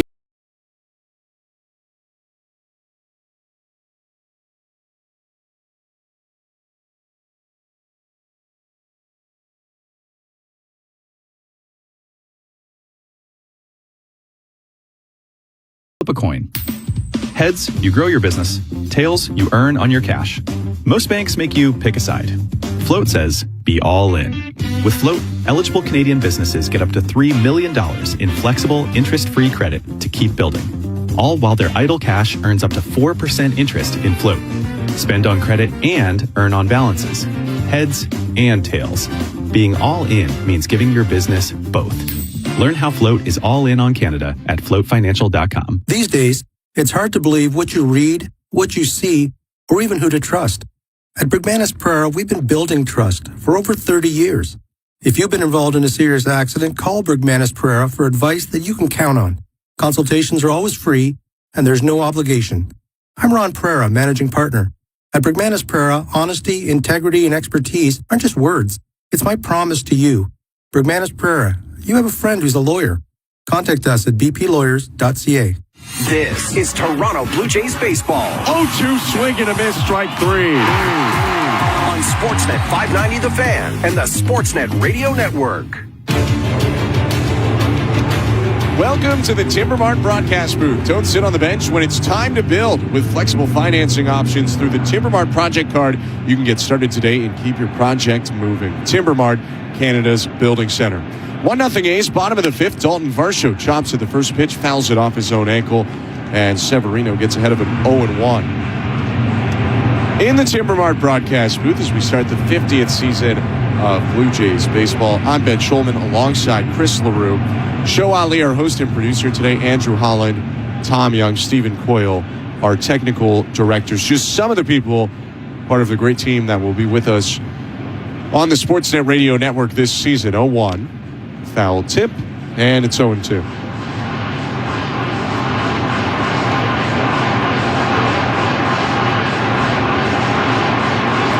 Varsho, Okamoto, and Clement. 6, 7, 8 in the Blue Jay order. 0-2 to Varsho. Swing and a miss, strike 3. Got fooled there by off speed, a changeup on the outer half. Got Varsho to wave early.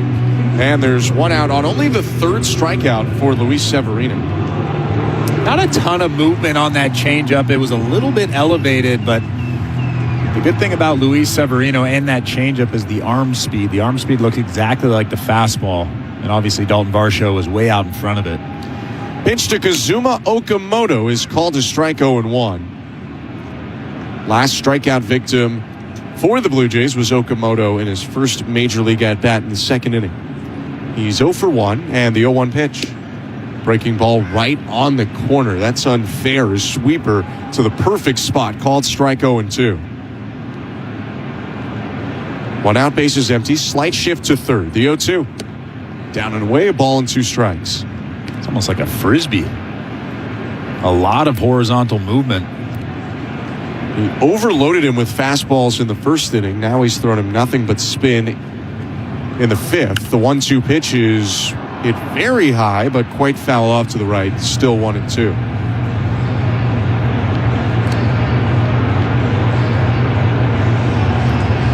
Kazuma Okamoto coming over from Japan's NPB, 2-time Central League home run leader, 3-time RBI leader. 1-2. And he will take down and away 2 balls and 2 strikes. But not a one-trick pony. Guy who's hit for some average and taking his fair share of walks in addition to the power. 2-2 on the way. And he grounds it foul third base side. That pitch got way in on the hands. A 2-seam sinker. Well, that's why it's a relatively safe signing from Ross Atkins, because he's so good at so many different things. Like you said, he's not a one-trick pony. He just doesn't hit homers. Low strikeout rate, high contact rate. He faces another 2-2, and he'll take it high, ball 3, working a full count here after initially falling behind.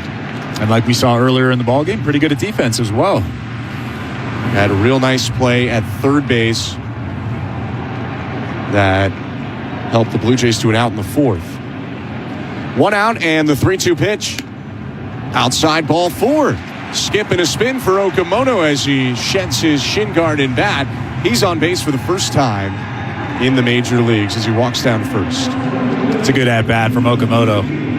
I think I would have rather have seen that than him get a base hit early in the count. That shows that he's able to take those tough pitches from high velocity off the plate. It was pretty impressive. Infield moves in a little to double play depth. 1 out, Ernie Clement up the pitch. Check swing, pitch down and away, appeal down to first. No swing, says Trip Gibson, as Clement, as he often does, held the angle out to the first base umpire to show him exactly where he check swung. Clement, a former Athletic, 0 for 1. The 1-0. Down and away, same sort of check swing motion from Ernie, holding his bat out in place, 2-0. I think the A's are thinking we should have kept him. Probably. I would think so. Now, he had about 20 at-bats there at the end of a year. It's not totally on them in hindsight. 2-0. Swing and a line drive. Hooking to left. Soderstrom on the run. It's over his head and one hops into the fence. Okamoto turns and races to third. Relay throw to second, and Clement is safe on a swimming slide to get the left hand in there. Throw was in time on the relay.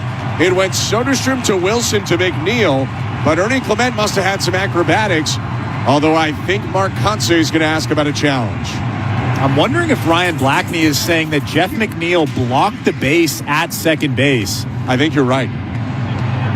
It looked like Ernie Clement was out at second base. It was a big point and then a big safe signal. And the A's are not asking for a review. Let's take a look. We're taking a look at a replay right now. I'm not sure. He might have just been in there. Looks safe to me. Either way, second and third, 1 out. Andres Jimenez up in the pitch. Roped foul on a line. It's 0-1. Maybe Ryan Blackney, the second base umpire, was just saying he got that hand in there. We've seen the replay, and I thought he was safe. It's a great call. First extra base hit of the season is hit by Ernie Clement. Infield back. A ground ball should tie it. The 0-1 is low. 1 ball and 1 strike. Okamoto's not a burner, but they're essentially giving away a run here. If you hit a ground ball up the middle, Okamoto's probably off on contact. Only guy playing even remotely in is the third baseman, Muncy, who's probably about 5 feet behind the baseline and at least 10 feet off the chalk. 1-1.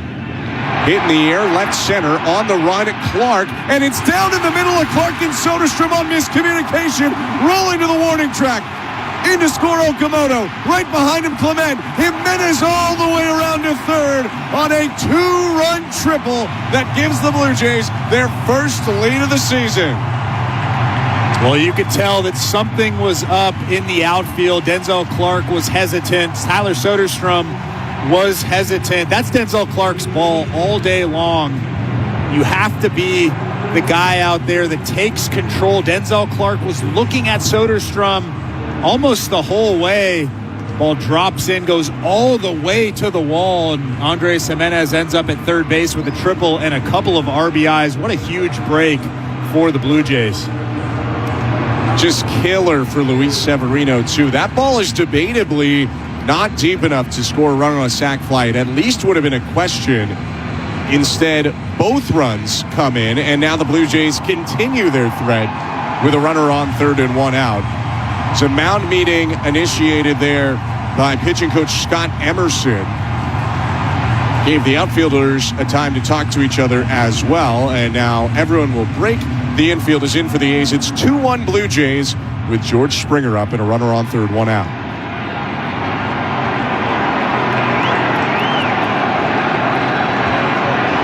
Pitch to Springer.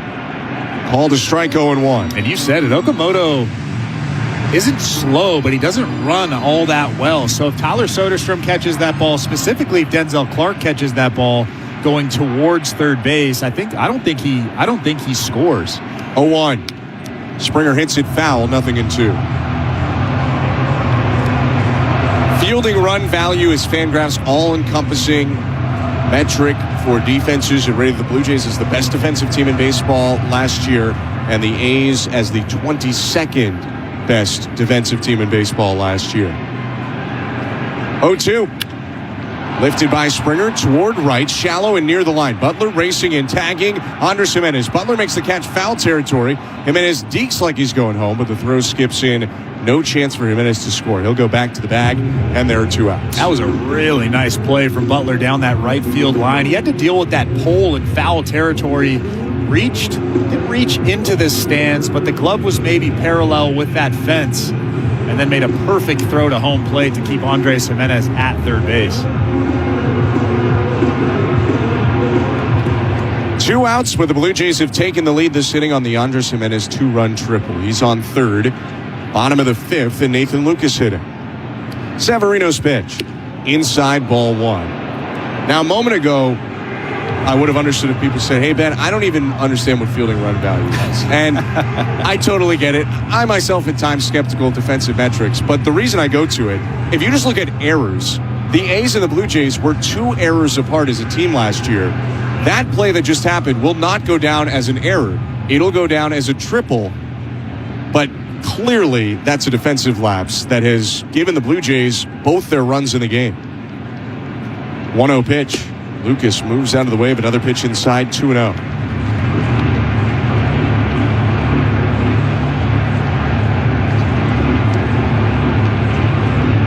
Severino's been so good, but a little bit burned by the guys around him, and now the bullpen is starting to go for the A's. Severino's next pitch is his 80th.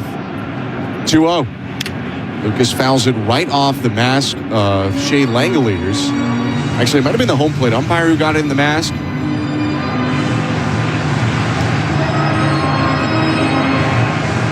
Or rather, I think it is Langoliers. He lost his earpiece for the pitch comp, so he's refastening that at 2 balls and a strike.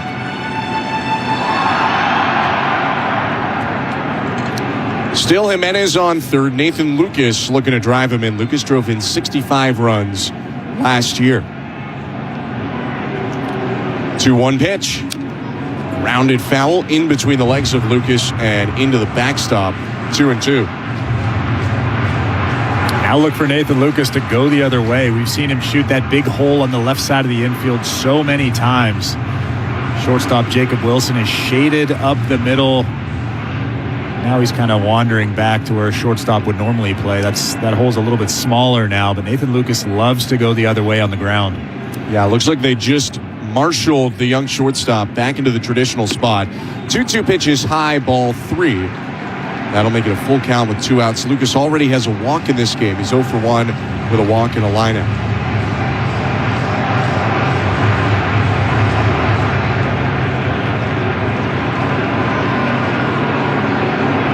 The payoff pitch.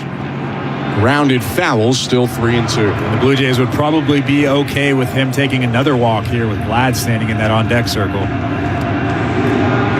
Meanwhile, if you're the A's, that might be it for Severino. I mean, either way, this might be his last batter, with Vlad set to come up for a 3rd time, and Severino above 80 pitches. His 84th of the game is grounded towards second, routine for McNeil, a 3-hopper gloved ankle high and tossed on to first to end the inning. Blue Jays, though, with the help of a defensive lapse by the A's, take the lead. Andres Jimenez with a fortunate 2-run triple. The Blue Jays leave him in scoring position, but they lead 2-1. On to the 6th we go. You're listening to Toronto Blue Jays Baseball, brought to you by your local family-owned Crown Rust Control Center, streaming on the Sportsnet app and the Sportsnet Radio Network. Heard of Uline?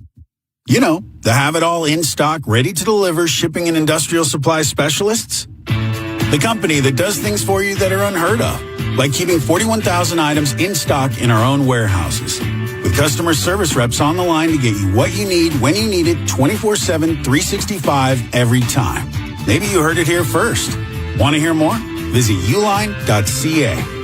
ULINE, your shipping and industrial supply specialists. From backyard diamonds to hometown ballparks, community is where the game begins. When it's time to build, repair, or bring people together, count on your locally owned Timber Mart. Proud to support the places we call home. Timber Mart, Canada's.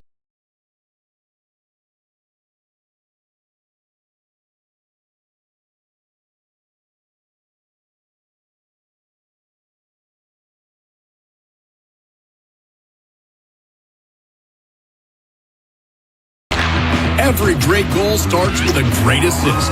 And on the road, That assist is Yokohama. This season, upgrade your ride with confidence. For a limited time, get an up to $125 rebate when you purchase 4 select Yokohama tires. Plus, enter the Play Hard Drive Safe contest for your chance to win $400 in hockey gear every week. More grip, more control, more confidence for every drive. Yokohama, play hard, drive safe. This is Toronto Blue Jays baseball. Swing and a miss. Strike 3. Another screaming flex from Hoffman. On Sportsnet 590 The Fan and the Sportsnet Radio Network. Kevin Gausman back on the hill and pitching with the lead for the first time this season. 2-1 Blue Jays, top of the 6th of the season opener. His pitch goes to Jeff McNeil, and it's down and away, ball 1. Ben Schulman and Chris LaRue on hand at Rogers Center. Show Ali, our host and producer. Andrew Holland, Tom Young, Stephen Coyle, our technical directors. 1-0 pitch. Foul back, 1-1.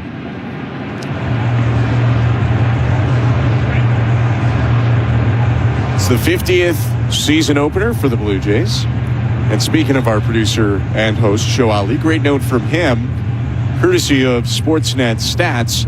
Kevin Gausman, 10 strikeouts today. The most on opening day in Blue Jays history, surpassing Roy Halladay in 2004 and Esteban Loaiza in 2001. 1-1. Hine shot, soft liner, foul, loops into the seats, 1-2. Well, John Schneider has said multiple times since naming Kevin Gausman the opening day starter that one of the reasons is Kevin Gausman doesn't get affected by some of the extra hoopla and the extracurriculars surrounding games like this. And very clearly he was correct with that statement. 1-2. Fouled back, still a ball and 2 strikes. This is some of the best stuff I've seen from Kevin Gausman, and that's saying something. Yeah, he has looked great today. He's been throwing strikes. He's had a lot of movement. He's human. There's been a mistake or two, and one of them was put into the bullpen in left field. But that's the only hit he's allowed. His 1-2 to the veteran left-handed hitter, Jeff McNeil.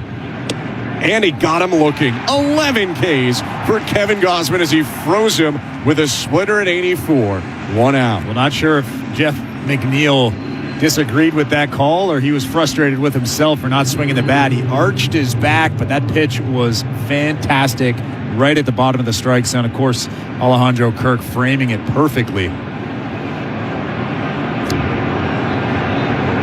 Hope mad at himself because that was in the zone. That would not have been a good challenge. Pitch to Denzel Clark with 1 out is low ball 1. The current A's center fielder and former Toronto Mets center fielder batting here in the top of the 6th inning.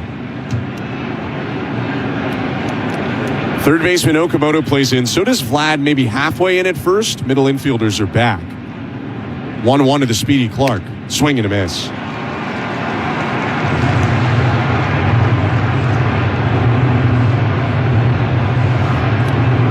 Second season for Clark. He made some of the best catches in all of baseball last year in center field. The 1-1. Check swing pitch was low. 2 balls and a strike. I'm assuming he's going to be pretty upset with himself when he goes into that locker room and watches the replay of that Andres Jimenez triple. Just a miscommunication with Soderstrom. They both pulled up and the ball dropped in. 2-1 pitch. Fouled back, 2-2. And as the center fielder, you have to take control out there. You cannot let that ball drop in like that, especially in a big situation like that. And with his range, his speed, to a certain extent, not to hammer it too much, but I understand Soderstrom pulling up. You just assume Clark is going to fly in there. 2-2. Check swing pitch, low appeal to first, no swing, full count. Not to make excuses, but I'm wondering if Soderstrom pulled up because if Denzel Clark catches that ball, he has a better angle to throw to home plate to potentially get Okamoto. Now, I might not be correct there. I haven't seen the replay, but that could be a reason that Soderstrom pulled up. 3-2 pitch. 3-hopper to shortstop. First play for Andres Jimenez out there, and he'll pick it up and toss to first very smoothly. That makes it 2 outs in the inning with the bases empty. This 6th inning is brought to you by Miller Lite. when the moment calls for it, why not celebrate a win with the official beer sponsor of Major League Baseball in Canada? Must be legal drinking age. Celebrate responsibly. Back to the top of the order for the A's, it's Nick Kurtz. 2-1 Blue Jays, top of the 6th, the pitch. This is down and away, ball 1.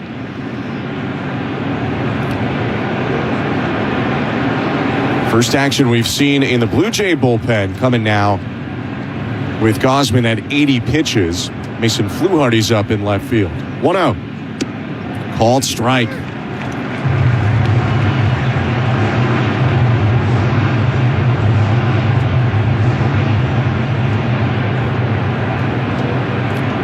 Gausman struck out Kurtz twice in his 11 strikeout day. Once looking, once swinging.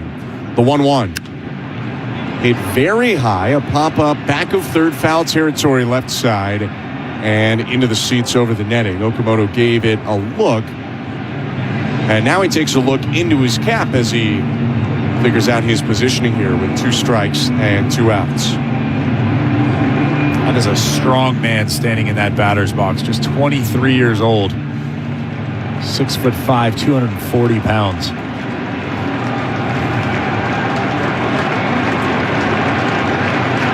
The 1-2.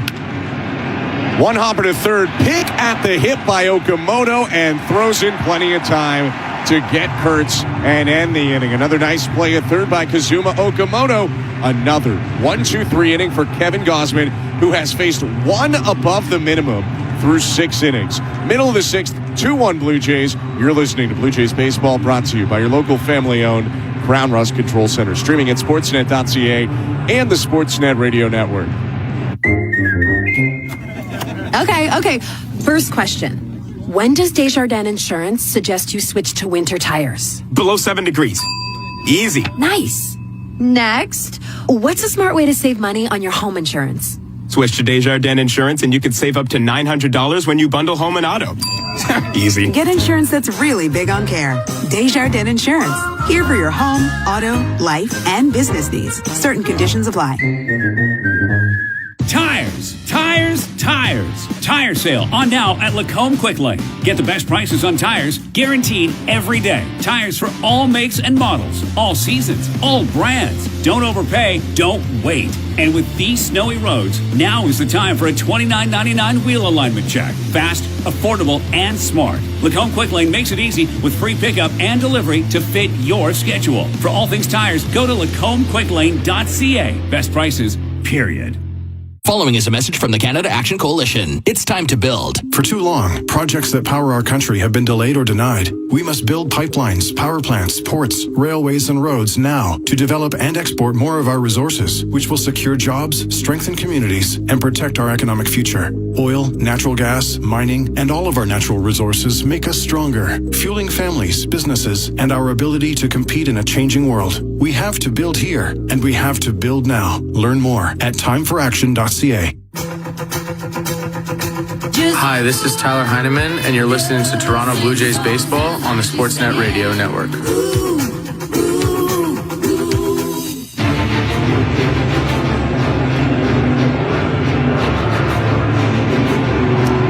Bottom of the 6th inning. Welcome back to Rogers Center. Thank you so much for tuning in. I'm Ben Schulman. To my left is former Major League pitcher Chris LaRue. The Blue Jays lead it 2-1. New pitcher for the A's into the game. Scott Barlow, the long-haired righty, deals to Vladimir Guerrero Jr. First pitch breaking ball lands in strike 1. This pitching change is brought to you by Home Hardware, the official home improvement retailer for the Toronto Blue Jays. Locally owned, genuinely Canadian. 0-1. Another breaking ball buckles Guerrero, check swing, and he takes strike 2. Scott Barlow's been around for a long time now, 33 years old. Out of Santa Clarita, California, has now appeared in 441 Major League ball games. 0-2. Vladdy reaches out, pokes it, and a through the legs, no-look snag by Barlow, who runs and underhand flips to first. He was facing second, stuck the glove in between the wickets, and came up with a prize. There's one out. I think the Athletics are lucky that Barlow actually caught that baseball. He probably would have been easier just to let that ball go because Jeff McNeil was standing directly behind him. That'll be one for the Scott Barlow highlight reel, even 441 games in his career. Pitch now to Addison Barger with one out, and it's yanked inside all the way to the backstop off the glove of Langoliers, ball one. Let's go quickly to the St. Louis Bar and Grill out-of-town scoreboard. For those following March Madness, 1-seed Duke up 5 on 5-seed St. John's with 1:15 to go in that one. Barger reaches out, pokes the 1-0 in the air, left center. Clark charging. He'll make the catch, cutting in front of Soderstrom. 2 down. Not identical, but a similar ball to the triple from Jimenez. Clark was playing much deeper this time, and he aggressively makes the play. Yeah, and he took charge. You could tell that he made an adjustment. He wasn't messing around. Little bit of a stutter step there. Tyler Soderstrom had to put the brakes on at the last second, but as the center fielder, that's what you have to do. You take control out there and you catch the ball. 2 outs, bottom of the 6th, 2-1 Blue Jays. The pitch to Alejandro Kirk is a strike, 0-1. One more on the out-of-town scoreboard brought to you by St. Louis Bar and Grill. We stay in the world of basketball, where the Toronto Raptors are playing here in downtown Toronto tonight, and they lead 33-27 over the New Orleans Pelicans. 0-1 pitch. Kirk fouls it back off his fellow catcher Langoliers, 0-2. Raptors are having a pretty good season. Playoffs or play-in is the thing they got to decide now, but there's going to be extra basketball after the regular season. Looking forward to that. 2 outs, base is empty, and the 0-2 pitch. Kirk pops it up third base, foul but playable for Muncy in front of the Blue Jay dugout. He'll make the catch on the green turf and end the inning. 1-2-3 in relief for Scott Barlow, and on to the 7th inning we go. It's the Blue Jays 2 and the Athletics 1 in the season opener. You're listening to Blue Jays Baseball, brought to you by your local family-owned Ground Rust Control Center, streaming on the Sportsnet app and the Sportsnet Radio Network. Hey everyone, it's Jack Michaels, the voice of the Edmonton Oilers. Did you know that Oilers season seats start at just $28 a week? You can choose from a full, half, or quarter game schedule and receive all the typical season seat benefits. To be the very first to select your perfect seats from a variety of locations, sign up for the pre-sale now at EdmontonOilers.com/season seats. I look forward to welcoming you to the season seats family soon. Let's go Oilers! Did you know the plasma in your blood is used to create medications that boost the immune system of people fighting cancer? Advancements in clinical care have led to new life-saving uses for plasma, and with that, a new need for donors. Canada needs more blood and plasma donors than ever before, because we're saving more lives than ever before. Help Canada reach 1 million new donors by 2030. Book an appointment today at blood.ca/plasma and experience what you get when you give. Canadian Blood Services. Who's saving who? Every great goal starts with a great assist. And on the road, that assist is Yokohama. This season, upgrade your ride with confidence. For a limited time, get an up to $125 rebate when you purchase 4 select Yokohama tires. Plus, enter the Play Hard, Drive Safe contest for your chance to win $400 in hockey gear every week. More grip, more control, more confidence for every drive. Yokohama, play hard, drive safe. This is Toronto Blue Jays baseball. George Springer has given the Blue Jays the lead once again. On Sportsnet 590 The Fan and the Sportsnet Radio Network. Welcome to the Timber Mart broadcast booth. Every winning build starts with a solid lineup, quality lumber, trusted materials, and expert advice. From the first pitch to the final out, your local Timber Mart helps you build it right. Timber Mart, Canada's building center. Ben Schulman and Chris LaRue, Andrew Holland, Tom Young, Stephen Coyle, our technical director, Show Ali, our host and producer. 2-1 Blue Jays, top of the 7th. New pitcher is Louis Varland. He's on in relief of Kevin Gosman, and he misses inside to Shea Langoliers. Ball 1. This pitching change is brought to you by Home Hardware, the official home improvement retailer for the Toronto Blue Jays, locally owned, genuinely Canadian. And Shea Langoliers fights a fastball off the fist to the other side. Hits it to right field for a base hit. Langoliers owns both of the hits for the Athletics in this game. Well, he hit his first hit hard, that home run into the bullpen in left field, and that second hit, that one right there, just fisted that thing into right field, right in front of Addison Barger. But like you said, 2 big knocks for him, especially this hit here leading off the ball game, or leading off the inning. First pitch, Varland to Soderstrom, called a strike 0-1. We'll get to Gosman's line in a sec, but first it's the 5th-year man now, Louis Varland, second year with the Jays, and his first full season with the Blue Jays after being acquired at the deadline from Minnesota last year. 0-1. High and outside, a ball and a strike. Blue Jays sent Alan Roden and pitching prospect Kendry Rojas over to the Twins, and in return brought back Varland and a half season of Ty France. 1-1. Down and in, 2 balls, 1 strike. Really big arsenal for the native Minnesotan. Starts with the fastball that on average is the hardest thrown by any Blue Jays reliever.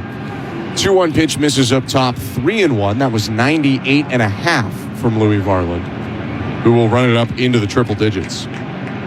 Soderstrom's got some juice. He had 25 home runs last season, so you can't just groove one here in a 3-1 count.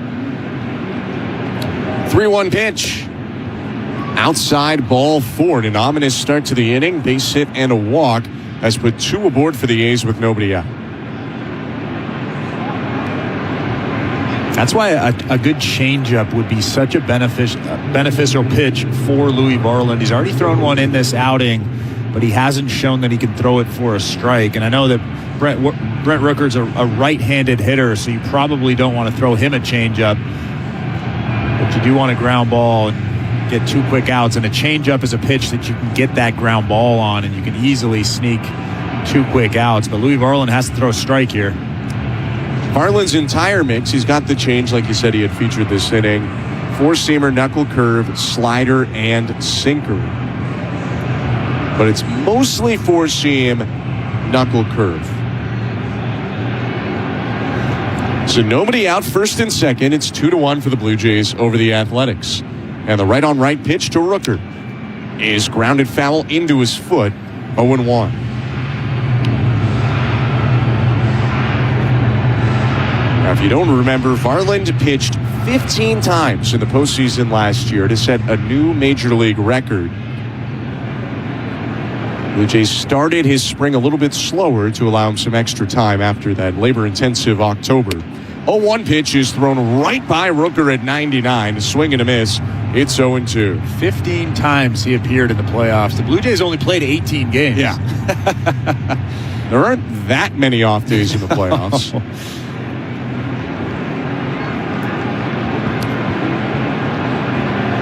Varland faces his third batter. Mason Fluharty continues to warm in the Blue Jay bullpen. Fluharty actually got up last inning when Gosman was finishing off his 6th frame. 0-2. Check swing pitch high. 1 ball, 2 strikes. Not a bad pitch there. You straighten him up. You make him feel a little bit uncomfortable. A good hard fastball up at the hands. Now you can really throw whatever pitch you want here. The 1-2. Bounced a curveball, 2 balls and 2 strikes.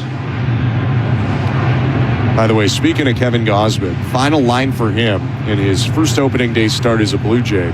6 innings, 1 hit, 1 earned run, no walks, 11 strikeouts. And if it's July, he's back out here for the 7th. Varland's 2-2. Fouled away. The fastball velocity might not have been some of the best stuff I've seen from Kevin Gosman, but just overall, I mean, that's got to be top 5 starts I've ever seen from Kevin Gosman. Executed all but maybe 3 pitches. Probably got away with a mistake or 2 like pitchers always do, and then Langoliers hit the homer. 2-2. Swing and a miss, he got him. Went back to the knuckle curve. Rooker strikes out. Big first out of the inning for Louis Varland as he looks to work out of this jam. It was actually a little bit of a backup knuckle curve. Alejandro Kirk was set up on the outside part of the plate. And as we've seen so often, really over the course of history, hitters have a tough time with that backup breaking ball. They expect it to break differently. And That's a gigantic out in this inning, and now you can dream of a double play here. Although Wilson runs really, really well. He runs well. He is prone to hitting it on the ground. A bit of give and take with first and second and one out. The pitch. Fastball stings the outside edge at 99. Strike one. Wilson's 0 for 2. A strikeout swinging and a ground out to second base. He's sitting with the tying run in scoring position. Go ahead run on base in the 7th inning. Kick in the 0-1. High. Wilson stiffens up after checking his swing. 1 ball, 1 strike.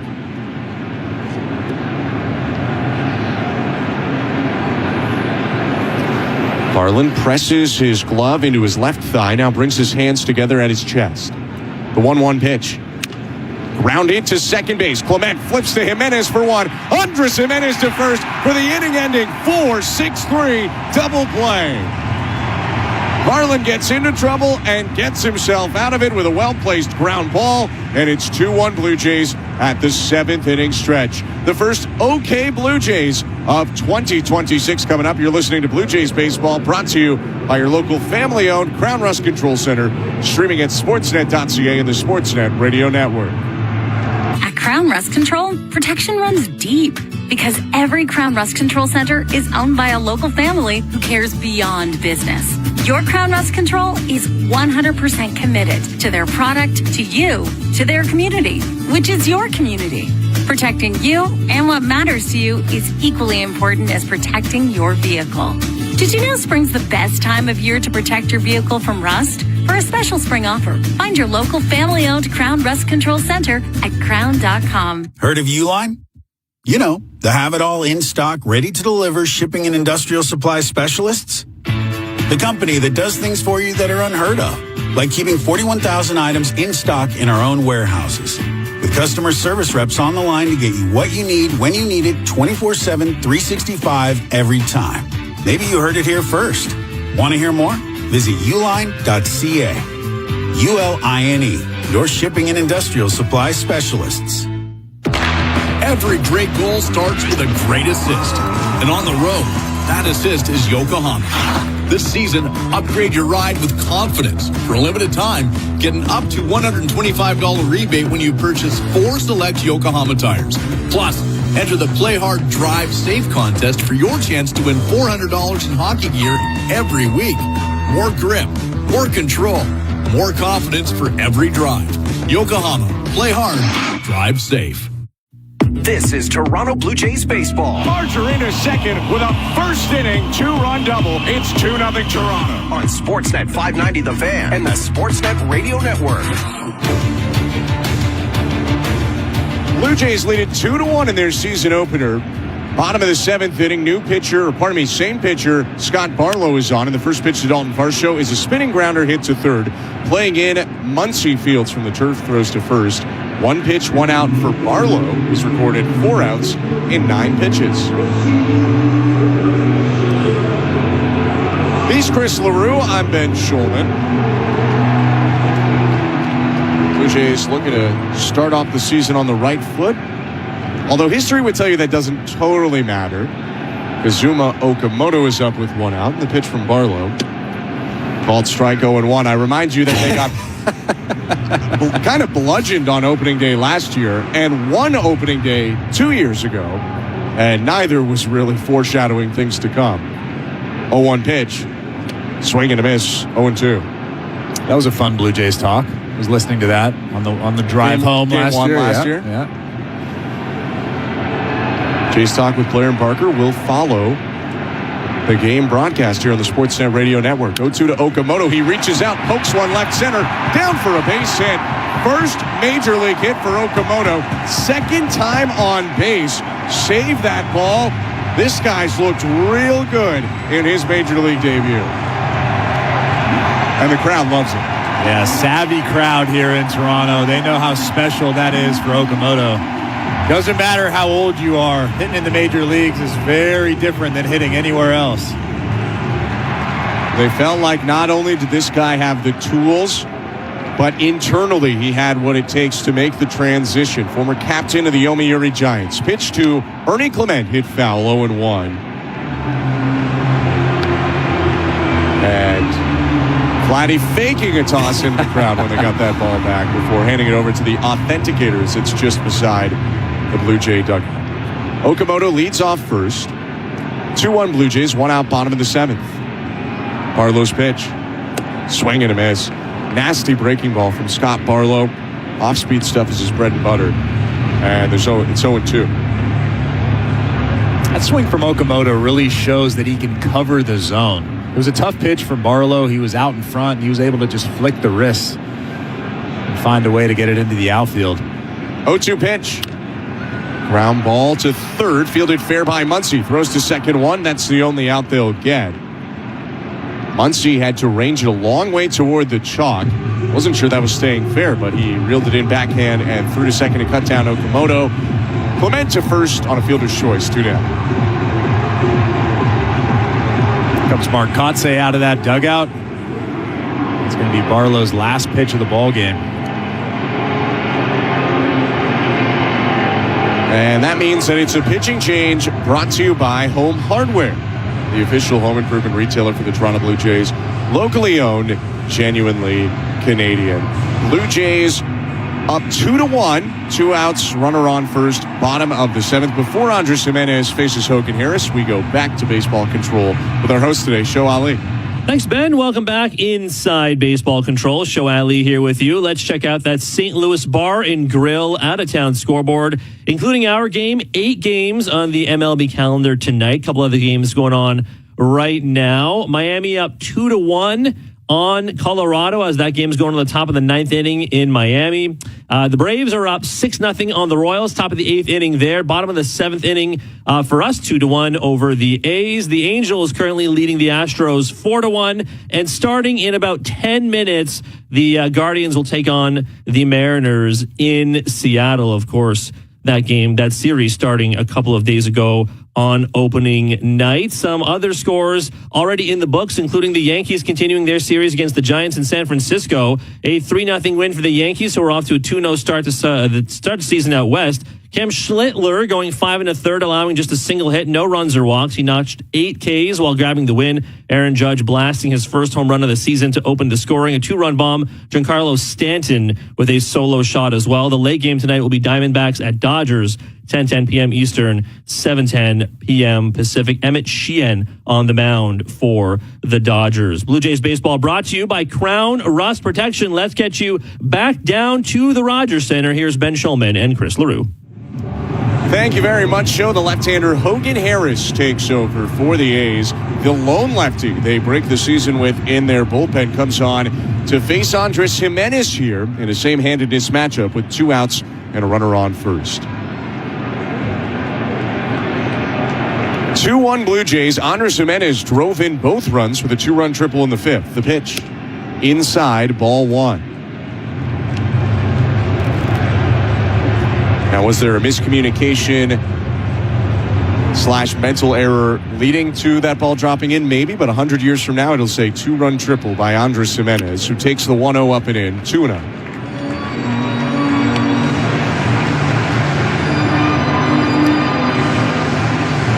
Harris on the other side, the bearded lefty from Louisiana, his 4th season for the 28-year-old who leads with a mid-90s 4-seamer. 2-0. Breaking ball misses down and away. It's a curveball at 75 to make it 3-0. Pretty good year last year for Hogan Harris. 29-year-old was 2-1 with a 3.20 ERA in 48 ball games. In danger of losing Jimenez. His 3-0 pitches inside ball 4. And that is the exact opposite of what Mark Kotze wanted. A 4-pitch walk sends Jimenez down to first and Clement into scoring position with 2 outs. Yeah, that's worst case scenario for the Athletics. Walking, left-handed hitting, Andres Jimenez to get to right-handed hitting. George Springer, a guy that eats lefties up. Springer 0 for 3 in this game. Ground out, pop up, fly out in foul territory. Harris's pitch. On the ground, left side, ranging to his right, Wilson gets up, throws to second to finish off the bottom of the 7th inning. No runs on a hit, 2 left for the Blue Jays. On to the 8th we go. It's the Blue Jays 2 and the Athletics 1. You're listening to Blue Jays Baseball, brought to you by your local family-owned Ground Rust Control Center, streaming on the Sportsnet app and the Sportsnet Radio Network. Life's noisy enough. Everything demands your attention. So here's something rare. Ah, silence. It's underappreciated, kind of like Windows from Magic. With retractable bug screens that only appear when you need them, you'll never worry about a dirty screen ever again. While others add to the noise, Magic cuts right through it. Find out more at magicwindow.ca. All in all Corsair, MKC, Edge, and Escape drivers, your upgrade is here. Right now, trade in your current vehicle or terminate your lease and receive $2,000 toward a brand new 2025 or 2026 Lincoln Nautilus or Aviator. Plus, enjoy rates as low as 1.99%. And when you drive a Lincoln, you'll receive complimentary services, including premium Lincoln loaner vehicles during service, because luxury should never be interrupted. Visit TorontoLincolnDealers.com today and elevate your drive. The best hitters don't chase every pitch. They wait for their moment. Know when to take a walk. Head to betway.ca and bet your way. Must be 19 plus, Ontario only. Play responsibly. Concerned about your gambling? Visit Connects Ontario.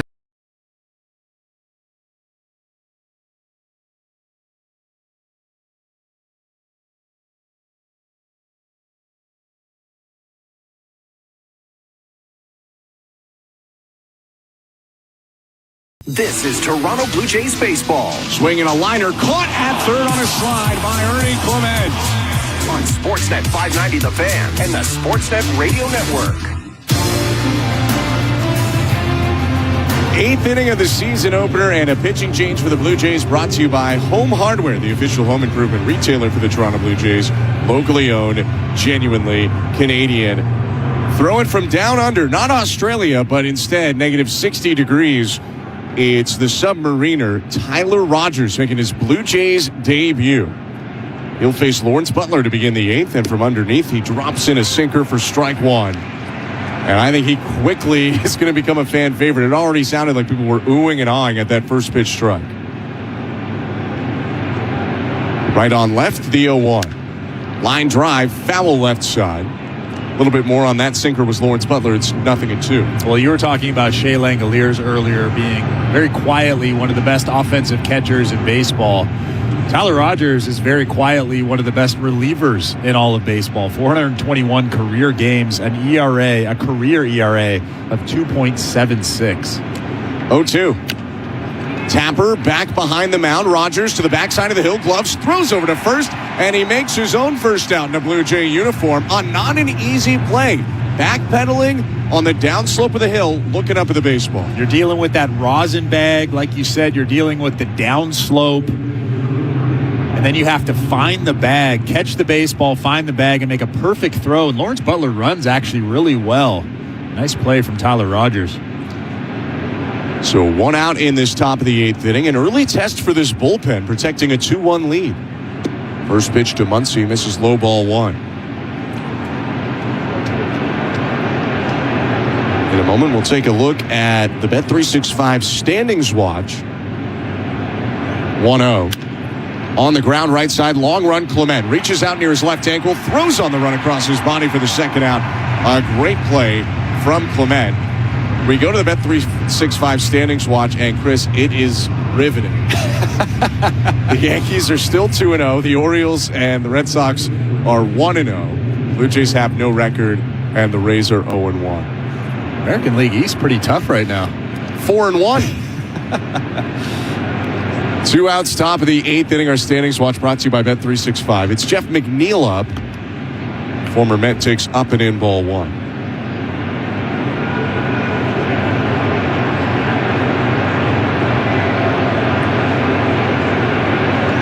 1-0 offering is fouled off by McNeil. He hits it into his foot. It's 1 ball, 1 strike. You mentioned Rogers quietly being one of the best relievers in baseball. He does a couple of things that people, I think, feel like relievers don't often or can't often do. A, he's pretty consistent results-wise year over year, which most relievers, unless you're talking about the top closers in the game, are often not doing. B, he has really good command, which you don't often see with relievers. 1-1 pitch is low, 2-1. And C, he actually throws a lot of innings. So he throws a lot of innings. He gets a lot of outs with solid ERAs. And he's often pitching clean innings, so his ERA a little representative. And then he throws a lot of strikes. The 2-1. Grounded foul, 2-2. But the interesting thing that I've noticed is he doesn't strike out many guys. So he'll have a ton of innings where he's throwing 6, 7, 8 pitches just because he's not trying to strike guys out. He's trying to make good pitches, get early contact, and you'll see a lot of weak contact. Dribblers to the second base side, weak fly balls, and that's really been the calling card of Tyler Rogers, just weak contact early, get your guys off the field, back to the dugout.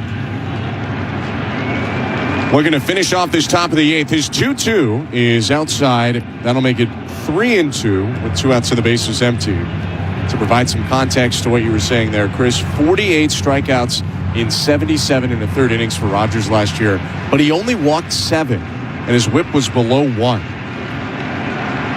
Payoff pitch. And it's low ball 4 right on cue. Blue Jays have not used a challenge yet, and they will not use one there as Rogers walks McNeil. It's the second walk by Blue Jays pitching in the game.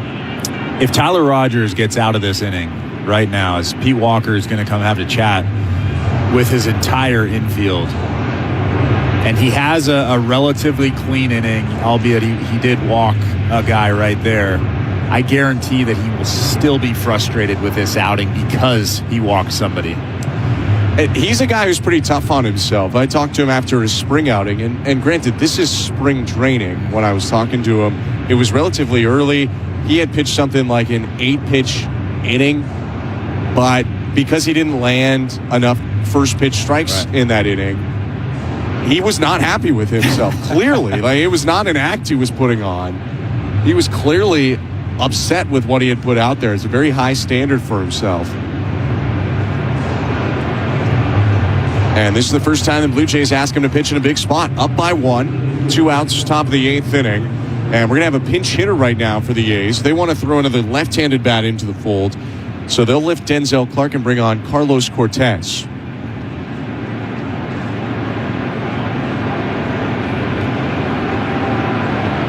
Rogers peeks over his left shoulder, sets, and the pitch to Cortez. This is outside, ball 1.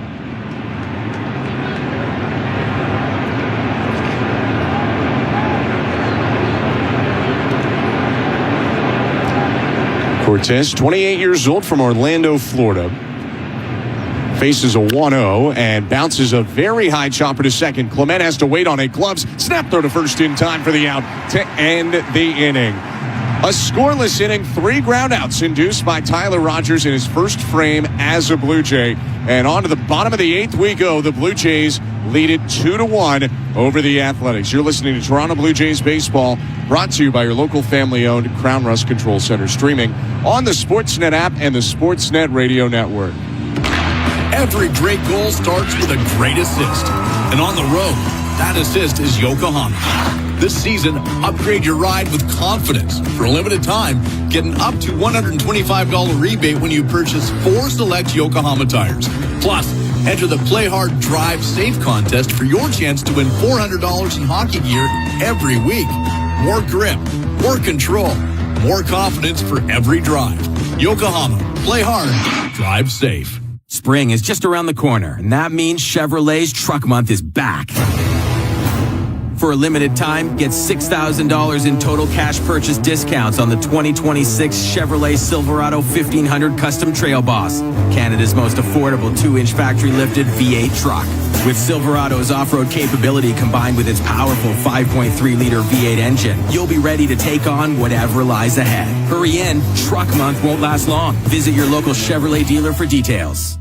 At Crown Rust Control Center, protection runs deep because every Crown Rust Control Center is owned by a local family who cares beyond business. Your Crown Rust Control Center is 100% committed to their product, to you, to their community, which is your community. Protecting you and what matters to you is equally important as protecting your vehicle. Did you know spring's the best time of year to protect your vehicle from rust? For a special spring offer, find your local family-owned Crown Rust Control Center at crown.com.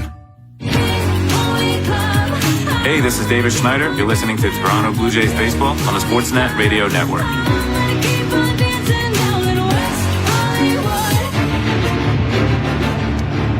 Bottom of the 8th inning, still Hogan Harris. He'll face Nathan Lucas with the Blue Jays up 2-1 and the first pitch fouled to the left to make it no balls and a strike. Season opener for the Blue Jays, tight and tense throughout, because why not? After the last time we left the Blue Jays in early November. A couple defensive changes for the A's, by the way. They hit for Denzel Clark last inning. We'll get to those in a sec. First the 0-1. He's in there from Harris to get ahead of Lucas 0-2. Clark was lifted for Carlos Cortez. Cortez will go into right field, and Lawrence Butler is going to slide into center. 0-2 pitch. Lucas reaches out and pops the ball back of third, playing shallow left on the fly ball for Tyler Soderstrom, who makes the catch overhead. He actually overran it slightly, but he adjusts. There's one out. This copyrighted broadcast is presented by authority of Rogers Blue Jays Baseball Partnership and may not be reproduced or retransmitted in any form. And the accounts and descriptions of this game may not be disseminated without the express written consent of Rogers Blue Jays Baseball Partnership or the Sportsnet Radio Network. One out, and the pitch to Vladimir Guerrero Jr. outside ball one. As that pitch was landing, the A's were still shifting defensively. Second baseman McNeil was moving up the middle while the center fielder Butler was moving the opposite direction toward right center. 1-0. Swing and a miss. Vlad going for it all on that pitch. Swung out of his shoes, and it's 1-1. It's nice to see that from Vlad every once in a while.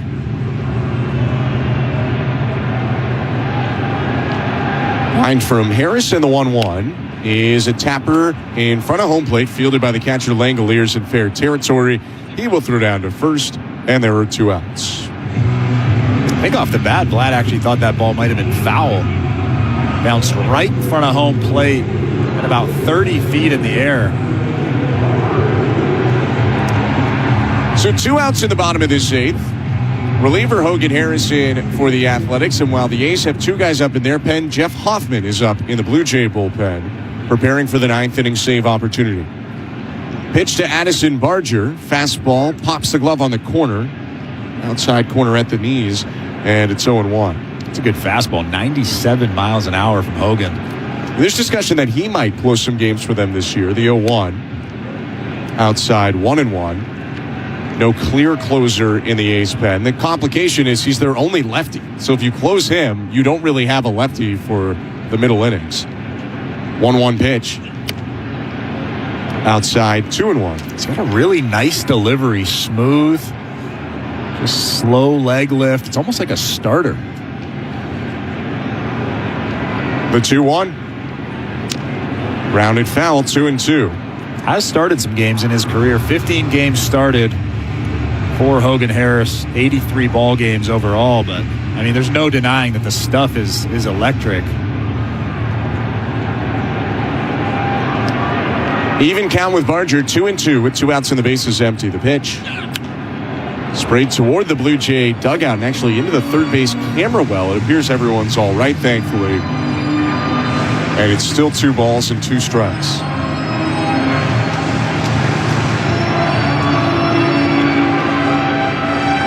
Barger looking for his first hit of the year. He's 0 for 3. Strikeout, ground ball, double play, and a fly out to center.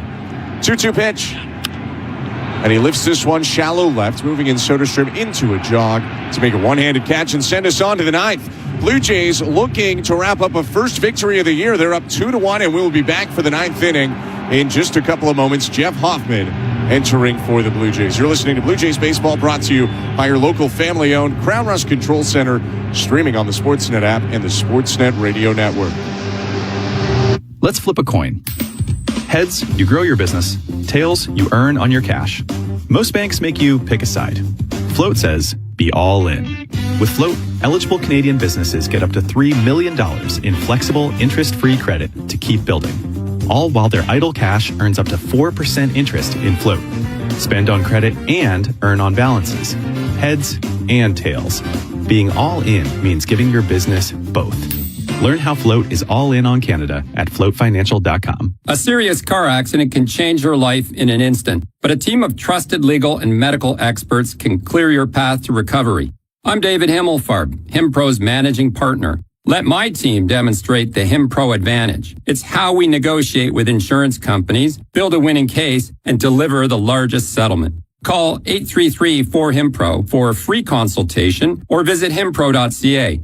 HimPro, serious results for serious injuries, fast. HimPro. 1-877 Cars for Kids.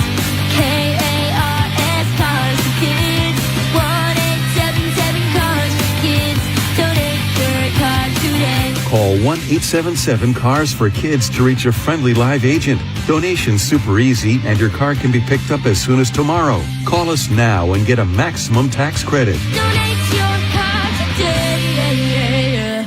This is Toronto Blue Jays baseball. Ernie Clement with his 4th extra base hit in the last 2 days. On Sportsnet 590 The Fan and the Sportsnet Radio Network. 9th inning in Rogers Center. We welcome you back to the Timber Mart broadcast booth. Don't sit on the bench when it's time to build with flexible financing options.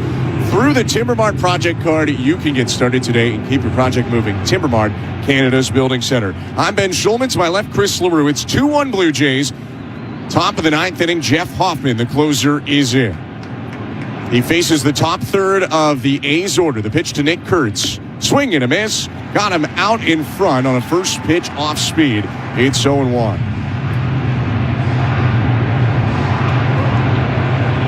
Fastball, slider, splitter for Hoffman. Slightly new defense behind him.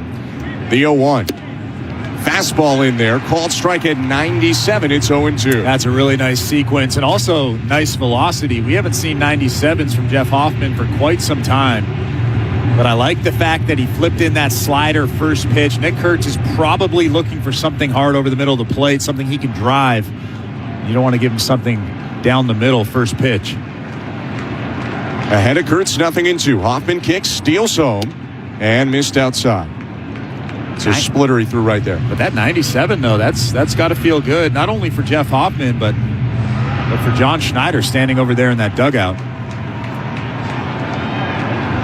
Right-hander with a deep breath. And the 1-2 pitch inside. Brushes back Kurtz with a fastball. 97.5 on his two-seamer. 2-2. Still have to locate it, though. As nice as it is to turn around and see that 97.5, you still have to locate it. The 2-2 pitch.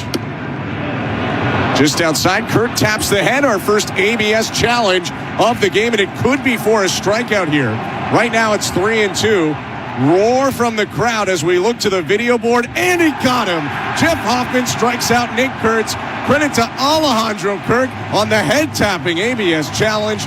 1 down. Well, why not use it now? You have 2 left in the ball game. Nick Kurtz is one of the best in the business at hitting home runs.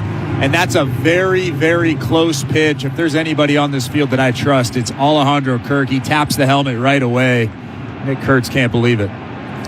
So 1 down on the first and very successful ABS review for the Blue Jays. And the pitch to Shea Langoliers. Outside and low ball 1. And keep in mind, you still have 2 left. Yeah, so that was a successful challenge. You still have 2 left. For those who don't know, you start with 2, but you retain them when you hit your challenges. 1-0. Swing and a miss, 1-1. Langoliers pretty much the offense today for the A's. He's got a run scored on a solo homer in the 4th, and he's got the other A's hit on a single in the 7th. A's have 1 run on 2 hits. 1-1 to Langoliers. Called strike, and it's 1-2.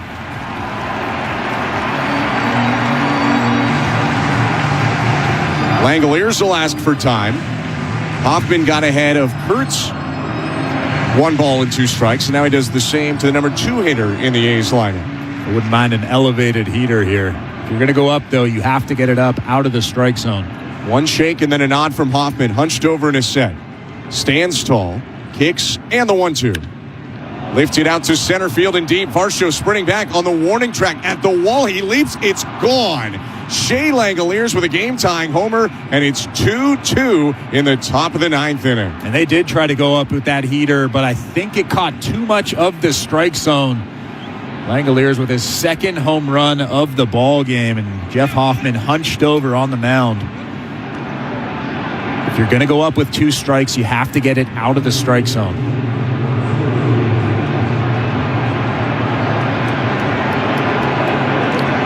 And we got a new ball game with 1 out in the top of the ninth inning. Tyler Soderstrom up. Hoffman looking to bounce back here. First pitch fouled back, 0-1. Home runs were the problem really last year for Jeff Hoffman, who was 4th in Major League Baseball, 3rd in the American League in saves, but had an ERA above 4. Here's 0-1 to Soderstrom.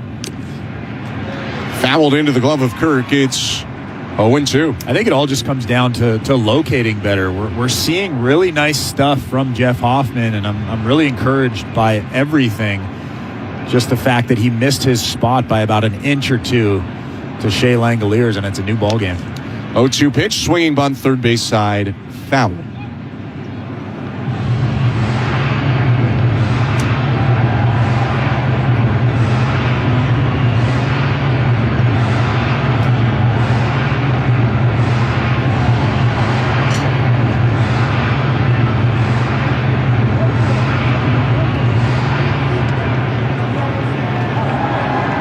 Langoliers with all 3 A's hits and 2 homers to have us to the 2-2 score. 0-2 to Soderstrom. And it's popped foul left side over the third base dugout and about 20 rows into the seats.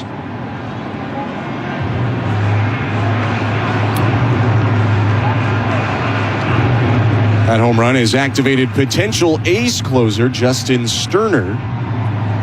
Right-hander up now because we know there will be a bottom of the ninth in this game now that we're tied at 2.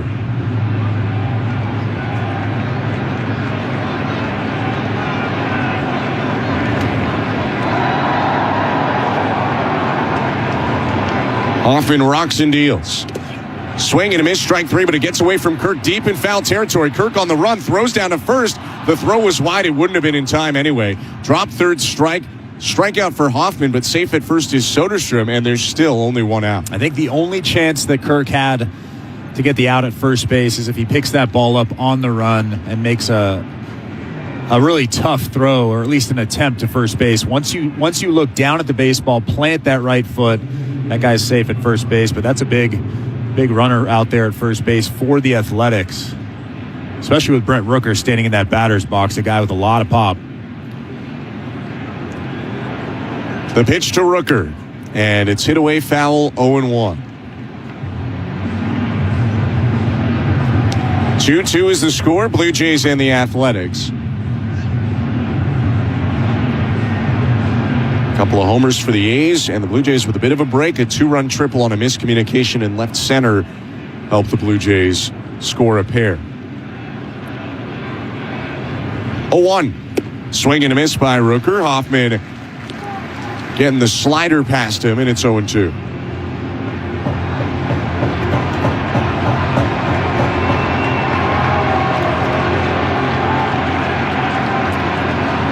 Right-hander sets belt high. 1 on and 1 out. His pitch. Swing and a miss, strike 3. Pitch in the dirt, blocked by Kirk. Rooker couldn't go anywhere anyway, and there are 2 down on the 3rd strikeout of the inning for Hoffman. Yeah, and like I talked about earlier, the stuff is good. It's just a matter of locating those pitches. And I mean, that was really the issue last year. From time to time, you would get behind the split and it would float through that zone. But a lot of the times it was just a little bit off with the command, with the location. And we've seen that already in this ball game. Velocity is nice, but you still have to locate that fastball.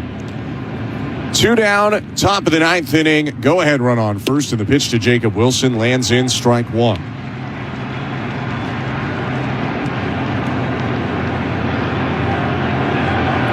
A's have tied it at 2, looking ahead to the bottom of the 9th.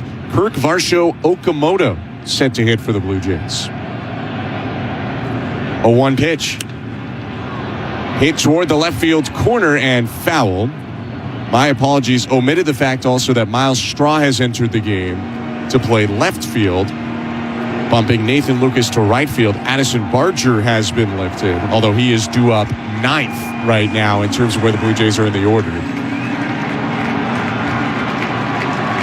They're trying to get to the bottom of the 9th in a 2-2 game. Soderstrom on first, 2 outs, 0-2 count against Wilson. Hoffman's pitch. Poked high in the air, right side foul. Vladdy giving it a look, side warning track. He will look it all the way into the seats. Bounces off some padding and skips way deep into the sea of hands. Still 0-2.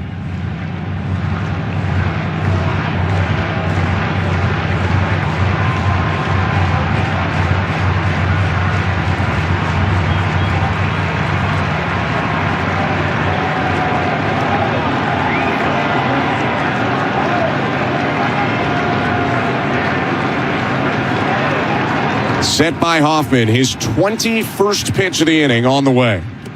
And it's in the dirt, backhanded pick by Kirk. It's a great block from Kirk, keeping that runner at first base. You don't want him getting into scoring position with 2 outs. And Wilson can find a way to get something through the infield, and the Athletics potentially could take the lead.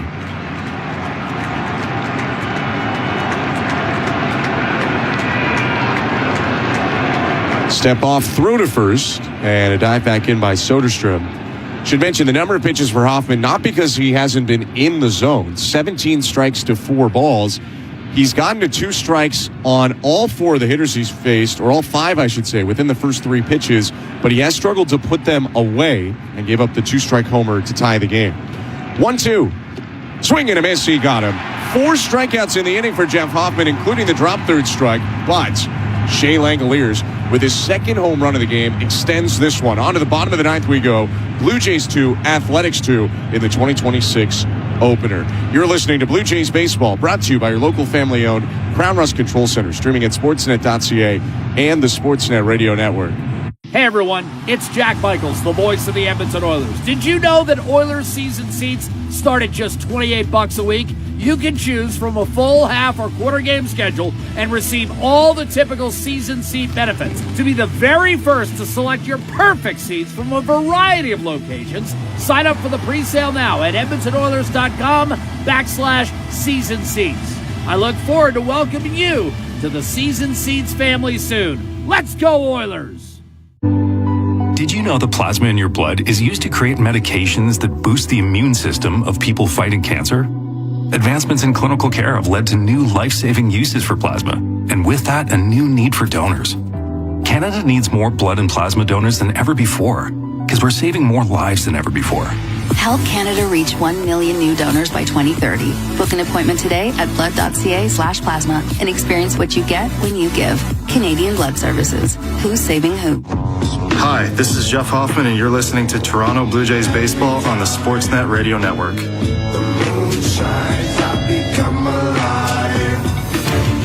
Welcome back to Blue Jays Baseball. Show Ali here with you. The Blue Jays and A's tied at 2 as we head to the bottom of the 9th in Toronto. Quick update on the St. Louis Bar and Grill out-of-town scoreboard. Raptors and Pelicans in action right now. Raptors currently up 69-54 with 8.5 minutes to go in the third quarter. You can watch it on Sportsnet 1. Blue Jays Baseball is brought to you by Crown Rust Protection. Bottom of the 9th at the Rogers Center with the call on the Sportsnet Radio Network. Here's our very own Ben Shulman and Chris LaRue.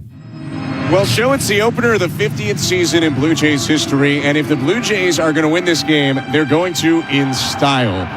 It's walk-off or bust now for the Blue Jays, who enter the bottom of the 9th tied 2-2 with the A's, and whether they win it now or win it later, the Blue Jays are going to take this one. It would be in walk-off fashion. They'll face a new pitcher, right-hander Justin Sterner is on, and the pitching change brought to you by Home Hardware, the official home improvement retailer for the Toronto Blue Jays, locally owned, genuinely Canadian.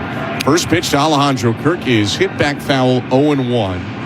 Alejandro Kirk 0 for 3. He is coming off a season in which he hit a career-high 15 home runs.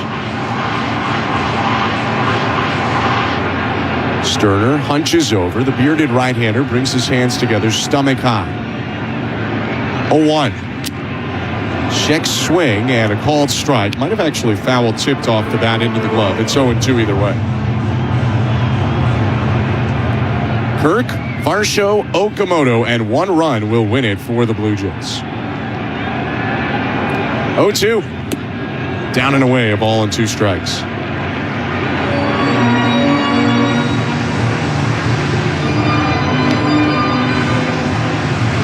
Multiple walk-off hits for Alejandro Kirk last year as he tries to pick up his closer Jeff Hoffman, who just gave up the game-tying blast in the top of the 9th. 1-2 pitch. Off the end of the bat, a spinning grounder toward first. Hits off the bag, I believe, but Kurt stays with it to make the play, get to first, and record the out. 1 down. That was a great job from Kurtz. Fielding that baseball, it hit the bag, and you can see him really concentrating on that ball, following it as it went into his glove. Big first out for the Athletics. Kurtz so green, this is his first opening day, that when he got announced as the leadoff hitter for the A's, he actually went to the wrong side of the high five line as he was high-fiving his organizational teammates. 1 out, Dalton Varsho is up, and the pitch is hit foul to the left, 0-1. He's probably got a few more opening days in him. You would think so.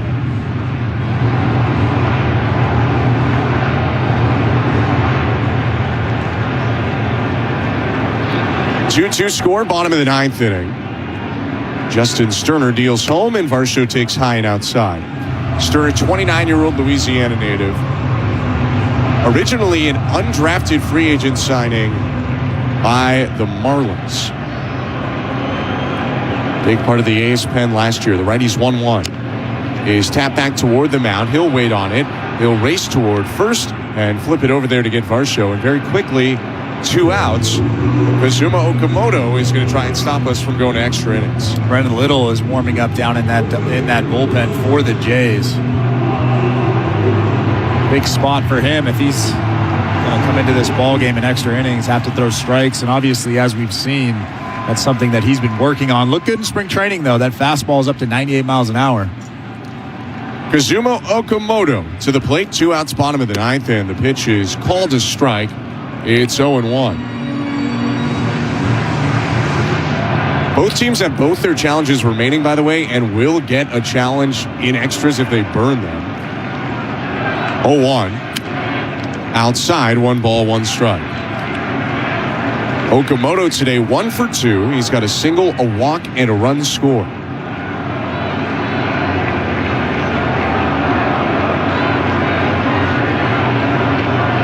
The 1-1. Swing and a miss. Ball and 2 strikes now as Sterner puts a fastball by him at 93. Just a well-located fastball right on the black on the outside part of the plate.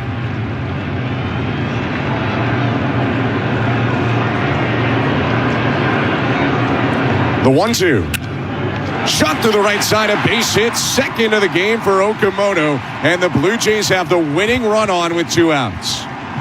I think they tried to do it again, tried to go away to Okamoto, but he just drops that barrel and rips it through that big hole on the right side. I'm really impressed by what I've seen from him tonight. A walk, a hit to left, a hit to right. Not trying to do too much with that pitch. He knows exactly where that hole is. Blue Jays will leave him on first base. No obvious pinch run candidate with Miles Straw already in the game. Ernie Clementa, the pitch.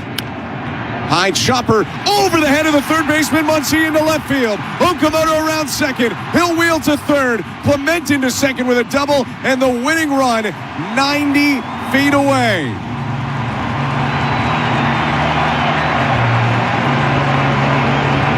Well, that's not how you draw it up, but Ernie Clement will take it. A while ago, they would have called that the Baltimore chop as he pounded it into the dirt circle right in front of home plate. Must have went 25 feet in the air off the bounce, way over the head of Muncy, who had no play. And now Scott Emerson's going to go talk to Justin Sterner, who's got to face Andres Jimenez with the winning run 90 feet away and 2 outs. Well, Sterner throws a lot of sweepers, so if you're Okamoto standing at third base, you have to be prepared for something in the dirt. And obviously on the flip side of that, if you're Shea Langoliers, you have to be ready for something in the dirt. You have to try to block everything.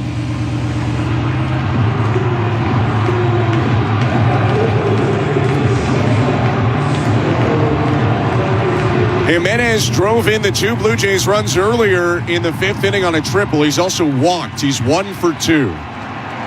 Infield back with 2 outs on the edge of extra innings unless Andres Jimenez can win it now.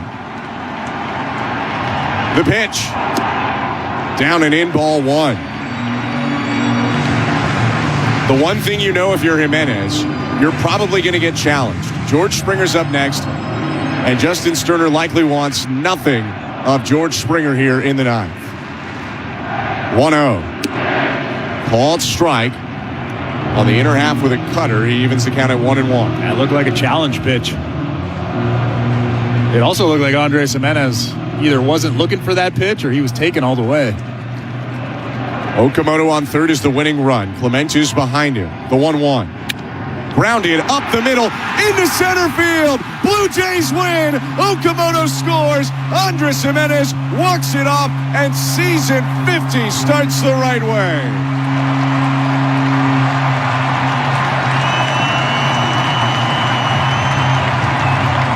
Baseball is back in Toronto. Baseball is back in Canada. And Andres Jimenez is the hero, walking it off, driving it all 3 today in the Blue Jay victory. Well, how about Andres Jimenez? He got the pitch that he was waiting for. It was a cutter on the inside part of the plate, and he just ripped it right back up the middle. He's come up with some big hits, big home runs for the Toronto Blue Jays, and he starts the season on the right foot. What an ending to this ball game. It wasn't always pretty, but it's a 1 in the win column right now as Andres Jimenez walks it off for the Blue Jays. 3-2 is the final score in this game. We're going to take a quick step aside. When we come back, we will wrap it up and then get you over to the first winning edition of Blue Jays Talk in 2026. 3-2 walk-off win for the Blue Jays. You're listening to Blue Jays Baseball, brought to you by your local family-owned Crown Rust Control Center, streaming on the Sportsnet app and the Sportsnet Radio Network. Every great goal starts with a great assist. And on the road, that assist is Yokohama. This season, upgrade your ride with confidence. For a limited time, get an up to $125 rebate when you purchase 4 select Yokohama tires. Plus, enter the Play Hard, Drive Safe contest for your chance to win $400 in hockey gear every week. More grip, more control, more confidence for every drive. Yokohama, play hard, drive safe. Heard of Uline? You know, the have-it-all in-stock, ready-to-deliver shipping and industrial supply specialists. The company that does things for you that are unheard of, like keeping 41,000 items in stock in our own warehouses. With customer service reps on the line to get you what you need, when you need it, 24/7, 365, every time. Maybe you heard it here first. Want to hear more? Visit uline.ca. ULINE, your shipping and industrial supply specialists. This is Toronto Blue Jays baseball. Double play! And the Blue Jays escape the bases loaded jam. On Sportsnet 590 The Fan and the Sportsnet Radio Network.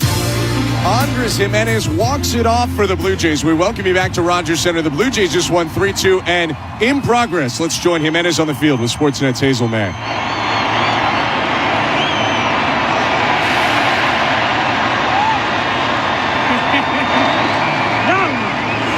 Andres Jimenez accounted for all the Blue Jays runs on opening day 2025, and he has driven in all 3 runs as he watches Kaz Okamoto get dunked as well. You drive in all 3 runs for the Blue Jays on opening night.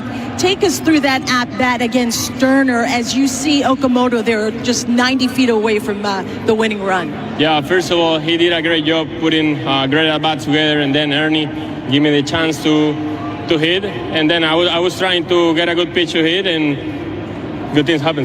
Good things happen for you. Good things happen for Kaz. His first and second career hits in Major League Baseball, and he also made a couple of nifty plays there at third base. You're watching him to your right. What did you make of the way he played defense here in the big leagues? His focus, his work ethic, his discipline, and his focus the whole time on defense, offense. So I'm really happy to have Oka here. How about Kevin Gausman setting the tone for the Blue Jays? 1 run over 6 innings, 11 strikeouts. Believe it or not, this was his first opening night start in a Blue Jays uniform. But you saw him last season in the kind of leadership that he provided for you. What is your take on the way Gausman really led the way for you guys tonight? I mean, Gossi is a great pitcher, great leader, and a great teammate.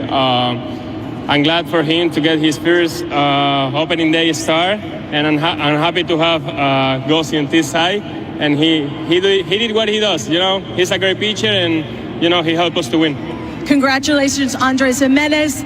Congratulations, by the way, to Team Venezuela at the WBC. We'll see you tomorrow. Thank you so much. All right, Andres Jimenez, he's a champion, guys. Thank you very much, Hazel and Andres Jimenez, walk-off hero, world champion Andres Jimenez. The Blue Jays win it 3-2 thanks to his walk-off hit. Plenty of Andres Jimenez talk, Chris, but we should circle back, as Hazel was with Andres as well, to Kevin Gausman, who will not get a decision in this outing, but more than led the Blue Jays to victory. 6 innings, 1 hit, 1 run, no walks, and 11 Ks. What did you think of it? Yeah, there were a lot of incredible things in this start for Kevin Gausman. Not only was the velo where he needs it to be, we saw a lot of 96s, a couple of 97s.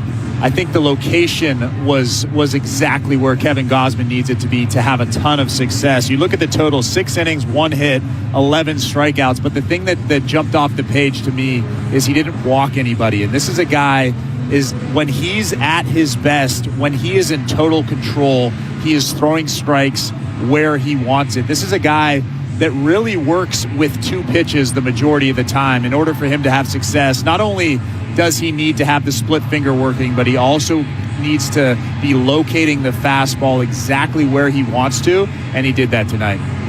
He certainly did, and the Blue Jays needed all of it as they won 3-2. The Athletics with 2 runs on 3 hits, no errors, 7 left. Blue Jays 3 runs, 7 hits, no errors, 3 left. The win in relief goes to Jeff Hoffman. Justin Sterner picks up the loss. No save in this one. 2-hour, 26-minute affair once we got going at 7:43 in front of 42,728. The Blue Jays win. They're 1-0. The A's are 0-1. They will duel tomorrow as longtime Ray Jeffrey Springs goes for the A's and Dylan Cease makes his Blue Jays debut. Hope to talk to you then. Appreciate you tuning in for the season opener. For our technical directors, Tom Young, Andrew Holland, and Stephen Coyle, our host and producer, Show Ali, and my partner, Chris LaRue. I'm Ben Schulman. Have a great rest of your night. See you at 3 Eastern tomorrow, and stick around. The first of maybe 162 in a row winning editions of Blue Jays Talk with Blair and Barker starts right now.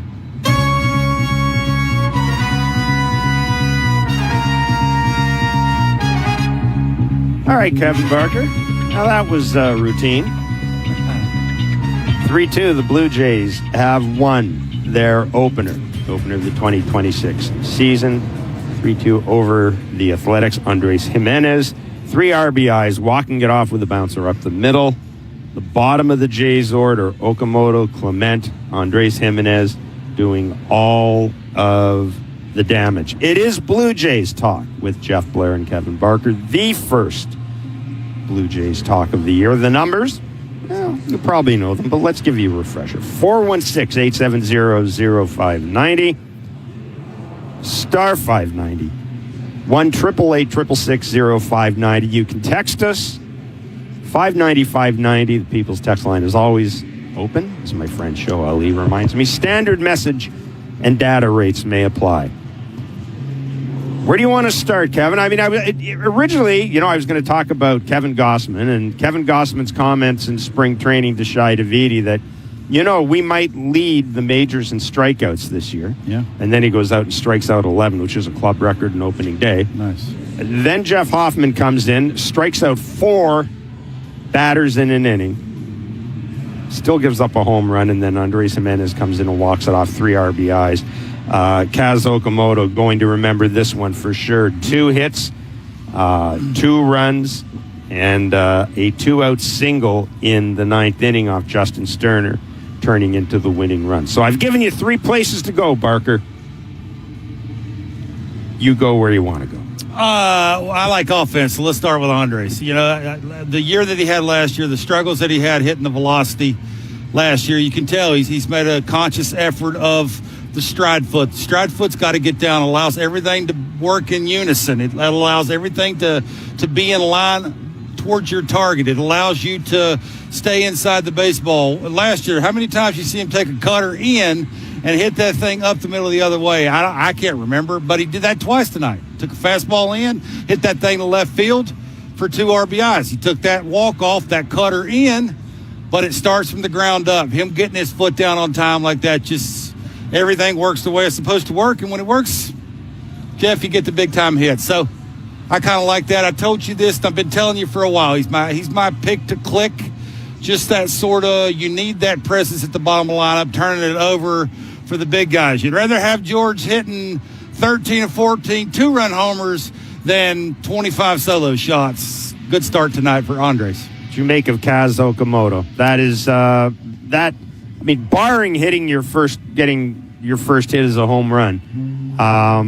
Boy, the Jays will take that every night out of their third baseman. Yeah, he's as advertised. I mean, we saw him make a good play on the defensive side, a little in-between hop. You know, he has the awareness of that internal clock that he can go to a knee. He can still get up because he's got a strong arm, an accurate arm. He can throw it to Vladdy, get the out. That's a big-time play. He made it look routine. It's not an easy play, even for big leaguers. A good approach is I pull the off speed, I hit the fastball the other way. I mean, that's how you get off to good starts. That's how you make yourself happy early in the season. Don't overthink it. Don't do too much. What we've been hearing since he became a Blue Jay is how sweet his swing is. They're spot on. It's effortless. It's easy. It's repeatable. What did John Schneider say? Just a flick of the wrist. That's it. All you got to do is think about where you want the ball to end up. If I'm sitting curveball, I'm thinking about catching it out front. If I'm sitting heater, I want it in a certain spot. I'm going to let it travel a little bit. I'm going to stay inside it, and I'm going to hit it the other way. Then I start building off that. The later the season gets, the more I can change that up because I get into the flow of the season. Everything starts to work between the ears. I go out and I'm a little bit better at it. But man alive, he's as advertised. He did exactly what everybody says he can do because of that effortless sweet swing he's got. 416-870-0590, star 590, 1-888-666-0590, 590 is the text line. Opening night win for the Toronto Blue Jays after a lengthy pregame ceremony. Celebration of the team's 50th anniversary. We saw some of the stars, the Blue Jays, throwing out the first pitch. George Bell, always good to see George Bell, our friend Pat Henkin, Ernie Witt, Vernon Wells, and of course the one and only Jose Batista throwing out the first pitch. Really, really good pregame show put together by the Blue Jays, as you would expect. They do these things very well. And the unfurling, or the raising, if you want to call it, of the 2025 ALCS pennant. Kevin, you're pointing at me. No, I want to touch on Gausman a little. This doesn't surprise you what he did. I think the body awareness this early in the season, it's been since he showed up at spring training. The reason why I say that is just look how easy everything is.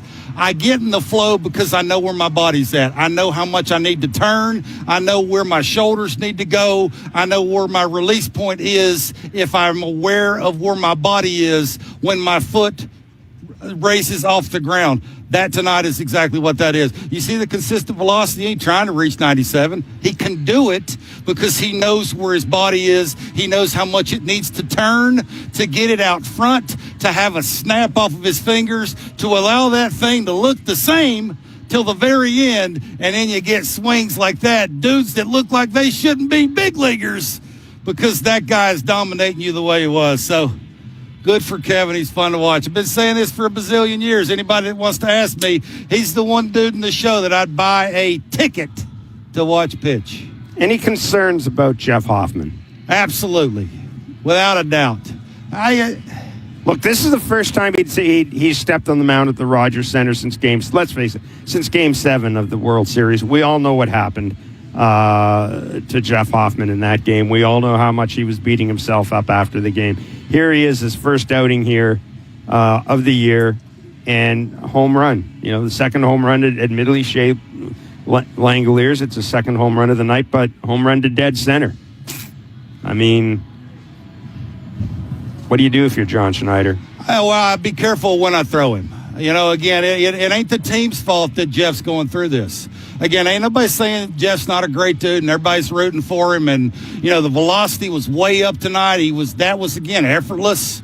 He wasn't trying to throw 98. It was just 98. But, you know, that was in a good spot, too. Langoliers is, you know, he knows how to get the head out. He knows how to sort of beat the guy to the spot. You know, he's looking to bridge. He ain't looking to hit a single to right, especially in that kind of spot. He had 31 last year for a reason. When you get dudes down in the count, you can't be giving up solo home runs in the ninth inning when you're trying to shut out games. So if I'm John, absolutely. Like, again, it's early in the season, you got to get guys confident-wise off to good starts. And 1, 2, 3 in the order up a run. If you're John tomorrow or the next day, you're going to run him out there, Jeff? I mean, I have to. No, there's no way. I have to. There's no way. I have to. I think if you don't, there's no way. If you don't run him out in a safe situation, now maybe tomorrow it's a day game, 3:00 game. Maybe you got a bit of an excuse there if you want. But yeah, he's at least at the start of the year, he's your guy. Yeah, is he? Yeah, he has to be. How? Why? He has to be. I mean, John has basically said that. No, I didn't. I'm not saying a month from now he's not. He was on our show today, and I asked him a question about that, and he said that you'd like to see a guy take it and run with it, but if that's not the case, then it will be by committee, depending on where they're at in the order. Again, his next save opportunity, 1, 2, 3 is coming up. He's getting the ball up and run. But here's the problem, Kevin. You're talking about taking it and running with it. You can't after one outing say, okay, Jeff Hoffman's not taking it and running with it. You got to give him a little more rope than that, and then you can make your decision. It gets back to that what's best for the team. It's best for the team, Jeff. Joseph and Kleinberg, you're on Blue Jays. Kind of where you're at with it. Hi, good evening, guys. My family was at the game today. I just wanted to say the opening ceremonies were pretty emotional. My daughter, my son, and my wife were crying. It was pretty cool. I just want to say that triple by Jimenez, why was that not called an error? My 11-year-old son plays for Calvin Nationals, and he would have caught that. I don't understand why they didn't call that an error. Generally, in the outfield, the outfielder has to touch the ball or drop it for it to be called an error. Generally that's the play. You're not going to assume that as much as Denzel Clark, probably makes that play 100 times out of 100 times, or at least 99 times out of 100. Mm-hmm. But you're not going to see an error in the majors unless the ball touches the glove or something like that. Yeah. And it's just it's not scored an error. And besides that, opening day, a little home field advantage there. Absolutely. For Andrés Giménez, gets a triple. No question. No harm, no foul. Nope. No harm, no foul. 416-870-0590, star 590, 1-888-666-0590. Tony from Kitchener. I'm convinced this is probably not Tony from Kitchener. It's probably Kevin from Markham. I know it's the first game of the season, but it's clear we need a closer. 2 batters in the new season. Same old Hoffman ruining my mood game after game. That's from Tony in Kitchener. They're already jumping off the Hoffman Express. I cannot believe it. You're all better than that. Brendan in Edmonton, you're on Blue Jays Talk. Good evening, gentlemen. I just wanted to highlight Kevin Gausman again. I know you guys just talked about it, but what a guy can do with just 2 pitches and really dominate a lineup is kind of remarkable. Everybody knows what's coming. It's going to be a fastball or it's going to be a splitter, but the velocity and the ability to maintain that throughout the entire game really just kind of impressed me a lot tonight. And one guy we haven't highlighted yet, or you gentlemen haven't highlighted yet, would be Ernie Clement. To me, just picking up right where he left off in the postseason, another couple of big doubles to set up Andrés Giménez for both of those hits. Something that gets a little bit overlooked, especially with that the first 2 runs that scored, really putting both of them in scoring position, making it kind of eases the approach that Andres has to have. He doesn't have to try to do anything too much, just kind of, put the ball in play. And the more those 2 guys can do that, Ernie and Andres, the better this lineup's going to look. Yeah, without question. Yep, thanks for the call. Listen, Kevin and me, we just kind of touched on it, but Ernie gets a couple of key hits. That 9th inning hit, 2-out single, moves Okamoto to third, and then Jimenez comes through. We've talked about Ernie, man. He is, and it'll be interesting to see what happens tomorrow against the left-hander, how John Schneider handles his That's lineup. An easy one. You don't even think about that. John's not getting out of the locker room. You know who's hitting second tomorrow. You just talked about Ernie. You don't ever think this thing like that, especially if a lefty's on the mound. The way he puts the bat on the baseball and gets on base, what better way to protect Vladdy than have traffic? Mm-hmm. That's a no-brainer for me. You got a lefty on the mound. Ernie's your 2-hole hitter. Yeah, and I think John's talked about that spot is going to be. Is going to be a little fluid. There ain't really no other option. Well, no, we were working our way through it. I don't think there is. I don't think there is either. You want to leave Okamoto down, where he is, but at the same time, you do like that. You do like that bottom of the order. But I'm with you. I think Ernie goes up into the number 2 spot, and Ernie's Ernie, as you said. He's going to make contact, and finds a hole most of the time. Most of the time, he certainly does. Jeremy and Kamloops, you're on Blue Jays Talk. Hello, guys. Welcome back. Good to have another good season. It's good to be back. Thanks. Yeah, it's fun. Yeah, right on. It's been a long winter watching the Leafs, and I'm just so happy to have the Jays back because of the care factor of the team. Like, these guys all care. Even Okie there, like, he's here. He really wants it. He wants the fans to win. And those guys are just easy to like. Yeah. Yeah, no, I appreciate the call. Yeah, look, this team captured the hearts of the country last year. The TV ratings show that, the merchandise sales show that. The opening today. Jays fans, Brendan Little, Jeff Hoffman, they didn't hear a thing other than cheers from Blue Jays fans, and I think we were kind of wondering a little bit what the reaction might be. But as I told you, fans cheer the moment. The moment passed in Game 7. It's a new year. Thank God that they don't have to do it again tomorrow, though, because Jeff may be hearing some. You think so? Yeah, maybe. He'll be all right. Give him a chance. Be careful when you throw. It's one game. Give him a chance. Oh, yeah. I'm just not going to go. I'm not going to. If this was a team that hadn't gone to the World Series last year with Jeff Hoffman as a closer, I'd be jumping off the press box with the rest of you. But I trust these guys. Well, I don't want to bring it up, but it is 2 games. That is 2 games in a row. He's giving up a home run in the 9th inning. Oh, stop it. What happened? Stop it. Like 160 days between the games. I love him. I hope he figures it out. I got 4 strikeouts. What do you want? Yeah, I'd like to have 3 punch-outs and game over. Jeff? You guys are so demanding. Well, yeah. David from Markham, an entertaining game, but to be honest, offense was really lacking. One hit in the top 6 of the lineup. And we were waiting for this question. David, thank you. You are our grand prize winner today. And you get my undying love and respect for asking this question. Can one of you explain why Gossman was pulled after the end of the 6th? Jeff, I gave you the answer before we left the press box. How many pitches did he throw?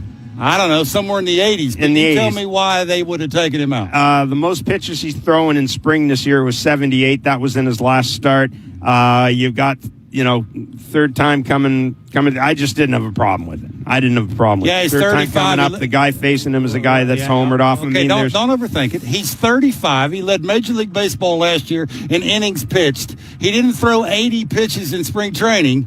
He threw 80 pitches tonight. You had your bullpen lined up the way you wanted it to be lined up. Yeah, it's never going to be lined up any better than tonight. And it's the A's. And you're at home. Yeah, it's never going to be lined up anywhere. I would have been surprised. I would have been shocked. If he went out. That is an easy one. It is. You want 32 starts out of him of just complete and utter domination. We have a question from Kylie in Dartmouth, Nova Scotia, with all this talk that the ABS was going to nullify. Jeff Hoffman even got a break from ABS today. Not really a break, but he got help from ABS today. Yeah. With all this talk that the ABS was going to nullify Kirk's elite pitch framing skills, it sure looked to me like his framing was fooling A's hitters into not challenging calls. The advantage the pundits thought was going to vanish thrived in a different form, an unexpected wrinkle from the implementation of ABS. Interested to see if this plays out over the course of the season. I talked to somebody about this. It's two challenges. The pitch framing is still going to be a factor. If every pitch was challengeable, it'd be different. Pitch framing is still going to be a factor, and I can tell you, I made a note of it. Lawrence Butler in the one inning, was it Kevin? Help me out. Lawrence Butler. You're on your own. In the fifth inning, Lawrence Butler, there was a pitch that was called a strike. That was not a strike if you looked at the strike zone box. And he smiled, and he turned to the dugout, to the A's dugout, and then he kept smiling and went back in. But I'm willing to bet if someone talked him, I'm willing to bet going through his head was, do I tap my helmet? It's early in the game. Do I tap my helmet and use one of the challenges? But listen, pitch framing is still going to be a factor because you're not going to be able to challenge every pitch. Yeah, it's a close game. You're up a run. You're still getting used to the ABS. Kevin's on point with tunneling, and is it a strike? Is it a ball? You're a little in between. Mm-hmm. And as you pointed out too, and we were in the press box, I mean, he was pounding the bottom of the zone. Oh, he was. He was pounding, and if you're a hitter, you're probably coming away thinking, maybe that was a strike. How many times did you see Kirky move the glove? And if I'm hitting off that, and every time Kirky sets up and he smacks that glove, and then all of a sudden with 2 strikes, he's starting to move that glove an inch or, here, there, and the other. It's impossible to know where that thing's at and where it ends up. So I give credit more. It's like the Langelier home run. Every once in a while, you got to tip your hat to the other dude. That's a good pitch that got hammered. Yeah, Jeff, from a guy that knows how to hit homers. People would just prefer, though, that it was someone else other than Jeff Hoffman. Did you look at me when it happened, or no? Yeah, of course I did. Everybody in the press, we all looked at each other. We all knew. We were all thinking the same damn thing. Nobody knew what to do or say, did we? We're all thinking the same thing. No. How do you think John and Pete Walker feeling? There you go. They won. Jeff. They won. That's how they're feeling. That's how they're feeling. What do you think? They're never gonna send Jeff Hoffman out again? No, I mean, don't be silly. You're better than that. Don't be silly. 416-870-0590 star 591 888-666-0590. If you want to text us, the text line is open. 590-590, name and location. Standard data and message rates may apply. The Blue Jays have walked off the Athletics 3-2. Andres Jimenez, the offensive hero. Kevin Gausman, a terrific start for the Blue Jays as they open the 2026 season on a winning note. We are going to take a break, come back on the other side, take a look around Major League Baseball, hear from the skipper, and go back to the phone lines. It's Blue Jays Talk with Blair and Barker on the Sportsnet Radio Network. At Crown Rust Control, protection runs deep because every Crown Rust Control Center is owned by a local family who cares beyond business. Your Crown Rust Control is 100% committed to their product, to you, to their community, which is your community. Protecting you and what matters to you is equally important as protecting your vehicle. Did you know spring's the best time of year to protect your vehicle from rust? For a special spring offer, find your local family-owned Crown Rust Control Center at crown.com. Looking to kick back in your backyard? At Home Hardware, we've got a wide range of decking and stain, grass seed and mulch, mowers, and everything you need to create your backyard oasis. Yeah, but the silence. Find everything you need for your next project and earn and redeem Scene Plus points at over 1,000 Home Hardware and Building Center locations. All locally owned and genuinely Canadian. Did you know the plasma in your blood is used to create medications that boost the immune system of people fighting cancer? Advancements in clinical care have led to new life-saving uses for plasma, and with that, a new need for donors. Canada needs more blood and plasma donors than ever before, because we're saving more lives than ever before. Help Canada reach 1 million new donors by 2030. Book an appointment today at blood.ca/plasma and experience what you get when you give. Canadian Blood Services. Who's saving who? Heard of Uline? You know, the have-it-all in-stock, ready-to-deliver shipping and industrial supply specialists. The company that does things for you that are unheard of, like keeping 41,000 items in stock in our own warehouses. With customer service reps on the line to get you what you need when you need it 24/7, 365 every time. Maybe you heard it here first. Want to hear more? Visit uline.ca. ULINE, your shipping and industrial supply specialists. Every great goal starts with a great assist. And on the road, that assist is Yokohama. This season, upgrade your ride with confidence. For a limited time, get an up to $125 rebate when you purchase 4 select Yokohama tires. Plus, enter the Play Hard, Drive Safe contest for your chance to win $400 in hockey gear every week. More grip, more control, more confidence for every drive. Yokohama, Play Hard, Drive Safe. They're almost gone, but not yet. Get to Lacombe Ford. Only a few 2025 models left, and they are priced to move fast. Bronco Sport, Escape, F-150, Super Duty, Maverick. Thousands in clear-out savings and managers who are highly motivated to make a deal. This is the opportunity you've been waiting for. Deep price cuts, aggressive offers, trade values that make upgrading easy. Deals this good don't wait. When they're gone, they are gone. Take advantage of the 2025 model clear-out at Lacombe Ford or visit lacombeford.com. This is Jose Berrios, and you're listening to Toronto Blue Jays Baseball on the Sportsnet Radio Network.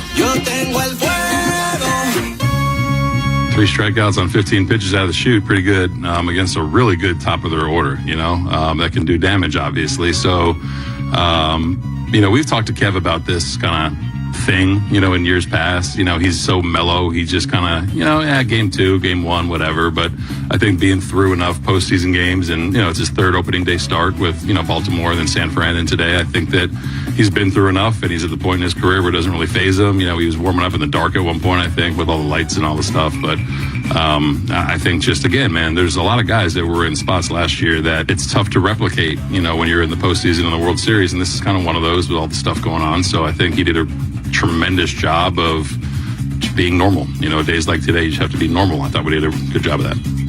There you go. That is John Schneider talking about Kevin Gossman, who was terrific in a 3-2 win. 11 strikeouts. That's the most by any Blue Jays pitcher in an opening day. Kevin Gossman, his first opening day assignment for the Blue Jays, certainly making it a memorable one. Even better, the Blue Jays walking off the Athletics, a 3-2 win. Time now for the Standings Watch, presented by Bet365, home of the 5-run early payout. Must be 19 plus, Ontario only. Please play responsibly. Only one other American League East team in action today. That would be the New York Yankees. That would be Barker's New York Yankees, who shut out the San Francisco Giants 3-0. The Yankees are 2-0. They're running away with it. They are. Yeah. They're running away with it. Toronto, Baltimore, and Boston, all 1-0. Tampa Bay 0-1. So right now the Jays, Orioles, and Red Sox are fighting for wild card. There it is. Baseball. Aaron Judge with the homer today. 3-0 for the New York Yankees. Why are you looking at me like that? Yes. Going to be a tight race all year. Oh, it will be. It will be. Yeah. That's no runs allowed through 2 games for the Yankees, right? Didn't they shut out San Fran in the first game? Yes, they did. I think that says more about the Giants than it does. Yeah. Than it does the Yankees. That old college try from Tony Vitello. Say, be nice. Tony Vitello, he's going to be bringing cheerleaders in. He's going to have a kegger tonight maybe to get the boys going again. Well, he ain't swinging the bat. Yeah. That rotation for the Yankees is going to be good, though. We don't have Tony Vitello, the new manager of the San Francisco Giants, but we do have Tony in Newmarket. See what I did? Tony in Newmarket. You're on Blue Jays. Hey, Tony. Thank you. How you guys doing? Good, thank you. Doing well. How are you doing? Well, I'm doing good. I'm listening to the game on the radio, listening to you guys, and life couldn't be better. I just wanted to let you know, I think Hoffman played a great game, and I don't know why the media is always so hard on Hoffman. He gives up a homer. These guys are professionals that can really put the ball on it. And I think he's just got to maybe stay away and not pitch in the zone on maybe the one or two players that give him a hard time. It seems like there's always the one guy that gives them a little bit of a difficulty, and they should pitch him different. Yeah, I appreciate the call. I mean, the problem is when he's in a game and it's a one-run game and it's close. I mean, you've only got so much wiggle room with him. But listen, I mean, I'm with you. Yeah, I don't think it's necessarily the media's on him. I guarantee you that, we were at the ballpark. I can tell you that there weren't boos, but there were some rumbles. I mean, the fans that are here, listen, there isn't a person in this ballpark who, when Jeff Hoffman ran out, wasn't thinking the same thing I was thinking, or wasn't thinking the same thing Barker was thinking, or anybody. There isn't a person here who wasn't thinking, man, the last time I saw this, it did not turn out very well. And now, of course, Barker's ready to throw the guy over the edge as a result of that after one. Not true. Whereas I am taking a much more mature and balanced approach. You are. Well, as a closer, it's results-driven league. He's been down this road before.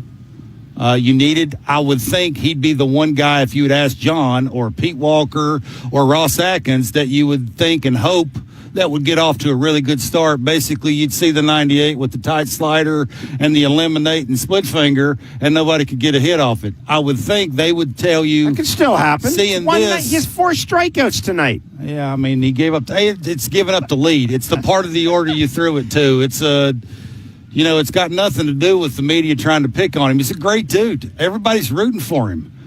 But the reality of life is when your team fights and claws and, offensively, the caller earlier said, right, the offense, Severino's filthy. You had the 3 different hitters with the sweeper. Like, every once in a while, you're just going to run into a dude that you ain't getting no hits. You got lucky with the double or the triple with the 2 RBIs.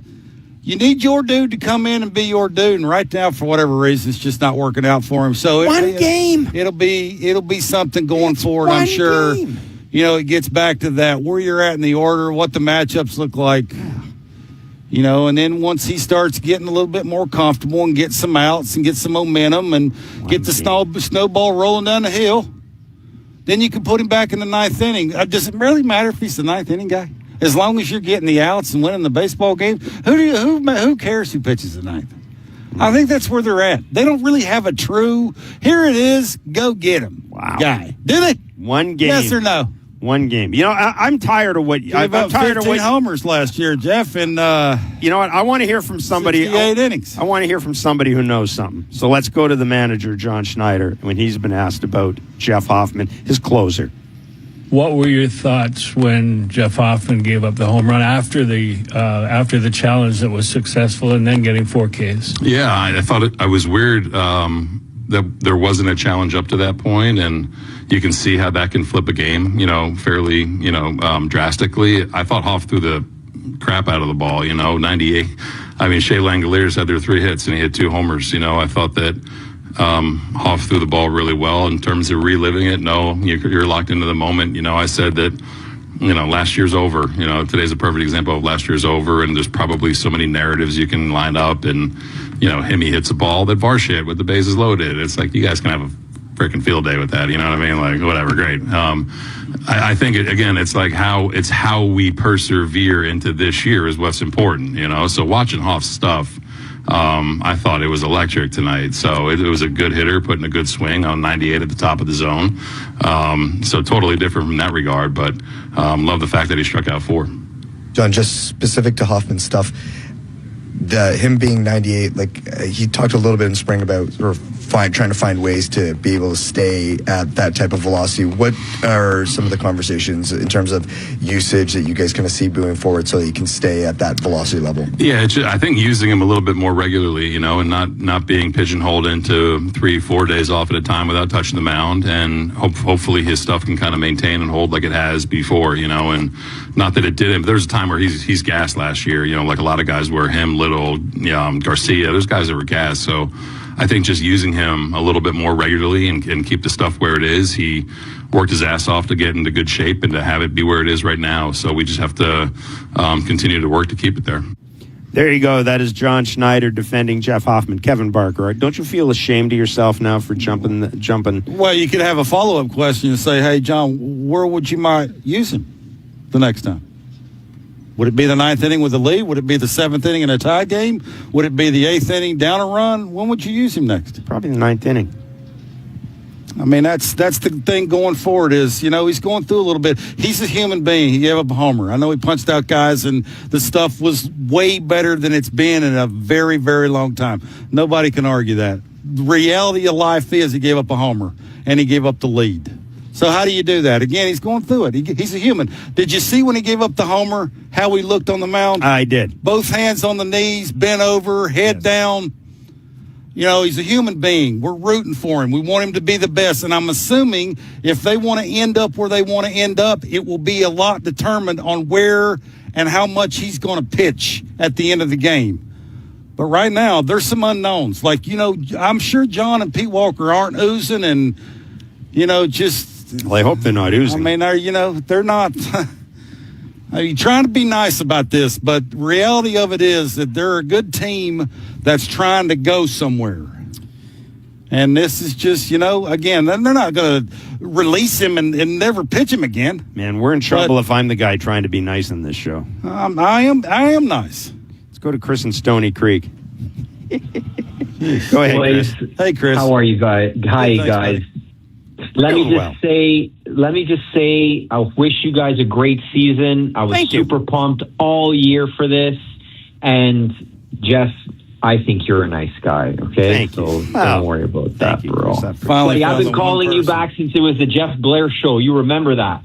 What show? I don't remember that. I think that was like 14 shows ago. 14 shows, buddy, 16 co-hosts or something like that. Buddy, from 9 a.m. to 11, I'll never forget the Jeff Blair show. I'll never forget that. I try, but I appreciate it. No, listen, you're in the Hall of Fame, sir. Have more, big yourself up more, my friend. Okay. I appreciate it. Okay, quickly, sorry to ramble on. Listen, I don't mind you rambling on when it's giving me compliments, believe me. I'm extremely susceptible to compliments, please. There you go. Listen, I got him down for between 90 and 95 wins. I mean, the telecast is great. I already missed Buck, right? I already missed him. I'm not hating on Hoffman, okay? But obviously, when he gives up the home run, But I wanted to ask Kevin a question. From a professional hitter standpoint, I mean, he gave up. I think he's got the statistic for the most home runs given up by a closer and by the Blue Jays. I think last year, something like that.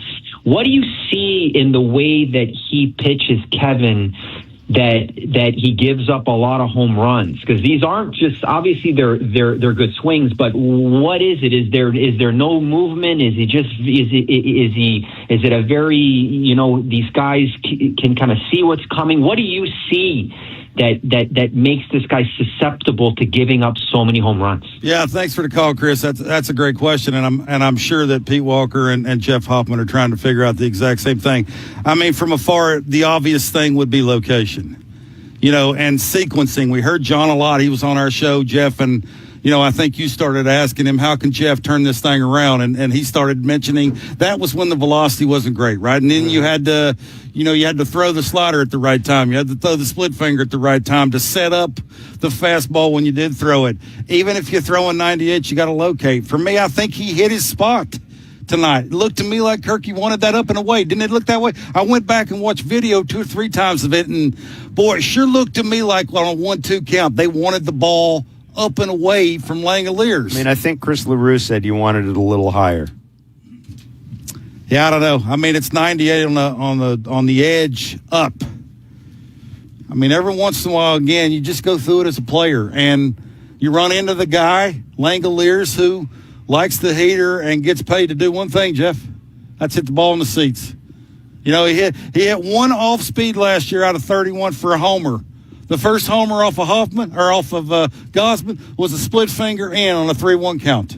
It's just every once in a while, things happen the way they shouldn't be happening. And then it's up to Jeff to figure it out. I'm assuming if he locates better, if he sets it up a little bit better, maybe he throws a slider down and away, maybe trying to get him to chase it. He will chase, right? Make it look like a strike to the last minute. Maybe that's where they're at, right? You're a little bit more unpredictable with things.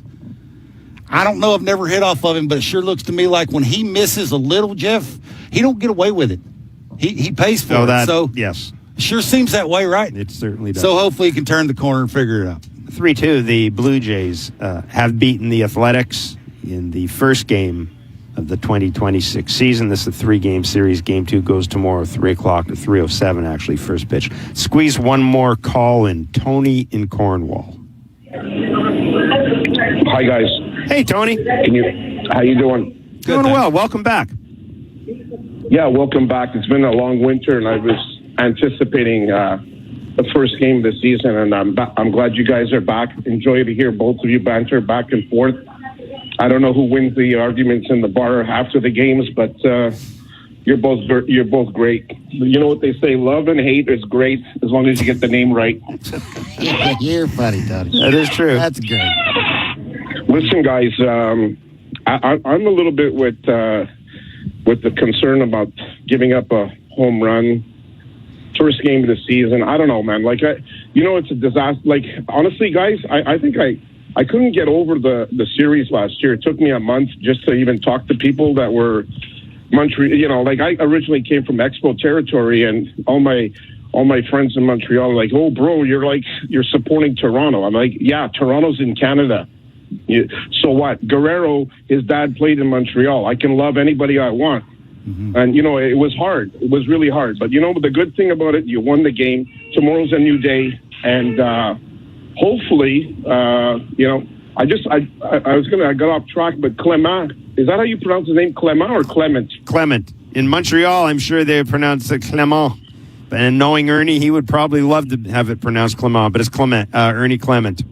Clement, sorry. Maybe you guys can give me an idea. Wasn't this guy a bench player? He wasn't even supposed to play in the regular major league team. He was hoping to get on with the AAA team, and he set the league record for hits in a playoff series. Can you guys explain to me what it takes for a person to go from that level? And I love this guy, by the way, guys. I love Guerrero and him. I think they can do it, but bring the ring back to Canada. Bring the ring. Bring the ring, guys. Bring the ring from day one back to Toronto. Bring it back, man. You have enough of all these American Yankee teams, they just keep condemning you guys, man. Come on, bring the ring back. That's what I got to say. Bring it back. Tony, I want to see that. I want to see that this year. Barker, I want to see you bring the ring. I want to see you pump the team. Okay. Appreciate it, best, Tony. buddy. Be well. Thanks be well. For the call. Actually, as far as Ernie goes, now I'm going to call him Ernie Clement. As far as Ernie goes, I did have a chance to talk to him before the postseason, and he's very clear that he started taking himself more seriously as an athlete and more seriously as a person, and he credits that with being the thing that turned around. Just reached a point where he said, "I've either I got to change something or I'm not even going to be in AAA." It's very simple. Yeah. And Kevin, I think guys sometimes have that moment. And credit Ernie, he found what worked for him. Yeah, credit the organization too for giving him an opportunity. Absolutely. You got to have an opportunity to go out and succeed and be the best version of yourself. And he seems like he made an adjustment off the field that makes him a better player on the field. Give the organization credit for giving him an opportunity to be one of the guys in the infield, and he's worked his way into you can't do without Ernie. Just now we're talking about Ernie must hit second against lefties. If I'd have told you that 2 years ago, Jeff, you'd have called me nuts. But now all of a sudden we can't do without him, and that's a credit to everybody that's involved in that, and it starts with the player. And again, I get back to that organizational thing. Like everything they're doing now, they're hitting on. You got to love their core, and Ernie's a part of the core. Yeah, they've had, going back to 2015, they've had organizational guys they've made the right calls on. Kevin Pillar is the guy they made the right call on. People forget Edwin. Edwin was released by the Jays. Yeah. Edwin was signed by Oakland, and Oakland turned around and released him, and the Jays signed him again.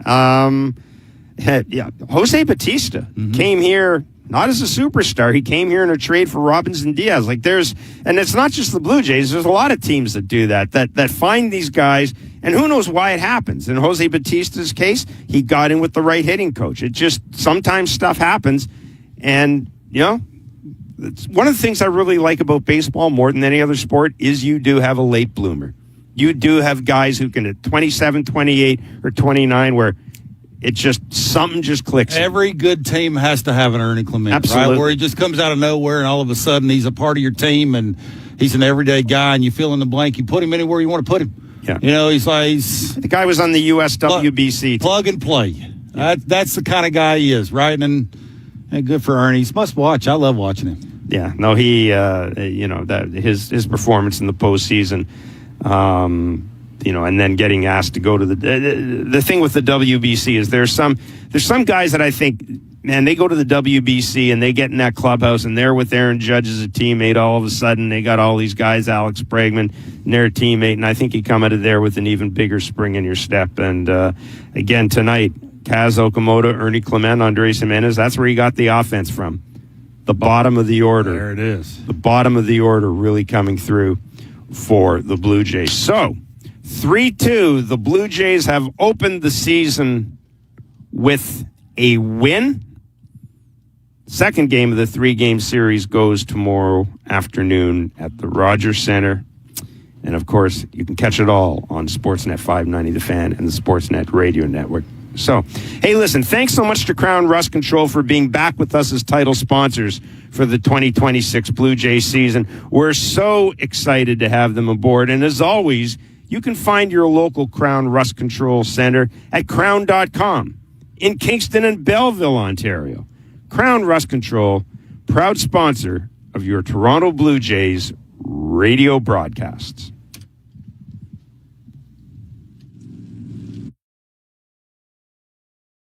Fan.